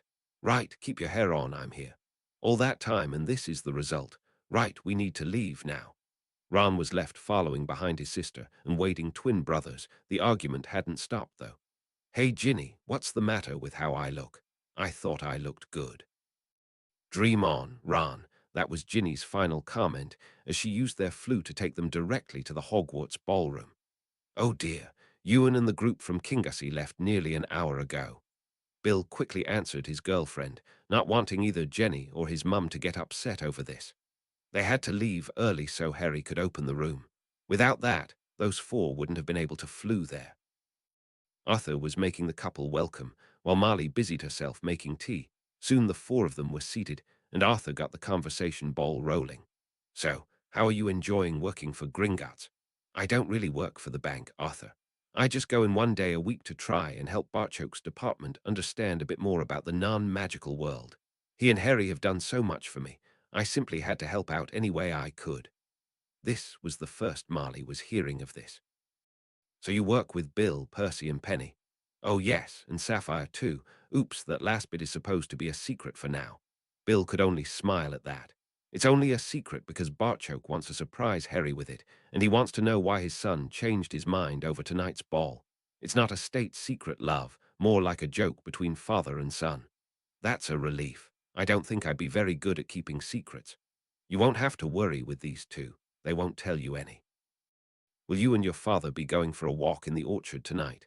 Bill felt Jenny react at his side. He wanted to kill that idea stone dead. There was no way he would be leaving Jenny alone with his mum. No business tonight, Mum. Strictly pleasure. I brought gifts to place under the tree. An excited Arthur tried to move the conversation along. Ginny loved her adventure in Muggle London yesterday. I want to thank you both so much for that. Ginny was even more excited when she came home than she was before she left, something I didn't think was possible. It was no trouble at all, Arthur. She really is a lovely girl. Bill tells us you're studying. Marley tried to keep the interrogation tone out of her voice, but it didn't fool the two Weasley wizards in the room. Yes, I plan to go to university next year, and am studying for the entry qualifications to do so. I always thought I would study law, but now I'm not so sure. Age would be against me getting a job in that field, and I've also discovered I like teaching. Bill didn't want to influence her decision, but highlighted an option Jenny had probably overlooked. I know a certain goblin who would just love to have someone working for him who understood Muggle law. I think that's what Hermione wants to do too, and she's the smartest witch to enter Hogwarts for many a year. Arthur again tried to get into the conversation before his wife fired off more questions. I know Percy and Penny rave about your lessons. Both feel they are learning so much about the Muggle world. Marley, though, was not to be denied the information she craved. I understand you're staying in Kingassy for Christmas. Rather than being in any way intimidated by the question, Jenny's entire face lit up at that. Oh yes, it will be wonderful. Normally, it's just Ewan and I celebrating Christmas together. This year we'll be surrounded by friends and people who we've started to think of as family. Ewan's never had that before, so this is already his best ever Christmas.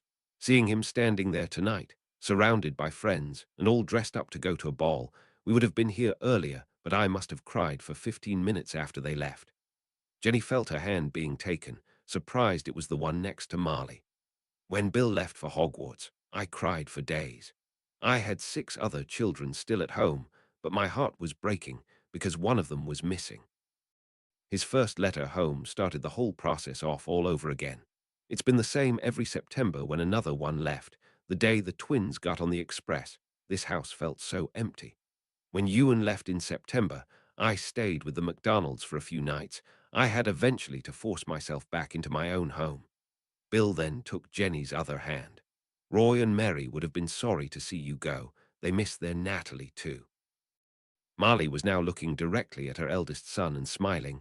There were tears in the corners of both mothers' eyes, and all could tell her words were heartfelt. It's very hard for a mother to let them go. Children grow up, though, not something any of us can change, or would want to.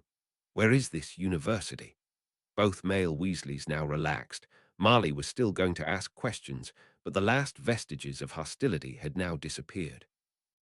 If there was one thing Marley Weasley could recognize, it was a good mother. Jenny Abercrombie fell squarely into that category. That made Jenny all right in Marley's book. Anything else could be dealt with over time. Uo Roger arrived in the corridor outside the room of requirements to find the 3 champions waiting on him. He kissed Fleur's cheek in greeting before providing the French champion with a corsage to wear. Nodding in recognition to the others, he had a question for Victor. Your date not here yet, or have you been stood up? Miss Sapphire allowed me the honor of escorting her to the ball. He had, of course, noticed Sapphire there. Roger would bet he'd just done the same as everyone else and assumed she was with Harry. He then addressed his friend in her own language. "You look stunning tonight, Sapphire. I hope you will honor me with a dance." A now blushing Sapphire was giggling with excitement. This was the biggest night of her life. "Why, thank you, Roger. And of course, I'll save you a dance." They chatted for 15 minutes or so before McGonagall came out to say they were now ready for the champions. Her eyebrows nearly shot into her tight bun of hair when Victor offered Sapphire his arm. Like everyone else, Minerva had assumed that Sapphire was here with Harry. She was just about to tell the goblin female she would need to enter the ballroom now, as it was time for the parade of champions. Minerva was delighted and relieved Mr. Crumb had offered his arm to his date before she put her foot right in it. "We had decided on ladies first, so Miss Delacour and her date shall lead us off. She will be followed by our other visiting champion, Mr. Crumb and his date. Centurion Crow and his mate, Miss Granger, will complete the procession.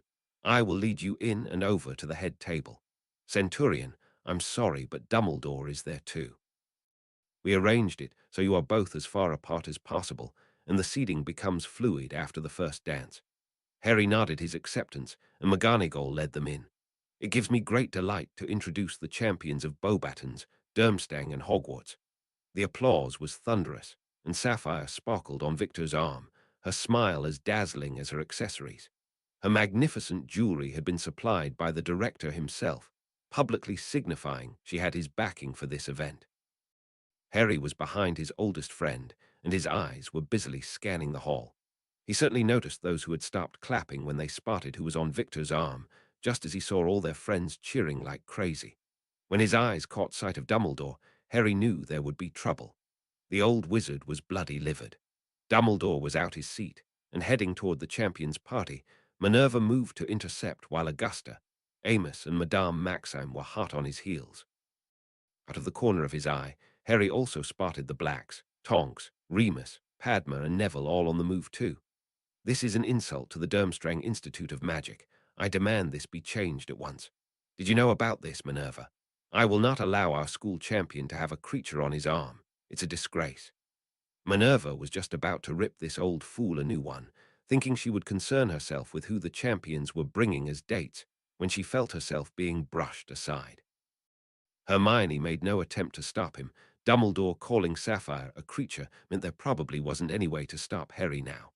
The smack was heard all around the ballroom as Harry backhanded Dumbledore across the face. "You will apologize to Sapphire or face my blades. Those are your only options, old man."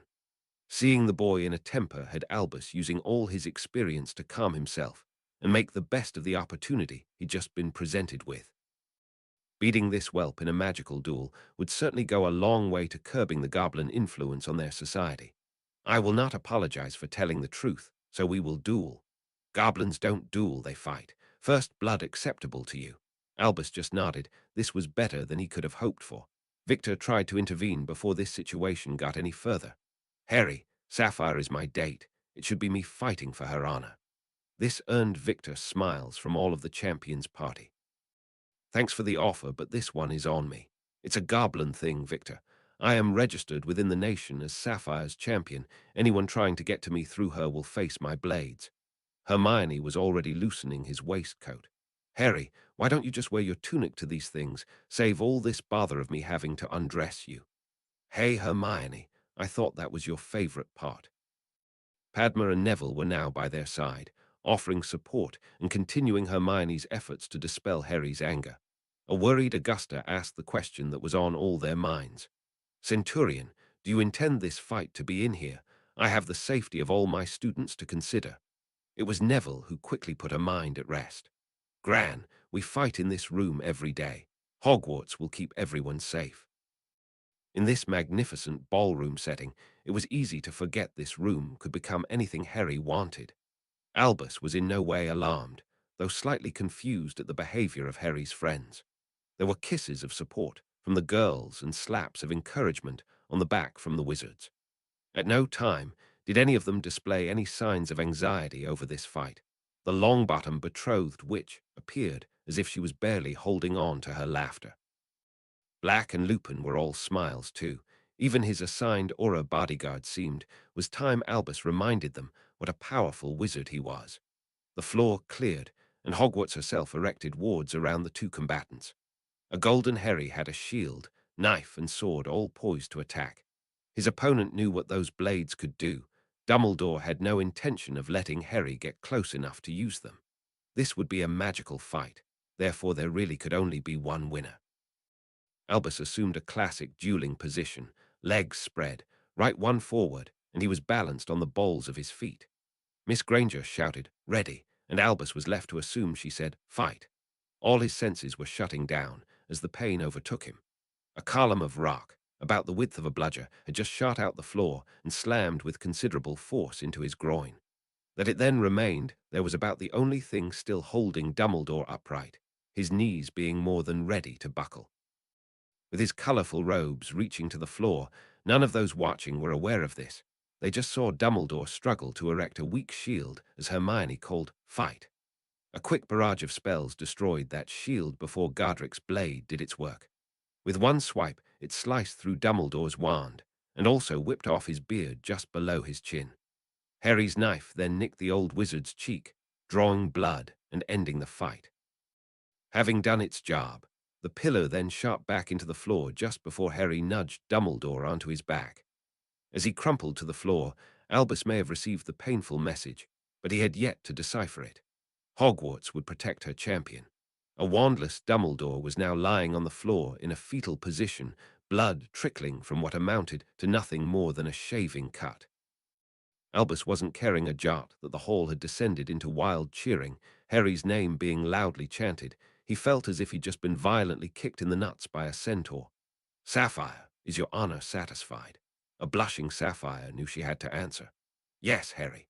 Harry knelt beside Dumbledore, speaking low so only the old wizard could hear. "You chose to fight Hogwarts' champion in a room she controls, your second big mistake of the evening.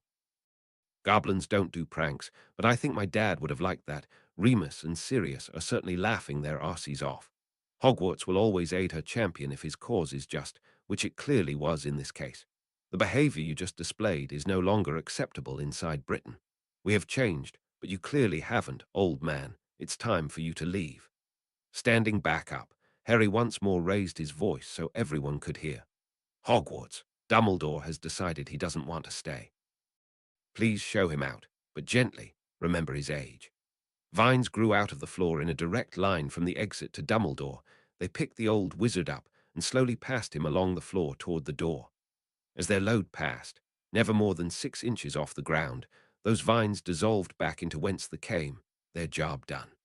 The entire hall watched in silence as the former leader of the light was sliding along the floor in a heap while Harry stood with Hermione buttoning his waistcoat. The significance of this could not be any plainer. There was a new leader of the light in Hogwarts. Sirius couldn't even look at his godson without bursting into more laughter, Remus being only slightly better. Amos wasn't the only one unsure of what they'd just witnessed. Victor got in first, though. "Hat just happened. How is this possible?" Hermione was smiling at Harry as she lovingly fixed his tie. It was her who gave them their answer. "Hogwarts creates this room because Harry asks her to. Training, ice skating, balls, whatever is needed Hogwarts will supply. Training aside, only a complete idiot would try to fight Harry in here. We all knew that. Dumbledore didn't.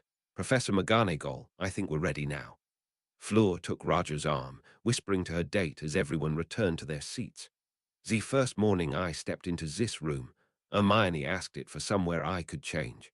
I just never thought what else it could do." When Sapphire took Victor's offered arm, not a word was said against this from anywhere in the hall. If Albus Dumbledore could so easily be defeated, no one wanted any trouble with Centurion Crow.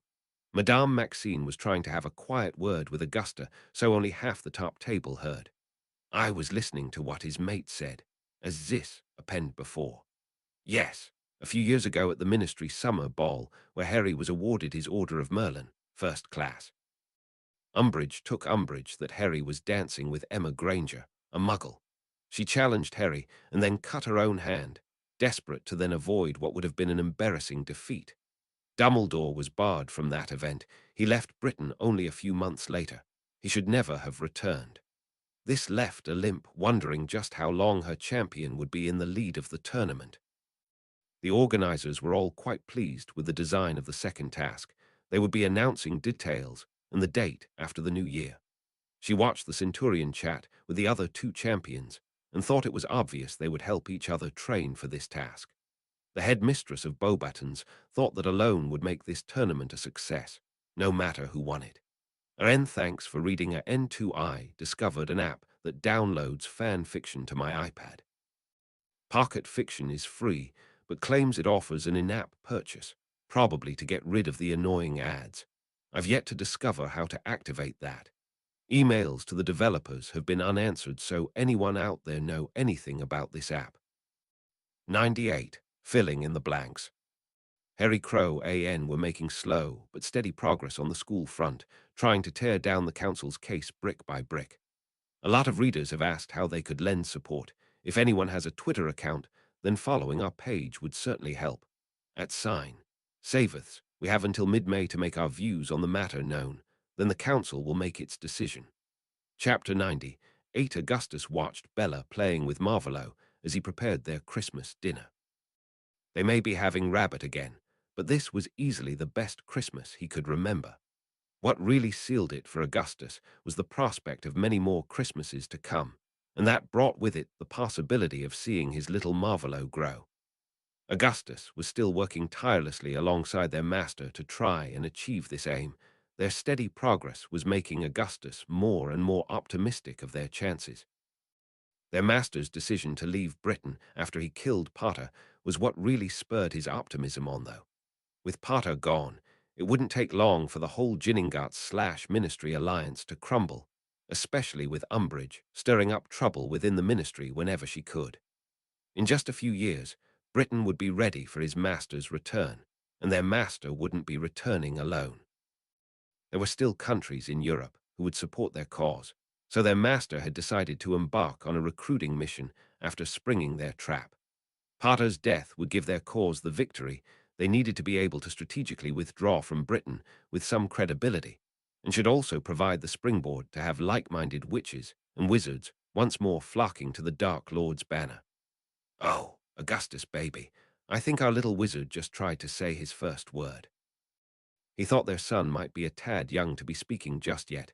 There was no way, though, Augustus was going to say that to his mate. And what word would that be? Love.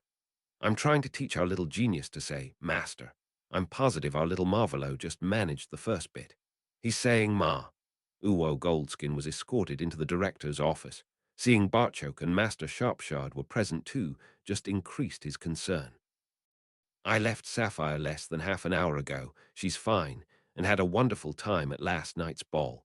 There was an incident, however, and we're just about to watch some memories of it. The director felt you should be included in this viewing too. The first memory is from friend Longbottom. A relieved Goldskin thanked Barchoke for that news about his daughter's safety, and also the director for considering him. The memory started with Professor McGonagall introducing the champions. All felt a sense of pride at the way Sapphire confidently walked into that hall, only for Dumbledore to try and ruin her evening. While a surge of anger filled the room at Dumbledore's comments, all were impressed with the way Sapphire's many friends reacted, Harry especially. Hearing Victor offering to fight Dumbledore for his daughter's honor impressed Goldskin. Harry saying that he was registered as Sapphire's champion was a complete shock. No wonder the director was confident Sapphire wouldn't face a backlash inside Gringotts over this matter. Letting that news filter out would certainly stop any challenges. The Centurion had easily defeated him in Cairo and had been holding back at the time. Shapshard's laughter soon rang around the office. That old fool is going to fight the Hogwarts champion in his own room. This should be fun. That room did everything but outright attack me when we fought there. None of the quartet missed Dumbledore's expression of pain, just as Hermione shouted fight. Watching his body language told all of them where the old wizard was hurting. Dumbledore crumpled to the ground, to much cheering, from those in the ballroom memory, and everyone in the director's office too. Ragnar, Sharpshard, and of course, Barchoke all knew they needed Dumbledore to remain at Hogwarts to pass information on to the Dark One. Harry's solution neatly sidestepped any issues that would have resulted from a full-scale fight between these two. After Dumbledore left, Barchoke stopped the memory and replaced the crystal. "This is from friend Patel. She thought we might like to see it." After their meal, the three champions started the evening's dancing off, again to much cheering. Sapphire was sparkling as she waltzed around the room as Victor's partner, then they changed. In a move that appeared practiced, the three couples came together, and all the ladies effortlessly and elegantly exchanged dance partners. A clearly happy Sapphire was now dancing with Roger. Barchoke was explaining to everyone they had been friends since meeting in Cairo. The move was repeated, and now she was in Harry's arms, before switching back to their original partners just before the first dance finished.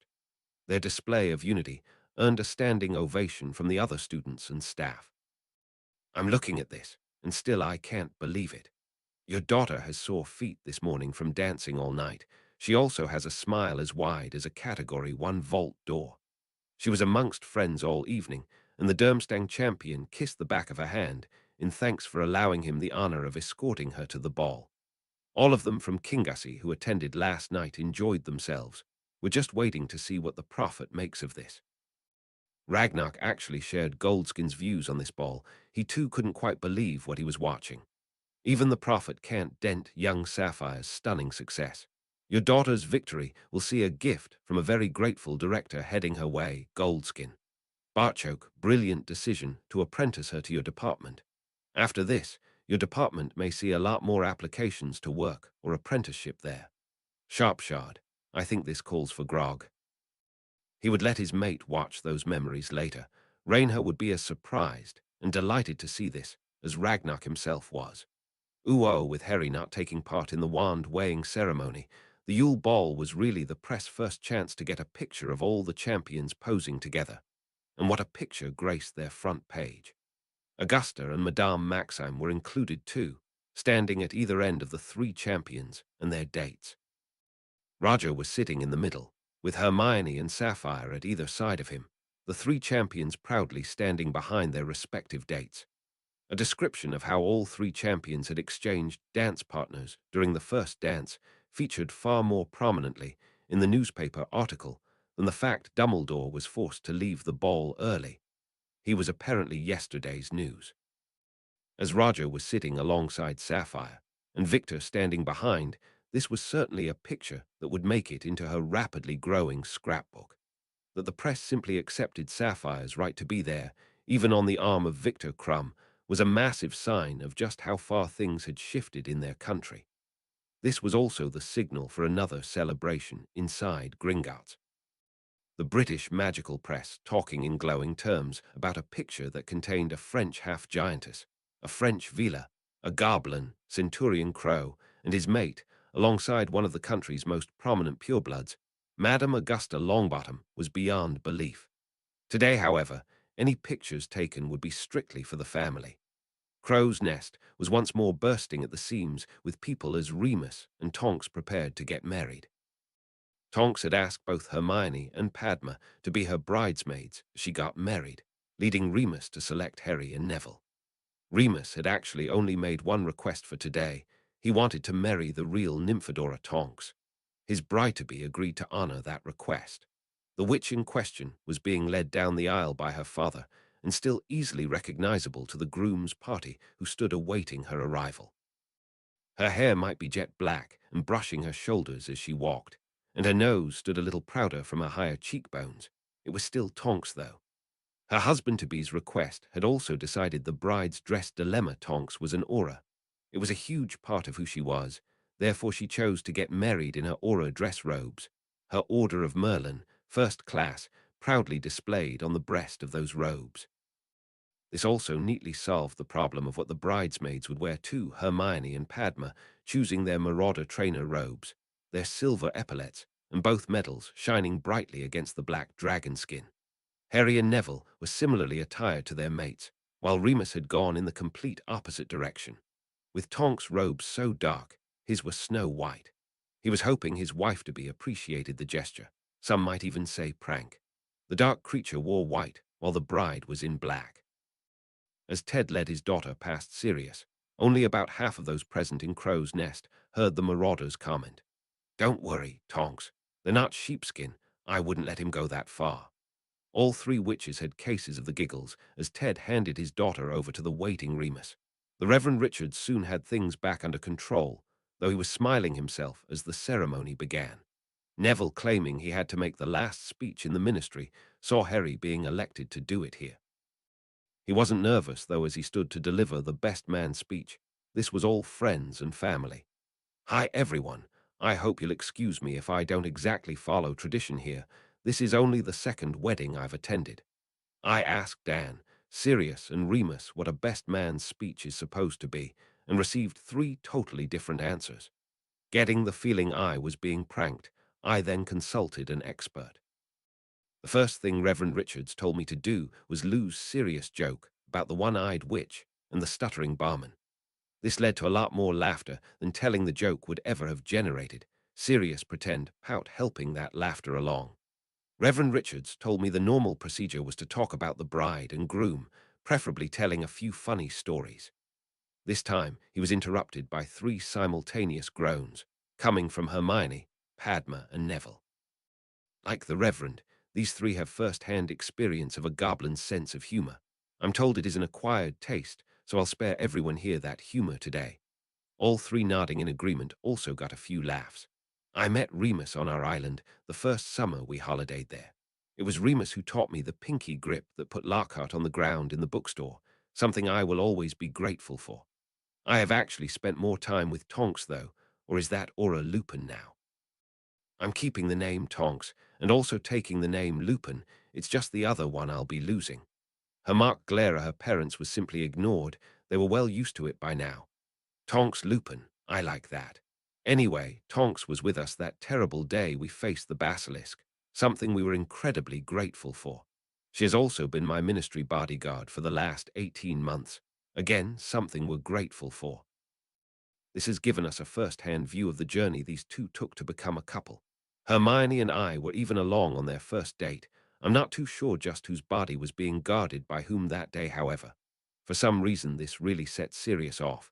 His loud laughter soon had others joining in. Remus was mock whispering to his new wife. Now we know why Sirius didn't ask Harry to be his best man. The couple, though, were wearing wide smiles that nothing was going to shift today.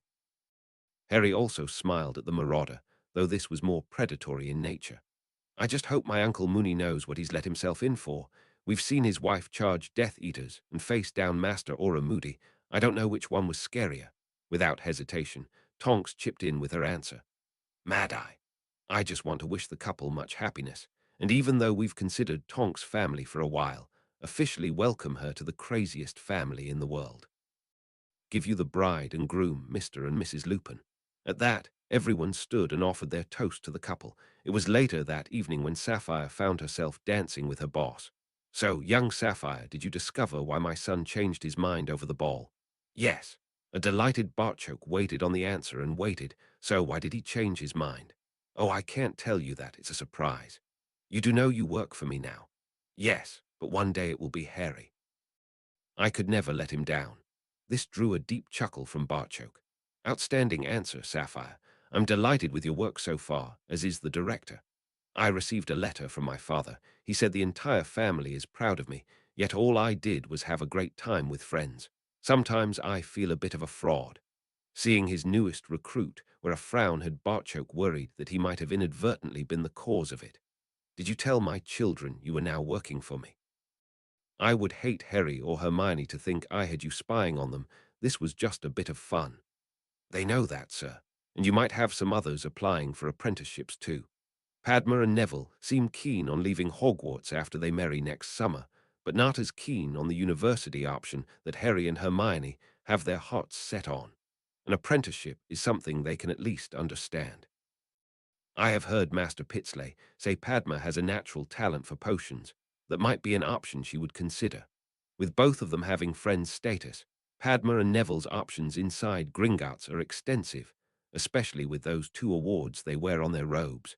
I shall have a chat with them to ensure they fully understand what options are available to all 3 of them inside Gringotts. This had Sapphire smiling, and saw her boss gently coming back at her. You have no reason to feel like a fraud. I too am enjoying myself tonight. It doesn't mean we ever stop learning, or working to further our cause.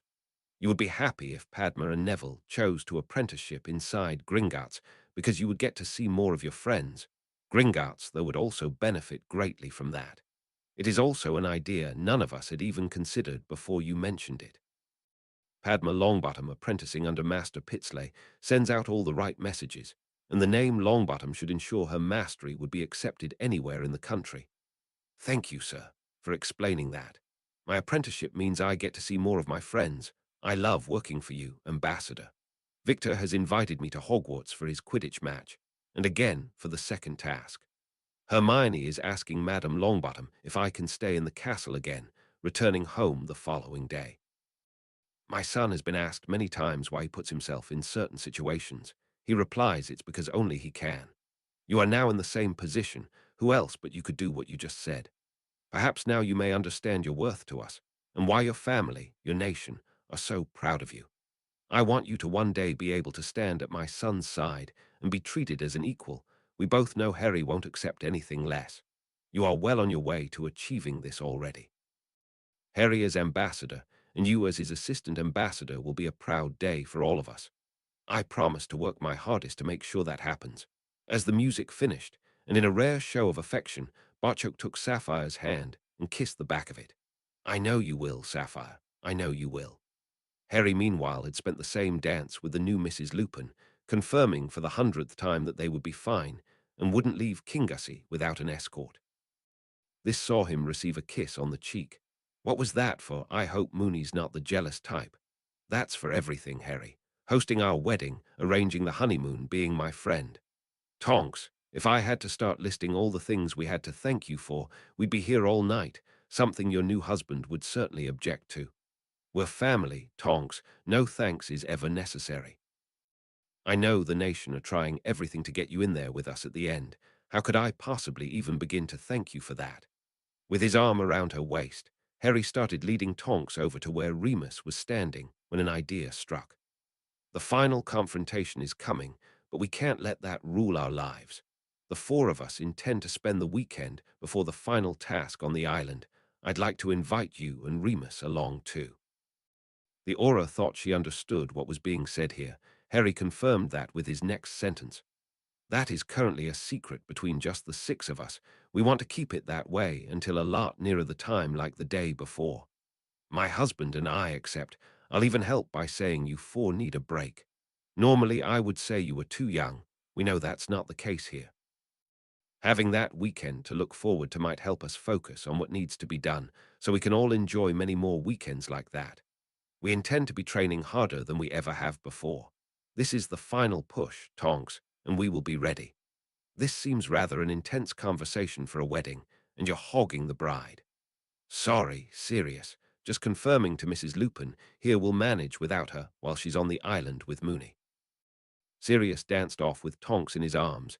It was another hand on his shoulder that caught Harry's attention. That answer didn't wash with either Sirius or me. Sorry again, Remus, but I can't say any more. Tonks will tell you everything later. You really do know her better than you know me, something I'm really sorry for, Harry. Henrika teaches us the past. Is there so lessons can be learned from it? Let it go, Remus, and concentrate on the future you have with Tonks. She really is a special lady. What age are you again, Harry? This drew a wry chuckle. It's not the years, Remus. It's the experiences. That day in the chamber changed all of us. Henrika was proposed marriage to the same day. Padma and Neville bonded a few days later, while Tonks began to look at what she really wanted from life. I think that's when she started looking in your direction. I notice you didn't mention your name there, Harry. How did it change you? It took a moment for Harry to answer. Remus, I've never been so scared before or since. Counting Parvati, there were 6 people relying on me getting them out of there alive. I didn't have the luxury of considering myself 12. I was a centurion with a mission that needed to be tackled. That all 7 of us got out of there might qualify for one of those miracle things I've heard Hermione mention. The dance had finished, but Sirius arrived back with a different partner. 2 look far too serious. I brought someone to at least cheer one of you up. As the music started for the next dance, a now smiling Harry slipped into Hermione's arms as they took to the dance floor. Both marauders watched the happy couple weave their way around the ballroom. I swore an oath I would protect that boy, Remus. It really doesn't sit well that I can only watch as he prepares for the fight we both know is coming. We also know my wife is going to do everything she can to be right beside them. I intend to pour everything I've got into those wards, serious, leaving nothing behind for any fight. Let Dan, Frank, or Barchok shoot the bastards dead. We just need to give them that chance to do so. Sirius could only nod, having little else to offer on the matter. Apollon thought her decision was made. Today just confirmed that decision was the right one. They had been accepted from the moment the Delacca family had set foot in Kingassy, with every new arrival just treating them the same. This wedding was easily the biggest gathering yet, but both her daughters were still having a good time with the friends they were making. Henrika had also confirmed the Blacks would be in Hogwarts for a good few years. Both she and Sirius were pushing through new courses and would want to see them well established before even considering a move. Seeing how her youngest daughter was being treated here, and with Avila as one of her professors, they really couldn't send Gabrielle anywhere but Hogwarts. It was something Gabrielle had been dropping broader and broader hints about. Apollon would discuss with her husband about the best time to tell her, preferably before her new friends headed off back home. Ooh, they were getting ready for bed when Luna just had to ask her friend something. Sapphire, why is Harry having such a tough time with me having a boyfriend? I can see he's trying hard, but I thought he liked Carlin. Thinking back to the ambassador's words earlier, Sapphire thought this was a perfect example of what Barchok meant. All she was doing was hopefully trying to make one of her best friends understand their culture a little better, that it might inch goblin-wizard relations along another notch. She considered nothing more than an added bonus. Harry certainly likes Carlin, and you're right, he is trying hard. It's a culture thing, Luna. We goblins don't have boyfriends or girlfriends. Hermione told me when they got together, Harry had to ask Sirius for advice. He couldn't offer her a formal courtship, otherwise it would have been seen as him choosing to be a wizard. He hadn't considered asking her to be his girlfriend because that's just not something a goblin would do. If you don't form those type of relationships, how do you know someone is the one you want to marry and spend the rest of your life with?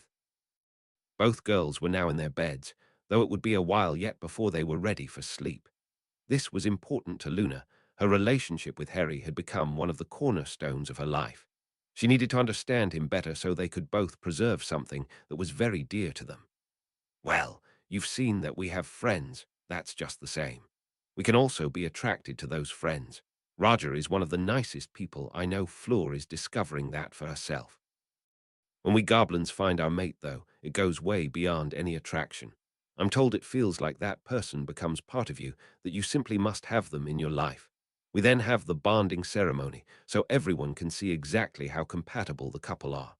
It seems a bit like you leave everything up to chance. What if you never find your mate? This saw Sapphire shrug her shoulders in answer. There are a few people who do that, but they seem happy enough. We goblins are what you would consider a monogamous society, Luna. We have one mate, and that mate is for life. Our own bodies will tell us when we've met that mate. The bonding ceremony will confirm that this is really the one. Even although they are younger than we would consider normal, Harry and Hermione are proof that the system works. Luna couldn't really argue with that. Padma and Neville could also be placed in the same category too. Okay, I understand that, but not why Harry's struggling with me having Carlin as a boyfriend. You must know that Harry considers you family. This brought a smile and a nod from Luna. That was the very relationship she was determined to protect. A goblin male has protecting family instilled into them since birth. Harry wasn't born a goblin, but he certainly is one at heart. We are both lucky enough to be considered family by him. That means Harry will do everything in his power to protect us for the rest of our lives. Him being a centurion just magnifies that inbuilt trait, something Hogwarts herself was first to recognize when she made Harry her champion. He's there to represent and protect her students. Sapphire tried to ensure Luna understood the next bit. If it had been you, Marco had gotten into that cupboard, Harry would have slit open his gut and spread his entrails all over the corridor. Nothing or no one would have been able to stop him. Hermione wouldn't even have tried. She would understand his honor could accept no other result. There seems to be a gender imbalance in your culture where witches who have a few boyfriends are frowned upon, while a wizard with lots of girlfriends would almost be revered. In our society, both would be shunned equally. Being in a relationship and still dabbling with another is one of the biggest blunders you can make in our community. You forego your honor, and no one can trust your word. What is there left? Luna's voice was barely above a whisper as she answered Sapphire. Colin would never hurt me. I know, Luna, and so does Harry.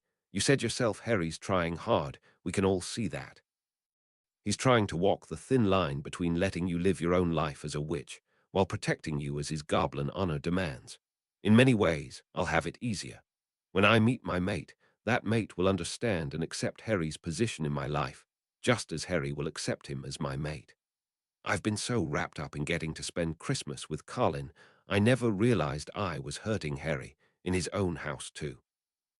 Luna, any fool could see how happy you've been over the holidays, and Harry is certainly no fool. Seeing you so happy is the one thing that will have Harry accepting Colin as your boyfriend. Your happiness will be Harry's first concern. Colin leaves tomorrow. Try and find some time to sit down with Harry and talk about this. Remember, all this is as new to Harry as it is to you. You'll also be helping Natalie, Pauline, and Orla too. Pauline already has a big brother, but you told me how Harry reacted to her after the attack last New Year. She's definitely someone he considers family too. Harry keeps saying goblins are a simple race, but I agree with Hermione. This is bloody complicated. Thanks, Sapphire. I don't know what I would do without you. We're friends, Luna. That's what friends are for. Both girls chatted away for a while, glad they had that out in the open. Ooh, while Christmas had been wonderful in Kingassy, effortlessly extending to cover the wedding too, New Year had fallen a bit flat. The MacDonalds, Creeves, and Abercrombies had left the day after the wedding, leaving those staying in Kingassy rather reflective of what happened at this time last year. It really was quite difficult to celebrate on the anniversary of the biggest battle fought against the Dark in decades.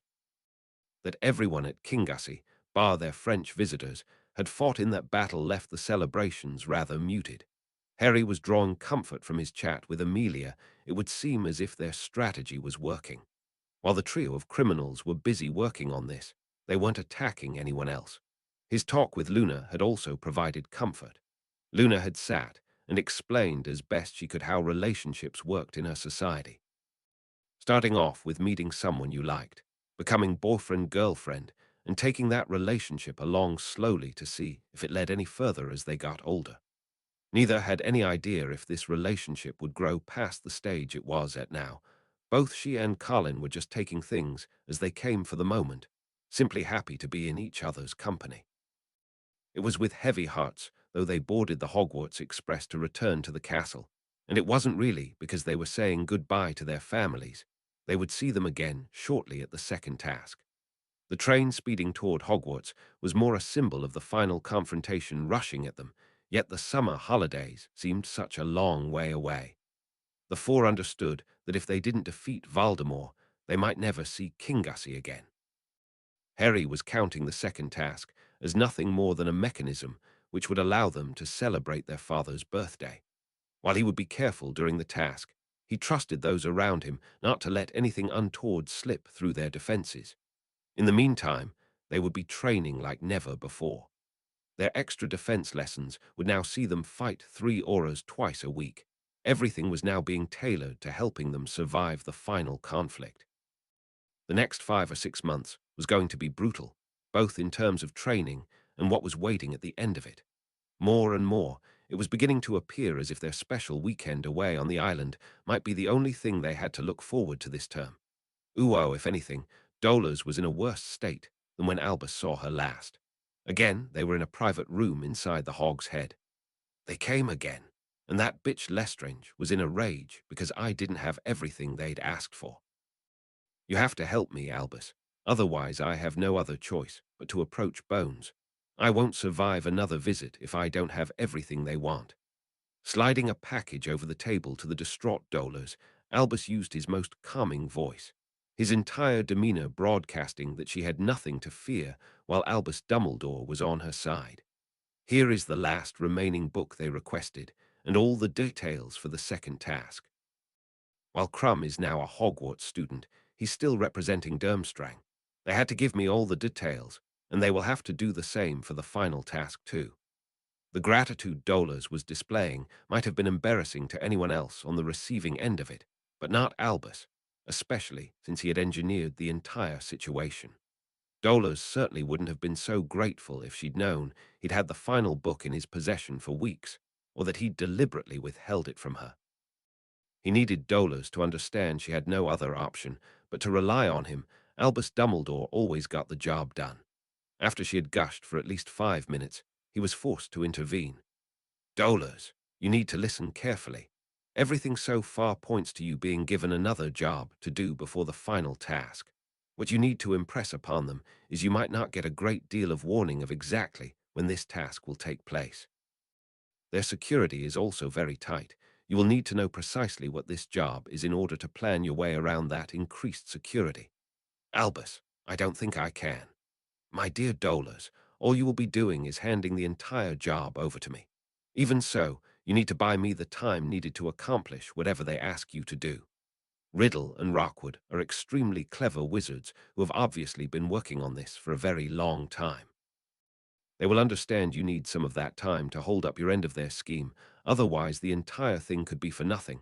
They daren't risk being caught out if the organizers call the final task at very short notice. It's Lestrange, Albus. She terrifies me. That witch would kill you as soon as look at you.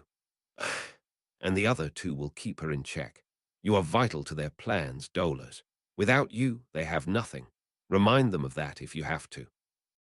I promise when this is over, you'll never have to see them again. If they survive the battle and are captured, the Ministry has already sentenced all three of them to death. This seemed to strengthen Dola's resolve, though there was one more thing she needed to know. What about Crow? I have studied this problem from every angle, yet still see no way of saving the boy. It was a once more resolute Dolores who nodded her acceptance of that. To see the end of Crow and Lestan, she would do as Albus suggested. Her body carried scars that could be accredited to both of them. Dolores Umbridge, though in the end, would have her revenge. The three champions were in the High Inquisitor's office at Hogwarts, along with the task setters and their advisor, Henrika. Tonks, now as the Ministry's main organizer for the tournament, was giving the champions the rundown on just what the second task was. Due to some quite blatant bias amongst some former judges, this task will be slightly different. Half your marks will still be awarded from the judges, the other 50% being determined by the time each contestant sets for completing the task. The quickest will automatically receive 20 points, 17 and 15 being awarded for second and third. Each of the judges can then award a maximum of 5 points, meaning there are 40 points available for the winner, while third could still see themselves earn 35.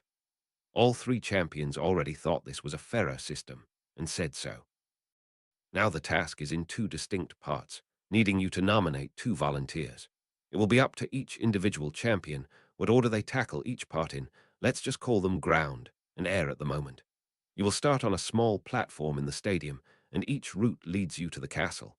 On the ground, each champion will have to fight their way through various obstacles to reach their volunteer waiting at the castle for them. Tonks was deliberately staring at Harry as she said the next bit. There will be a clearly marked safe passage at the side of the course. You and your volunteer will use this to make your way as quickly as possible back to the stadium. The flying obstacle course is basically the same idea, only you need to pick your volunteer up from atop the astronomy tower and fly back along the other safe passage to the stadium. Only when you and both your volunteers are back on the platform does the task end. Like the first task, you will go individually.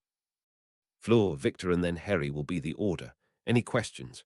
Victor was thinking he would need a volunteer who was a fast runner and another who was light.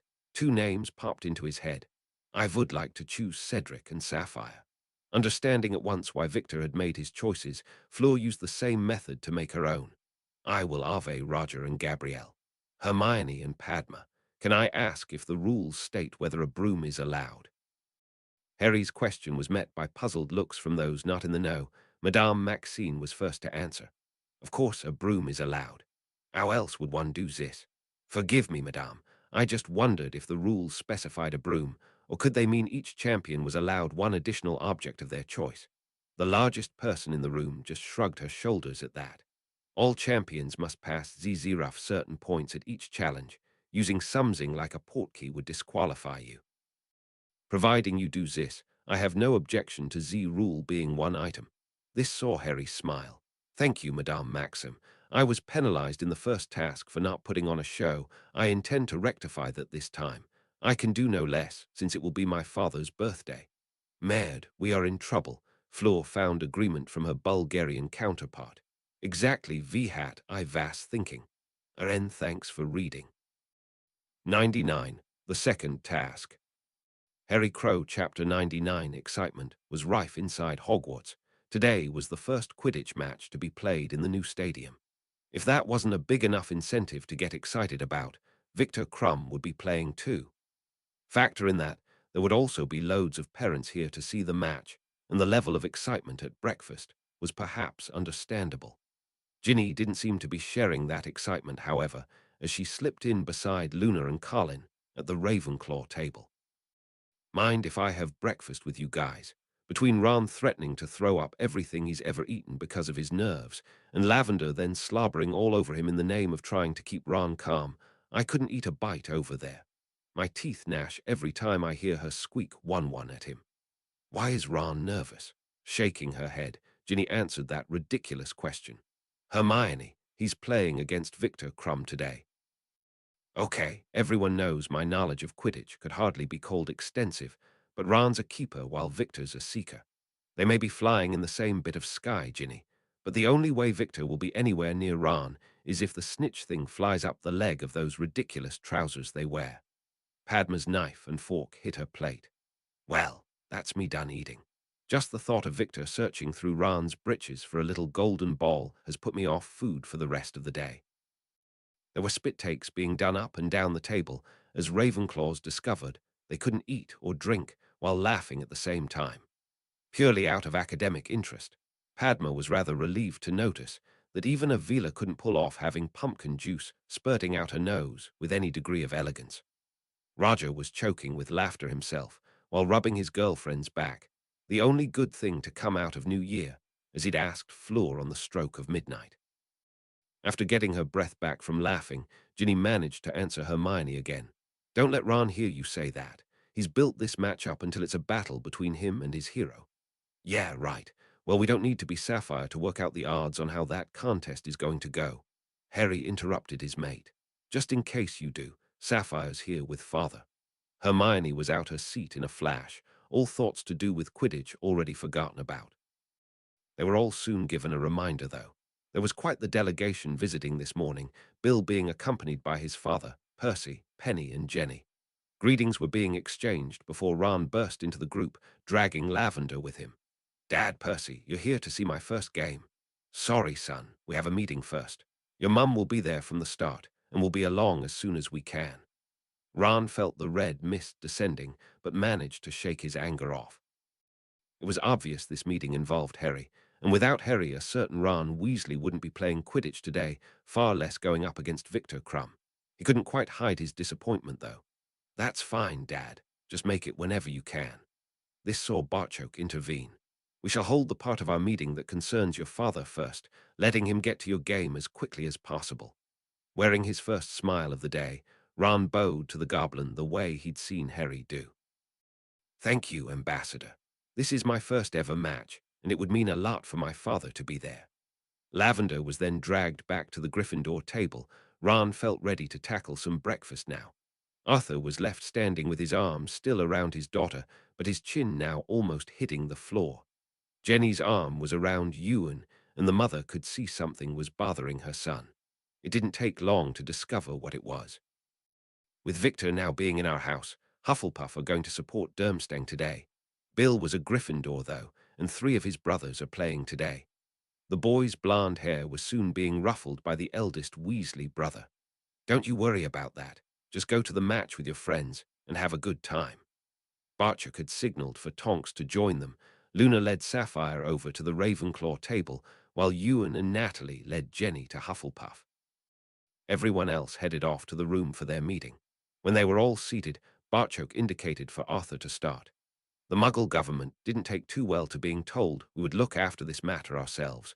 They're really struggling over your ages, and you being so heavily involved in this. They're asking if a representative can meet with you, and possibly your parents. Even the suggestion that you four are somehow being coerced into this has Amelia, Amos, and the minister absolutely raging.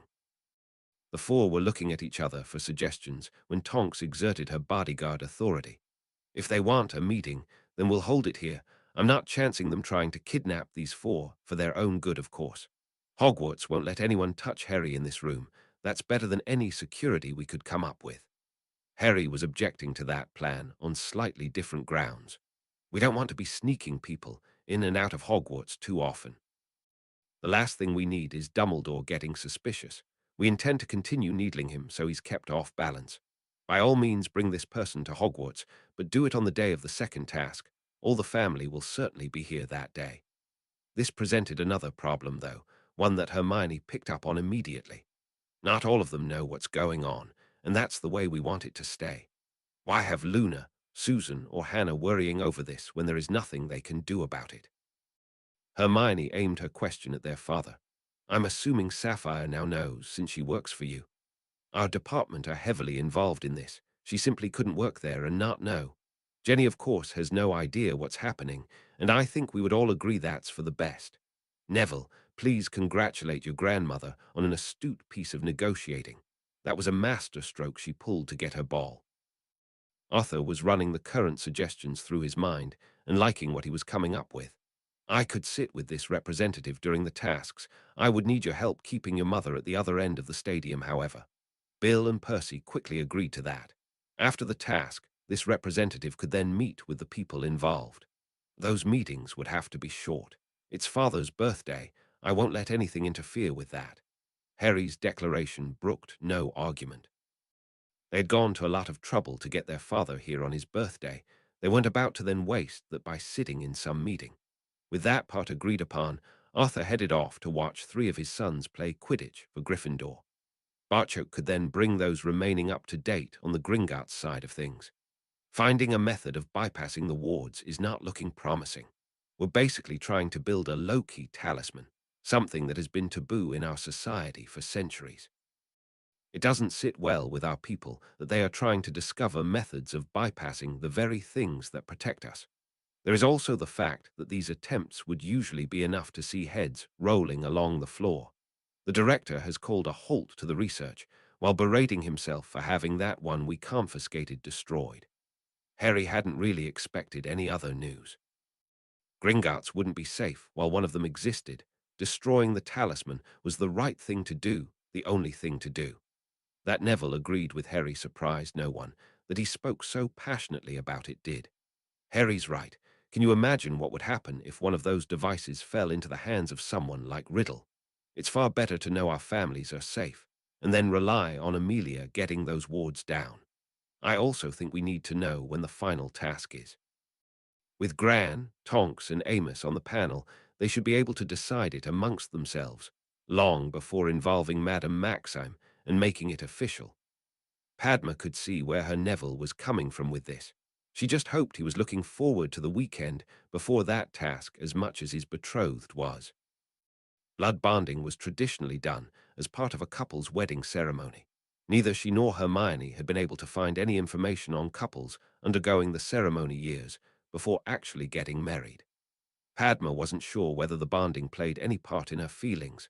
Perhaps it was the extreme danger they knew they would be facing shortly, something that was playing havoc with her hormones. Neville just needed to smile at her, and she was ready to rip the shirt of his back.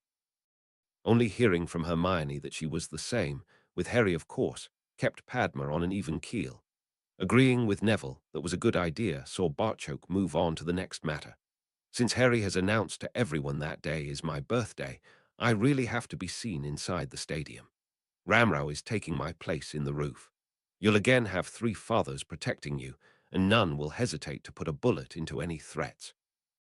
All our intelligence and analysis is pointing to a portkey for the last task, but we won't be taking any chances on the 29th either. Umbridge has passed her latest package to Riddle. We're waiting to see what he gets back to her with. His father not being one of the shooters didn't bother Harry in the slightest. With both girls going to be involved in this task, he was certainly happy to put his trust in that particular trio to keep them safe. The ambassador's attention now turned to Tonks. Barchoke then gave out the best news he had for them.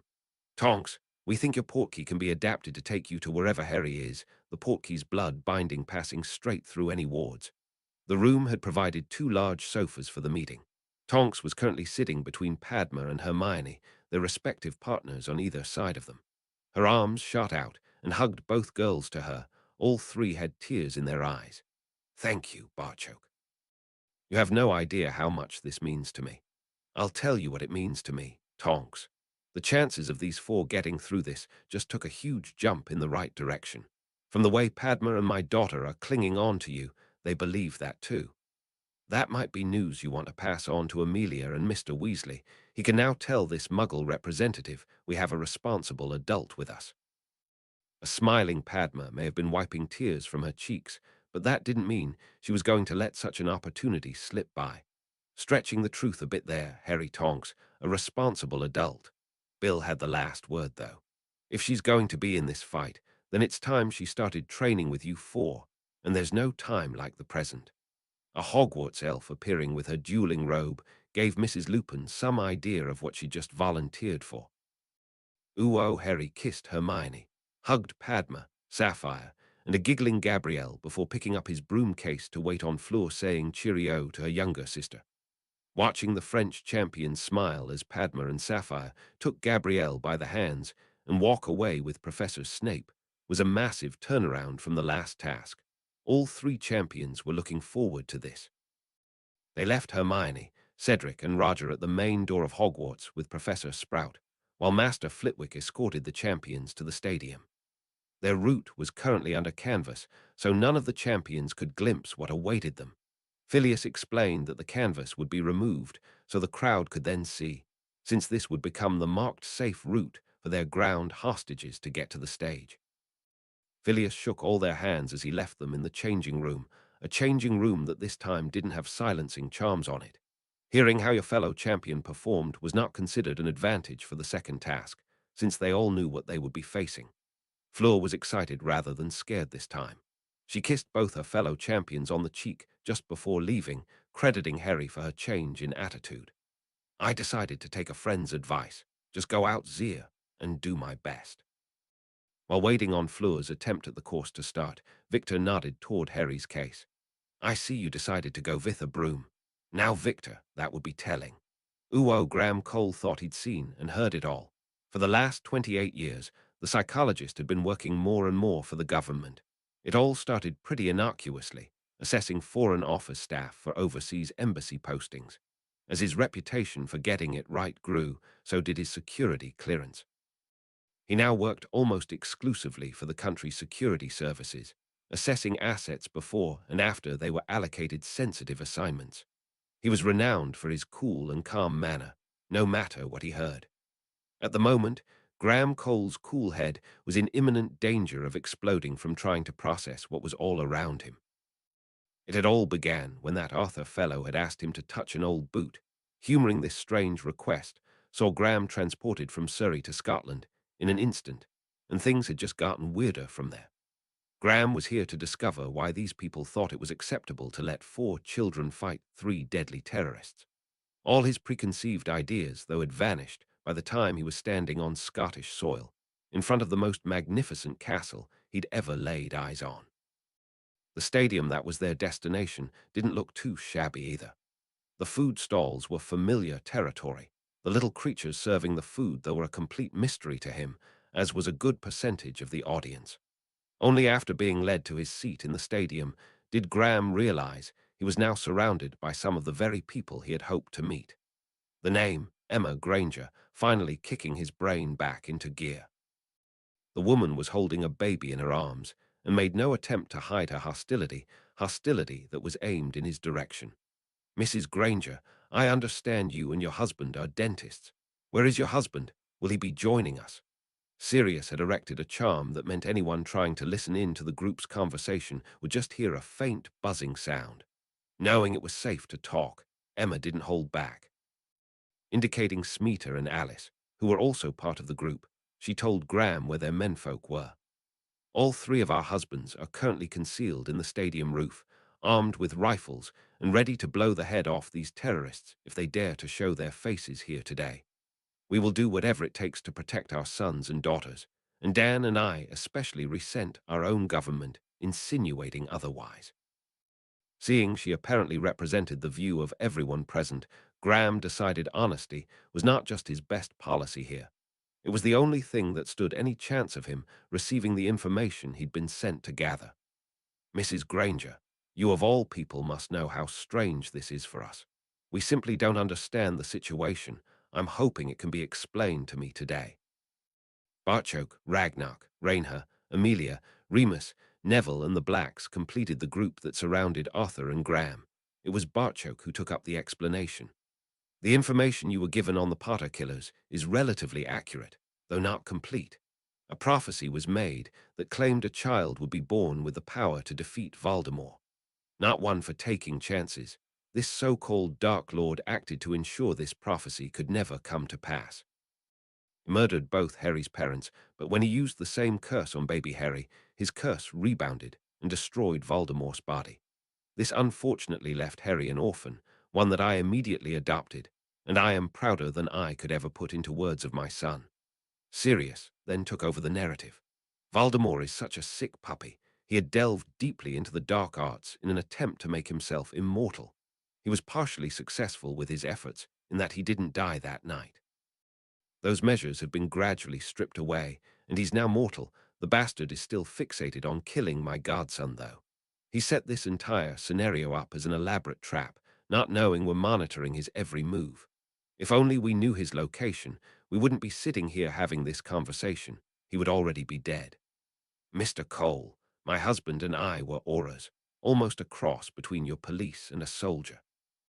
We both fought Voldemort in the last war. There is no way on this earth we want our Neville involved in any of this. We all want to see this conflict end so people can get on with just living their lives.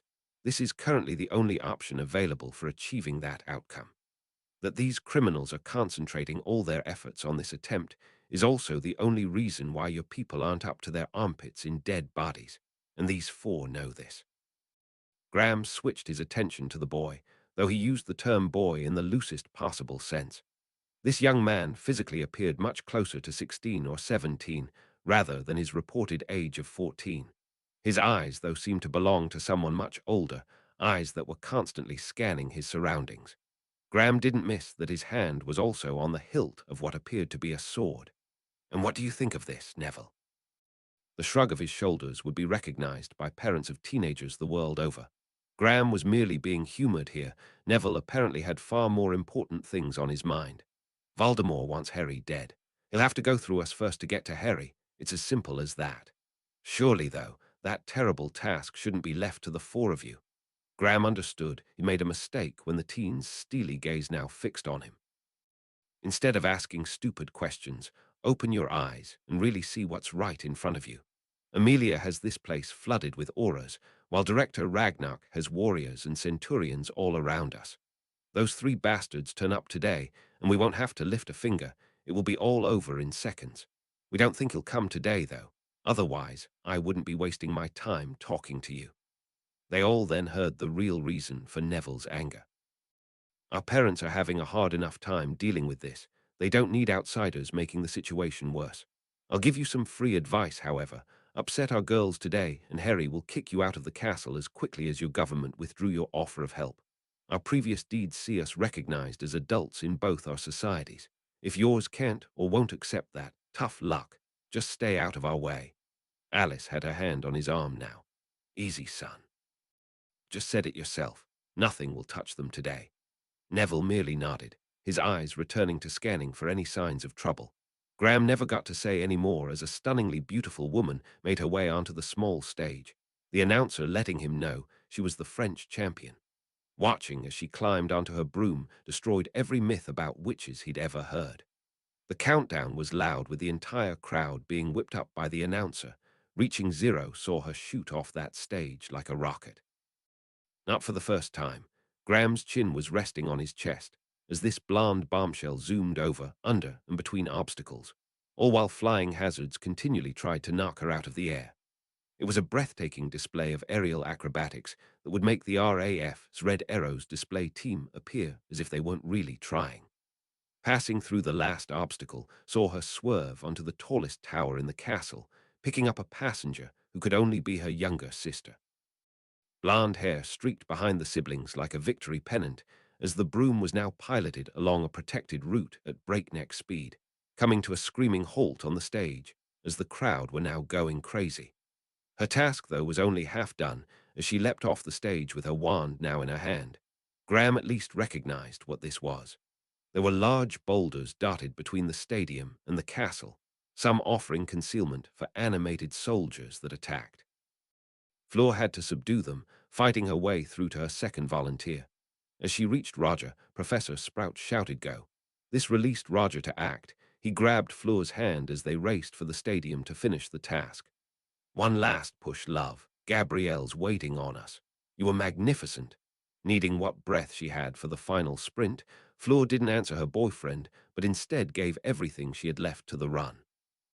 The crowd were roaring her home, and a hyper Gabrielle was jumping up and down on the stage to encourage her sister to even greater efforts. Roger's arm around her waist swept Fleur up the steps and onto the stage, where both were immediately engulfed by a crying Gabrielle. Her little sister's wide smile, though, told everyone these were happy tears. To Fleur, that was worth all the effort she had just expended. Roger and Gabrielle's arms were the only thing currently keeping Fleur on her feet. She couldn't help but think Harry was right. Neither scores or time mattered at the moment. Fleur was happy simply knowing she'd done her very best. The entire stadium was still on its feet applauding her efforts, the crowd only quieting down to see what marks were awarded. When Tonks, Amos, Augusta, and a very proud Olymp all awarded fives, the highest mark they could give, the applause became thunderous. Fleur was being led away by a beaming Roger and Gabrielle, with Madame Pomfrey needing to do nothing more than dispense a mild pick-me-up potion as they headed to the seats reserved to watch Victor and Harry's attempts. Both girls spotted their parents in the crowd. Their mother and father were still on their feet and applauding like crazy. Graham couldn't help but comment on the reactions of those he was sitting with. I thought this was a competition. You seemed rather pleased that the French champion did so well. Emma soon put him straight. Roger is one of Harry and Hermione's best friends, while the Delacour family spent Christmas with us in Kingassy. Sapphire's taking part in the next task, and she is certainly someone considered family by most of us sitting here. An angry Remus indicated one of the judges to Graham. That lady is an aura, and has been Harry's full-time ministry bodyguard since the Azkaban breakout. She is also now my wife. We married at Harry's Kingassy estate over the Christmas holidays, and spent what was left of those holidays honeymooning on his private island. You better believe we consider all four of these teenagers family. Thanks to some outstanding work by director Ragnar's people, my wife is going to be in this fight with them.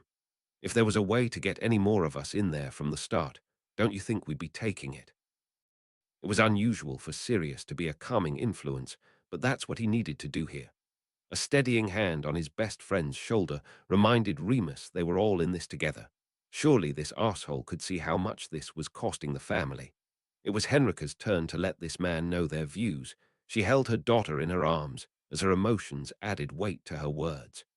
Harry is Astrid's godfather, Remus' wife her godmother.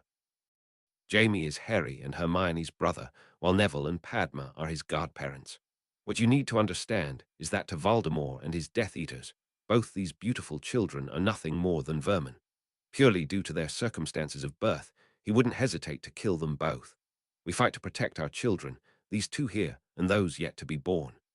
The verbal assault, that's really the only way Graham could think of this, was temporarily halted by the arrival of the Bulgarian champion. Whatever his final report to his waiting superiors concluded, he was already certain of one thing. This was a very close-knit family who were clearly hurting from this horrendous decision. Any thoughts of the children being coerced in the slightest way to do this was simply a non-starter. All these adults clearly didn't want their children anywhere near this. It would appear as if they had no other option for stopping this homicidal madman. One thing even his government was adamant about, this maniac and his followers had to be stopped. Having only seen one person fly a broom before, Graham was in no way an expert on the subject. He didn't need to be, though, to instantly tell the Bulgarian was even quicker on a broom than his French counterpart had been. He was reminded of slalom skiing, and how the true experts could shave a little off their times by taking a slightly tighter line through the gates and maintaining every ounce of speed they could. The crowd were cheering like mad as he shot through the last gate and took aim for the tower. He hardly seemed to slow down as the goblin female jumped on the back of his broom and the pair streaked down the marked route to the stage. Victor dismounted the broom at a run, Sapphire's encouragement ringing in his ears. His training with Harry and his friends was now paying off. Not only did he feel fitter than at any time in his life, he had also practiced similar scenarios to this in that fantastic room Harry controlled. It seemed like no time at all before Victor and Cedric were racing down the safe route to reach the stage and stop the clock. To great cheers, Victor completed the course 8 seconds faster than Fleur. Turning to his girlfriend, Roger didn't see the disappointment reflected there he'd expected. Instead, Fleur's expression was almost one of awe. I got within 8 seconds of Victor. This saw her receiving a kiss from her boyfriend. When I said you were magnificent, I was talking about your efforts today, and not just about you in general. Fleur then, returning Roger's affections, saw Gabrielle sigh. I cannot wait to come to Hogwarts. With all the judges already awarding Fleur 5s for her efforts, there was no hesitation in awarding Victor the same score. He had certainly earned it. As the applause finally began to die down, the 6 friends were all now congratulating each other on their efforts, while waiting on Harry's arrival in the stadium. It was now common knowledge that Harry had promised to put on a show. The crowd were expectantly waiting on this show starting. It was in these few moments of silence, Amelia made her opinion known to the representative of the Muggle government. Mr. Cole, taking these lunatics down is the job of my department, one I can assure you we intend to fulfill. Voldemort is going to try and sneak a device to Harry like the one you used to get here today. This will take Harry right into a supposed trap. His friends anticipated this, though, and took measures to ensure they would be at Harry's side when this happened. I don't mind admitting I cried tears of joy when I was informed our goblin friends had managed to include Aura Lupin in there too. Sorry, Remus, but we all know her being there swings the odds more in our favor. Remus could only nod to acknowledge Amelia was right. His whole world, however, was now going to be in this fight. He just didn't know how he was going to survive if they didn't. What we need from you, Mr. Cole, is to inform your government we have no intention of letting them fight this battle for us. Harry is using himself as bait to lead us to Voldemort. Their job is then to survive until we can get there and take care of it. Since these 5 are exceptionally gifted, and I intend for the time involved to be under a minute, you can perhaps get some idea of why we're backing this. If we had a safer option, I can assure you we would be taking it. There was silence from the group now as Harry entered the stadium. Graham had to admit the first impression Harry made on him was certainly not that of a 14-year-old boy. Dressed in a tunic that clearly displayed some kind of rank, and with a sword strapped to his back, the word gladiator was the first thing that came to his mind. An expectant hush fell over the stadium as Harry sat his case on the stage. Victor had easily won both Quidditch matches against Hogwarts opposition. No one had really expected anything else. He was currently in the lead here too, but this time his opposition was the Hogwarts champion, Harry Crow. As Lee started counting Harry down, you could almost taste the expectation in the air as the crowd screamed the descending numbers along with the announcer. As they got to 3, Harry opened his case and removed something that clearly wasn't a broom. It only took a few seconds for everyone to discover what this item was. At 0, a now golden Harry jumped off the stage and began with the ground course. The first dueling dummy that jumped out was blasted right back as the pump-action shotgun claimed its first victim. The second one fared even worse as it went down missing its head. The vast majority of the crowd had now seen guns being fired at tiny clay discs, though.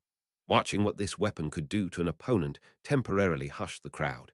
As Harry proceeded to make mincemeat of the ground course, Victor was using the lull in noise to ask Sapphire a very pertinent question. How is he going to rescue Padma with that thing? Wait and see, Victor, wait and see. The smirk she was wearing told the Bulgarian he'd already lost the second task. With the gun now empty, Harry dropped the weapon, and his sword dealt with the last 2 remaining automated opponents without using any magic. He soon reached Hermione. "Ready to go, love. What kept you?" With that, she raced past him before leaping into the air. Hover, however, was doing nothing of the sort. The kestrel was flying down the safe route marked for their return.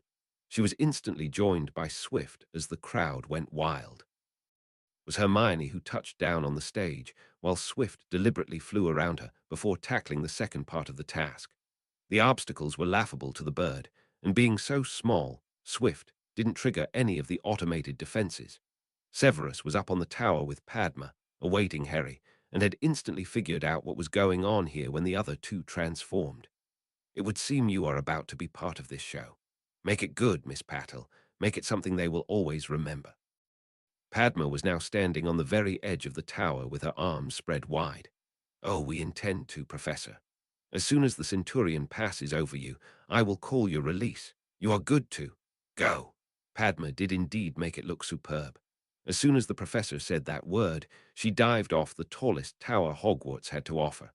The crowd that had been cheering only a second ago were now screaming in horror. Those screams became ones of relief, and then amazement as they watched the third person today change into a bird. The speed that Padma had generated from diving off the astronomy tower carried Saber most of the way to the stage, and left Swift barely able to keep up. Hermione stood on the stage with her arms spread as Harry performed his favorite form of landing. With Saber transforming into Padma on the stage, Swift landed on Hermione's chest, and Harry soon had his lips locked with his mate. The entire stadium was on its feet, going absolutely crazy at what they had just witnessed here today.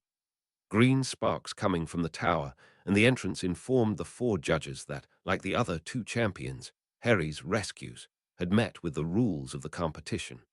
The judges again were all happy to award Harry maximum points. They really had no other option.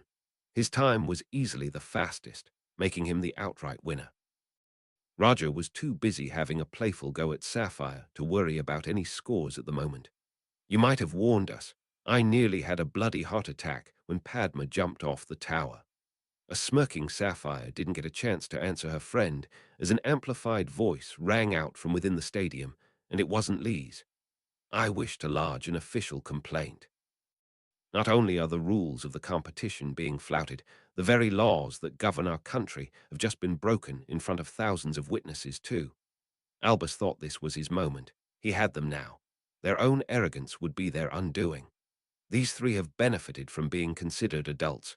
They now have to realize that these benefits come with certain responsibilities too. All three are clearly animangi, yet none of them are registered. That is against the law and carries severe custodial penalties. They should be arrested at once, not rewarded by applause and maximum points. Amelia stood to a now silent stadium. Sirius had cancelled his charm to allow her to be heard. Casting her own sorrowness, the head of the DMLE answered those allegations. Assistant Headmaster Dumbledore is of course correct. Amelia had to pause for the groans and cries of no to die down. She was also letting Dumbledore have his moment. Being an unregistered animangus is a criminal offense. In his haste to see justice done, however, the good professor has overlooked the circumstances here. Centurion Crow is just that, a goblin citizen and a centurion. The ministry has no right to insist any member of the nation register their abilities. Miss Granger is the centurion's mate, and also a citizen of the nation. She too has no need to register any abilities. Both of these proclamations were greeted by cheers, and Dumbledore's mood darkened with each one. Amelia was looking forward to totally ruining his day. Miss Padma Patel is not actually a British citizen, her family moving here less than a decade ago from India. She too has no need to register with the Ministry of Magic, though that will change when she becomes a Longbottom next summer. I'm sure the next Lady Longbottom will comply with our country's laws. I happen to know her future in-laws very well, and can state with some certainty that will be the case.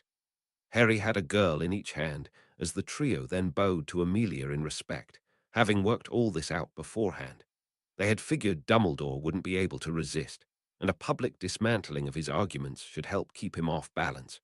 His fixation on Harry and his friends was now on a par with that of Voldemort, and they planned on treating him the same. When this was all over, Dumbledore and Umbridge were both going down too. They may not get the death penalty, but the odds currently favored both of them dying in Azkaban. Lee had quickly done the math and read out the combined scores. For coming second in the time trial, Victor receives 17 points, adding his scores from the judges, and the first task gives the Drumstrang champion a total of 79 points. This was greeted with great cheering from the stadium before they then quietened to hear the rest of the scores. Fleur received 15 points from the time trial part of today's task. Added with her other scores, gives the beautiful Beauxbatons champion 80 points. Along with the cheering from the stadium, a bewildered Fleur found herself being congratulated by Roger and Gabrielle. She was still in front of Victor in the tournament. The stadium now fell silent. This was the score they wanted to hear. Lee didn't keep them waiting too long. After setting a quite unbelievable time, Harry won today's task and is awarded 20 points. Some of those in the audience had already worked out the totals for themselves and were cheering loudly. Only Lee's amplified voice being able to pass that same information on to everyone else. Combined with his other scores, this gives the Hogwarts champion 82 points and the lead. As the spectators now did their best to blow the stadium roof off with the noise they generated, Graham Cole found himself now beside director Ragnar. He easily remembered Arthur's briefing on this person, classing him as both a monarch and government leader. Graham knew it was no accident he was now next to this particular goblin. As friend Longbottom suggested, I want you to take a good look around you.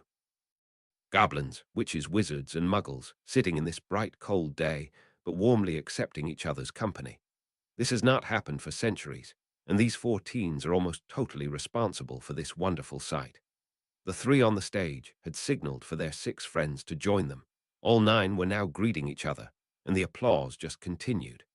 Harry is a centurion, a not inconsiderable rank in our society that has never been held by someone not of goblin birth before. His mate, Miss Granger, has been taken to the heart of our nation like no one has ever managed before. So much so that, in their last battle with these dark wizards and witches, warriors were ready to throw themselves in front of curses if that was the only way to save her. Friend Patel is going to be the first witch or wizard ever to apprentice under a goblin master. Had Graham not already felt that what he'd witnessed here today was enough to send him into shock, this would have finished it. Ragnar could see he got through to this man. Our nation is taking a grave risk allowing this trap to be sprung. I will be there when it is, and would personally throw myself in front of a curse to protect any one of those 4. Our nation would survive my passing. The goblin presence in Britain might not survive theirs. There really was only one way Graham could respond to that. I think I have more than enough information to make my report. Let them enjoy today and his father's birthday. I will speak to Arthur about taking me home. If it's any consolation, I think my government was wrong to withdraw its offer of help before having this investigation. I certainly hope I can be kept informed of how the final conflict goes. Ragnar found himself being joined by his mate. Raina had of course been listening to every word. She smiled as she told Graham the only thing they were certain of. Believe me, Mr. Cole, the entire world will find out how this ends. Goldskin and his family were sitting in the stadium, watching as his daughter had just participated in a quite astonishing event. His daughter was now being held up in their society of what it was possible for goblins to achieve. That she was a female just added to that sense of achievement. He didn't think he could be prouder of her. Dolores could only look on in disgust, as the pureblood wizard was now clearly in last place, and Dumbledore had been verbally taken apart by a supremely confident Amelia Bones. She also noticed the Bulgarian minister of magic sitting beside Fudge for today's proceedings. Cornelius Fudge was beginning to take on the mantle of a statesman, and both ministers appeared to have enjoyed themselves. Disturbingly, from Dola's point of view, neither went anywhere near Albus Dumbledore. Even she was forced to admit Crow had been impressive today. Using a mixture of muggle and goblin weaponry, combined with those unbelievable animagus transformations, was a breathtaking sight. The Order of Merlin, first class, Centurion, showed himself to the thousands present here today as a formidable opponent. Combined with his equally powerful friends, they just might be unstoppable. After witnessing this, she was beginning to doubt whether Albus could now accomplish his lofty claims. The only thing stopping Dolores throwing herself onto Bones' mercy was the utter certainty she wouldn't receive any from that hard bitch. Dolores was committed to whatever plan Dumbledore had formed. She simply had no other options. And thanks for reading. And too, I'm finding myself increasingly busy as we fight to save our school, hence the reason why this chapter is later than usual. Thanks to those few readers who supported our Twitter page at @SavethS. I completely understand the lack of response, as apathy amongst the parents is one of the greatest problems we face in our current task. 100 Centurion. Harry Crow, AN. This story has now passed the 7.5 million hits mark. My heartfelt thanks to everyone who has taken the time to read my efforts. I never, ever thought I would be writing Chapter 100, but here goes. Chapter 100. Knowing that they had months of hard work ahead of them, the four friends were even more determined to enjoy Barchuk's party that night. The guest of honor was also thrilled to be spending his special day with his children and their extended family. The present that seemed to capture his heart, though, was by no means the most expensive. Little Danielle Dugan had raced ahead of her parents to hug Barchok and wish him a happy birthday. He almost didn't need to open the present she got him, since Danielle began describing it in great detail before her mother even handed the gift over for unwrapping. I did a drawing of me and you. Mummy got me a frame, and we put the drawing in it. Mummy did help me a little. Barchok could see the lovely, ornate picture frame was really his gift. What it contained, though, was way more precious to the goblin. Here was a child's drawing, like the ones drawn by children all over the world since time immemorial. This one, though, featured the little girl who produced the drawing holding hands with her friend, Barchok.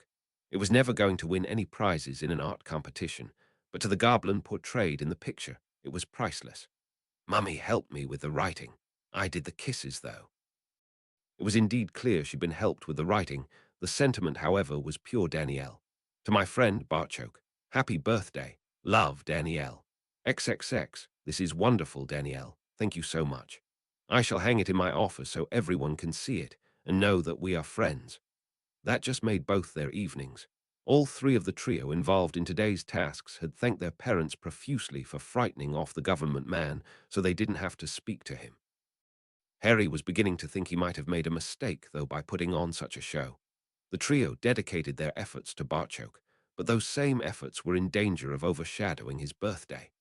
Luna and Colin had a tiff over it. Apparently he wasn't too happy his girlfriend had known they were animagi and didn't tell him. Luna had replied that it wasn't her secret to tell, and she was now waiting to see how long her boyfriend was going to sulk for. Ewan, Denny's, and Orla were in total awe of the trio. Ewan asking if Neville could do that too was a question that had to be quickly dealt with. If Neville could do that, he would be breaking the law since he's not registered. Harry didn't need to say any more. These three were quick enough to work the rest out for themselves. The friends then found themselves being joined by a rather grumpy Sapphire.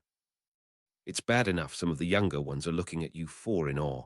My own bloody family, though, are doing the same thing to me. You'd think they didn't know who I was. First one of them to ask for my autograph is getting a smack around the head.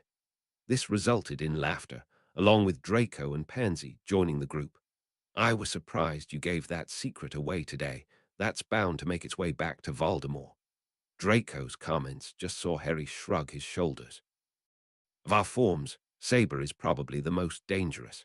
Actually, Neville can make a quite compelling case for Padma being the most dangerous of us in her human form too, but that's another matter. If you were getting attacked by a hawk, what would you do? This had Draco thinking. Well, that would depend on how much damage I wanted to do. Something like a flame curse would be pretty effective, though. When you think about it a little more, you'll see you're spoilt for choice. Our forms are handy for surveillance and travel. In any magical fight, they quickly become liabilities. Yes, I'm certainly mobile as Swift, but I can't shield, and activating my armor reduces my speed to a point where I would be easily picked off. Voldemort, though, will soon be factoring that ability into his plans, an ability I have no intention of using when we face each other. Pansy was certainly enough of a Slytherin to appreciate those tactics. He'll be prepared for you to use that, and probably surprised when you don't. This saw Harry nodding. He'll also be preparing a defense against the shotgun, something else we won't be using. Even if this only buys us a couple of seconds where it sees him hesitate, those seconds could be priceless. A droll voice came from behind Harry. A very astute analysis, Centurion, one I'm sure you don't want overheard. I trust everyone in this room, Potions Master Snape, otherwise they wouldn't be here. I know you were quite a bit away from the stadium today, but I was wondering what you made of Dumbledore's outburst. Albus always thinks he knows more than everyone else. Can I assume, since Amelia so effectively destroyed his argument, that incident was planned? A nod was Harry's only answer, but Hermione elaborated further. We have some very clever people helping us, Professor. You are certainly included in that group. I hate to think the mess we would make of it if we tried this alone. Never gonna happen. This was practically growled out by Neville, earning him a kiss from Padma. It had been hard for him to sit there today, waiting to see what would unfold. Without the threat of Voldemort gate crashing, Neville would have been sitting back and laughing with the rest of their friends who were in on the Animagi secret. His mate had no idea just how sexy she looked, standing on the edge of the astronomy tower before fearlessly diving off. Her transformation into Saber had the stadium going crazy, and Neville's chest swelling with pride. He had noticed some of the older wizards practically drooling over Padma, but Neville wasn't worried in the slightest. Padma herself would kick their arses if any dared make a move or suggestion she considered inappropriate. His mate was one scary witch when she wanted to be. Hermione finally got a chance to dance with their father. How has your birthday been? Since this is the very first birthday that I've ever gotten the chance to dance with my daughter at, I would have to say it's my best ever. Thank you so much for helping arrange this. Oh, I can't accept any thanks, since this was a purely selfish act on my part. I wanted to be with you on your special day. I know it's something Harry really wanted too. They looked over to where Harry was sitting beside his godfather. Both had a baby on their knee. Those two are more alike than would seem possible. This drew a smile from Barchoke. Perhaps it's because both want the same things from life, things they perhaps thought they would never have. It was a very fortunate day for my son when he met you on that train. Because of you, all his dreams are coming true. Harry features heavily in my dreams too, Father. That's why I could never lose him and will be at his side in this fight. The nation would know when she and Harry completed their bond. Hermione's status would change within Gringotts. She was trying to lay the groundworks here so their father wouldn't be shocked when it happened. The wise, now 60-year-old goblin managed to surprise his daughter. I couldn't imagine you allowing him to fight alone, even though that's probably what he was hoping for. Part of him knows he needs you, Padma, Neville, and Tonks with him. Another part, however, hates the very thought that he's putting you four in danger. I assumed, it would appear correctly, that you will complete your bond before the final task. Dan and Emma have made the same assumption. Accepting you were old enough to face Voldemort was a lot harder than something we all knew was going to be in your future anyway. You won't get any grief from there either over this. This news had tears welling in the corners of Hermione's eyes. It's your birthday. You're not supposed to be the one handing out presents today. That is such a precious gift. We really don't want to deceive anyone with this. We will be going to the island the weekend before the final task. Remus and Tonks will be there too, along with Padma and Neville. Barchoke could feel his daughter trembling as she said that. It was time to put her mind to rest. These four certainly had enough to worry about without adding something else to their burden. Again, not something unexpected. All the parents involved seem to be of the opinion that this is justifiable, considering what else you are facing. Providing you don't then expect to be living as married couples after that, I think all concerned will be happy to pretend it didn't happen. Personally, as long as you two come back to me after the fight, you can live your lives whatever way you want. Just come back to us. That is all that matters. Hermione had stopped dancing and was now just standing there hugging the wonderful person that she was proud to call father. Barchoke thought that was simply the best birthday present he could ever have. Ooh, the Hogsmeade weekend was only 2 weeks later. People were already noticing the subtle changes, though even in those 2 weeks. The four friends were already a pretty driven bunch, but that intensity had gone up a few notches. As their training had intensified and gotten more specialized, they were forced to exclude Victor and Fleur from these lessons. Both champions still trained with them every morning, having clearly felt the benefits during the second task, but now only participated on a Sunday with Roger, Cedric, and the Weasley twins. The Hogsmeade weekend again saw Harry and Tonks taking charge of security for the students' visit. Neville, Padma, and Hermione were once more riding shotgun on Crow's marauders. Since Valentine's Day fell on the Sunday, Harry and Tonks were worried that some couples might try to slip away for some alone time. There had been no Death Eater activity, but neither wanted to offer up any easy targets. Luna and Collins stuck with the group. Both were very proud of now being marauder trainers. With that position, though, came certain responsibilities. They got to spend the day together, walking around Hogsmeade in the company of friends while holding hands. The young couple were happy with that. Hermione didn't get to see Harry until their now customary walk back to the castle, the head count telling them everyone would soon be safely back inside Hogwarts. The four friends were going to have a quiet dinner together in the room tonight. Barchoke's revelations to Hermione, if anything, had brought the two couples even closer. Harry was making his way downstairs to meet Hermione and Padma in the Ravenclaw common room when he found himself faced with a nervous Roger, who'd clearly been waiting on him. "Harry, I don't know what's the matter, but clearly something is wrong. If we've done something." "Oh, shit. Sorry, Roger, no one has done anything. It's just something we're dealing with at the moment. Our new training is brutal, and it would seem we've let some of that intensity spill over. We should get used to it in a few more weeks. If you're sure that's all it is. A few of us were just worried about you four." "We're fine, Roger, but there is something you can help us with." "Anything, Harry." "Well, the four of us are getting married next summer. Being the organized people that they are, Hermione and Padma have already chosen their bridesmaids.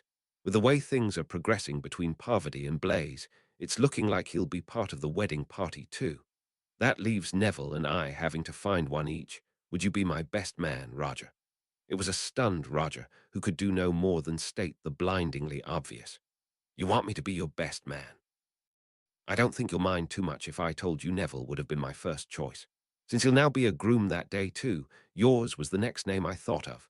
You've been a friend to us since we first sat at the Ravenclaw table. We hope to continue that friendship for many years to come. So, will you do it?" "Harry, I'd be honored." A firm handshake of thanks later, and Harry was on his way, leaving behind a Roger who'd gone from being nervous to utterly bewildered. This bewildered version finally caught up with his girlfriend at the entrance to the Great Hall.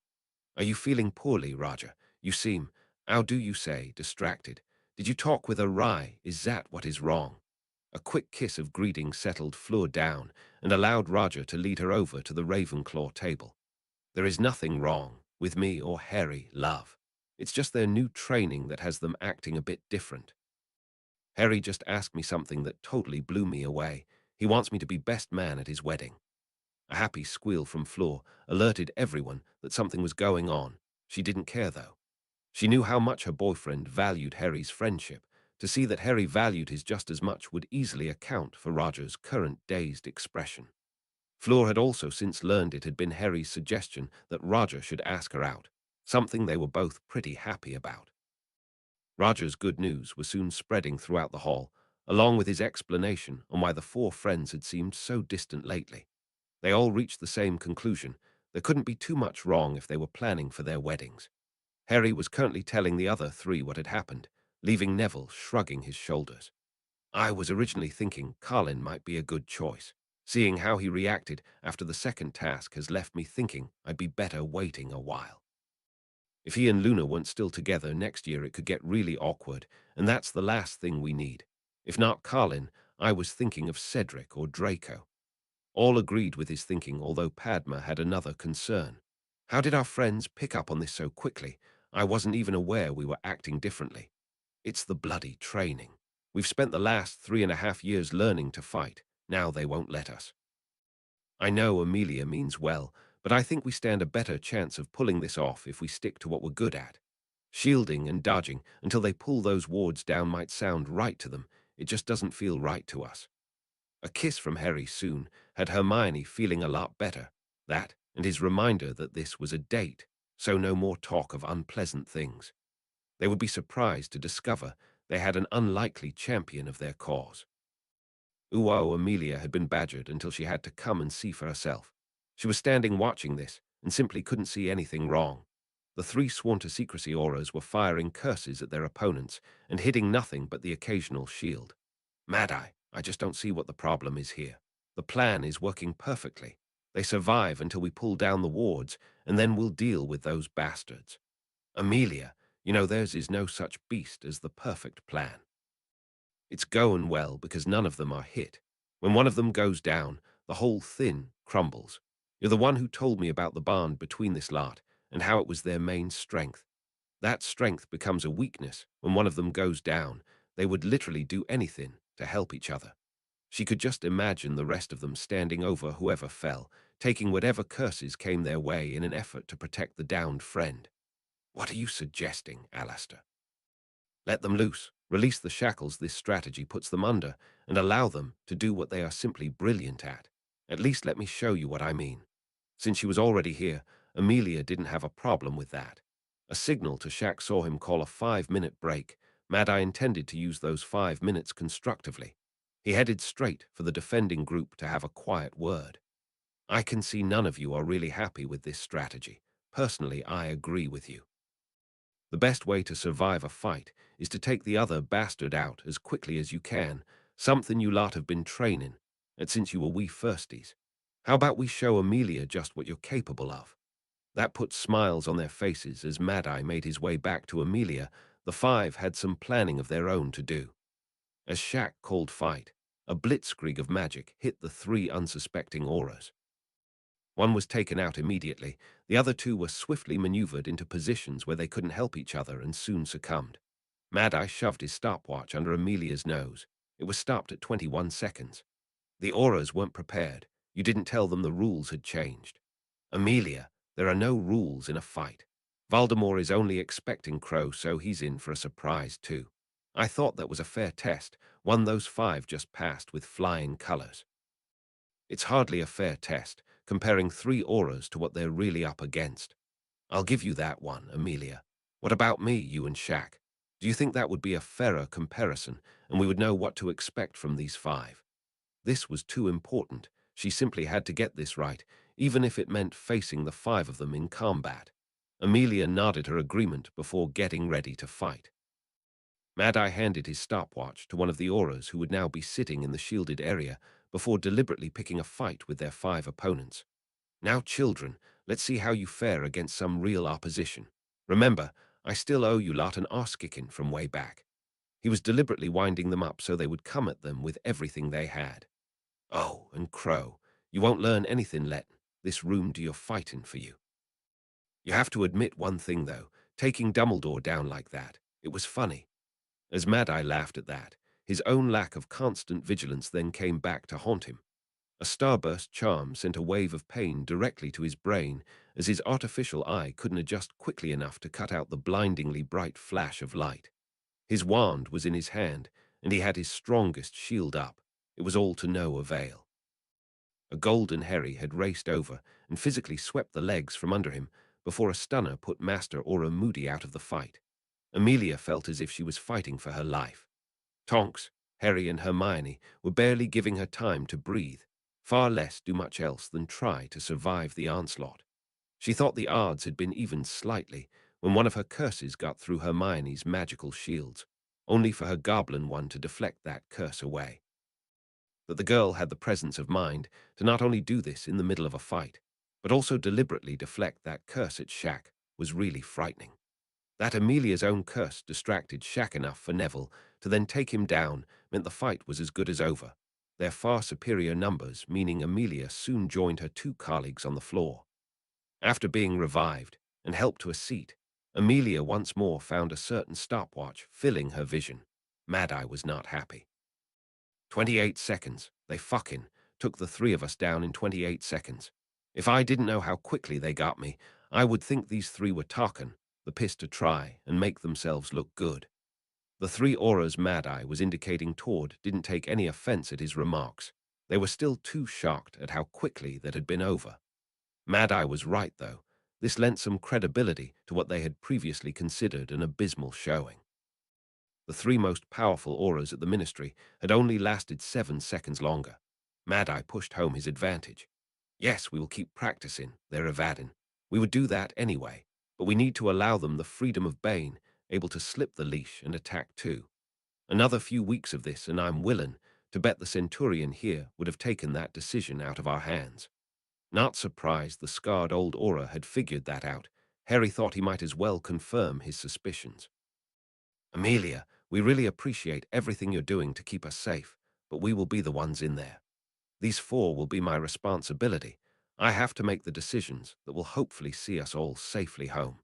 We need to use the time we have to get Tonks fully integrated into our group, so she knows instinctively exactly what we're going to do in any given situation. Having just had her arse effectively handed to her, Amelia couldn't fault their logic or arguments. She also knew, in any real fight with this group, goblin steel would also be used. Harry, you have any help the Ministry are able to give. I know that, on the day, you will all do your best to look out for each other. That's really the most important thing here. Amelia, on the night they attacked your home, none of these 3 really saw how we fight. We have spent the last few years developing this method of fighting and made damned sure no one outside those we trust have ever seen it. This will be our surprise for Voldemort. We'd rather pin our hopes on this than try to evade while you pull the wards down. Amelia could see the other 4 agreed with this, as did Mad-Eye and Shaq. Harry, though, had more to say. The area we have to fight in will be determined by whatever they ward. Without a building or structure to tie those wards to, increasing the area weakens the wards. We think this fight might take place in an area not much bigger than the pit. Remember, those 3 are only expecting me, and certainly won't want to give me anything to take shelter behind. We need to use everything we have to gain any advantage. This is what we have. All 6 of the auras who had faced them that morning couldn't really argue against any of that. Amelia, though, had one last card to play. She handed Neville and Padma black dragon skin wallets. Both opened them to find freshly minted special aura badges inside. This is to provide you both with a degree of protection. As head of the DMLE, you are hereby authorized to do whatever is necessary to survive this battle. There certainly won't be receiving any censure from the Ministry. This just makes it official and stops anyone else interfering. She then turned her attention to Hermione. There is certainly a badge available for you too. We just weren't sure what the protocol is for offering one to the mate of a centurion. Harry really appreciated the gesture, but was quick to point out it wasn't really necessary in Hermione's case. As my mate, Hermione is classed as a citizen of the nation. There will be no need for a badge, unless she wants one. The lady in question took a moment to think the offer over. In Goblin society, females can't be warriors. This would actually legitimize my right to fight by Harry's side in that community's minds. I'm also pretty sure there has never been a goblin aura before. A smile from Harry encouraged Amelia to remove a 3rd wallet. Hermione Granger was now a special operative within the aura department too. The entire Great Hall couldn't miss that it was a far happier group of 4 who sat down to lunch that Thursday. Harry answered Roger before he could even ask his question. I told you we would get it sorted. Uo Dolors was desperate. Bluffing with the crazy bitch, Lestrange, wasn't her idea of fun or excitement. While Rookwood was reading the Prophet's report of the second task, his girlfriend wanted to know how Dolors was going to accomplish hers.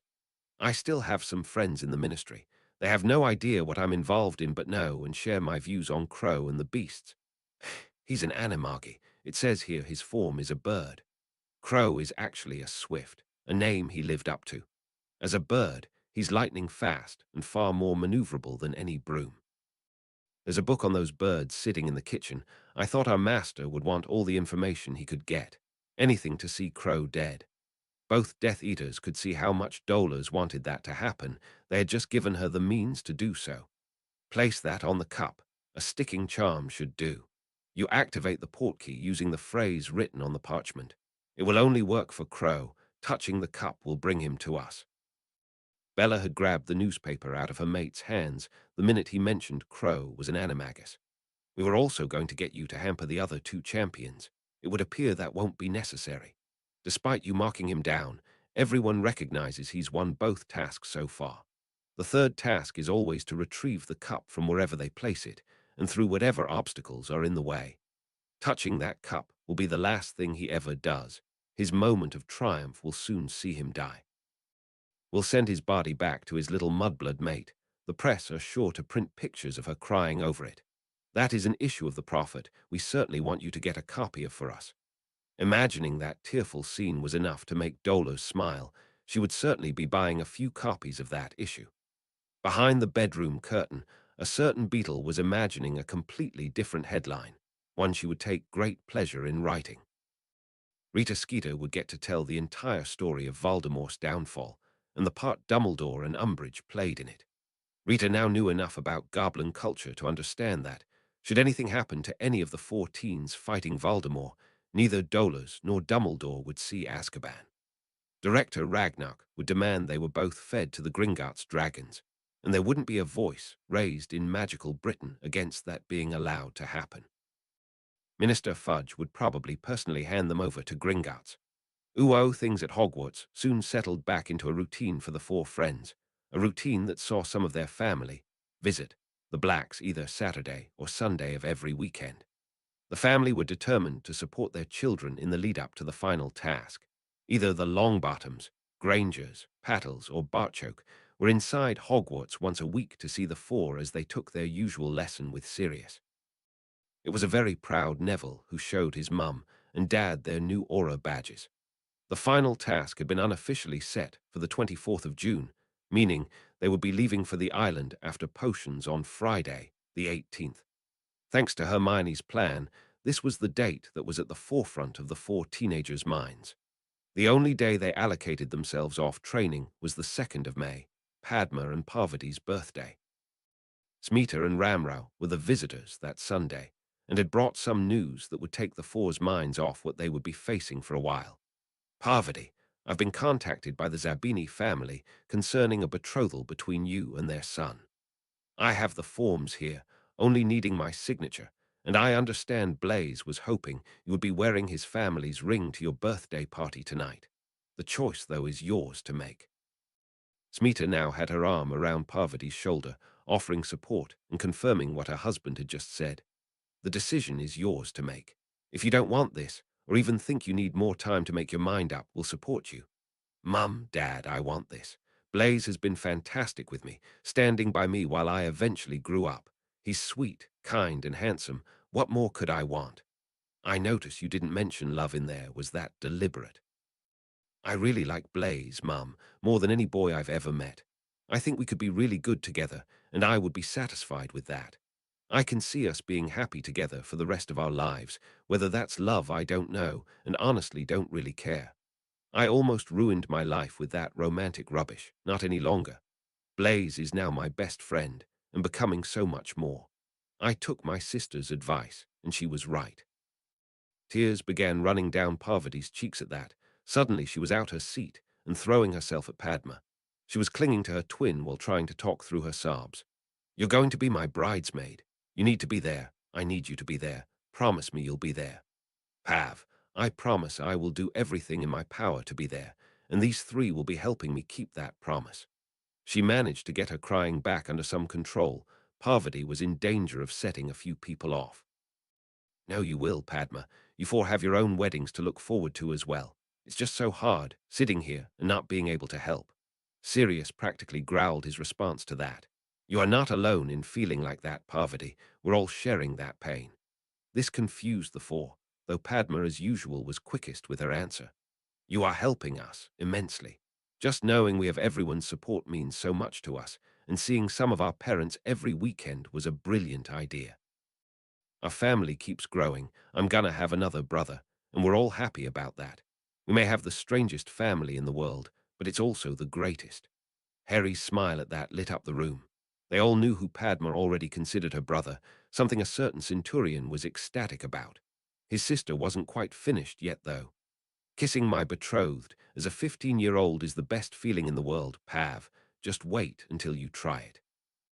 She was currently sitting next to her twin, with Neville on Padma's other side. This was just too good a chance to pass up, though. Parvati effortlessly slid onto Neville's lap and had both arms around his neck. Well, Padma, if you insist. Parvati leaned in to a clearly panicking Neville and gave him a sisterly kiss on the cheek. Once again, Hermione noticed the similarities between her mate and his godfather. It was hard not to, since both were laughing so hard they had slipped off their chairs and onto the floor. Every time they looked in Neville or Padma's direction, their laughter would kick off anew. Henrika had a giggling Astrid on her knee. Your daddy is such a silly wizard, isn't he, my darling? This increased her giggling before the entire room heard what came next. Da-da, da-da. Sirius had stopped laughing. His smile, though, was wide and one of wonder.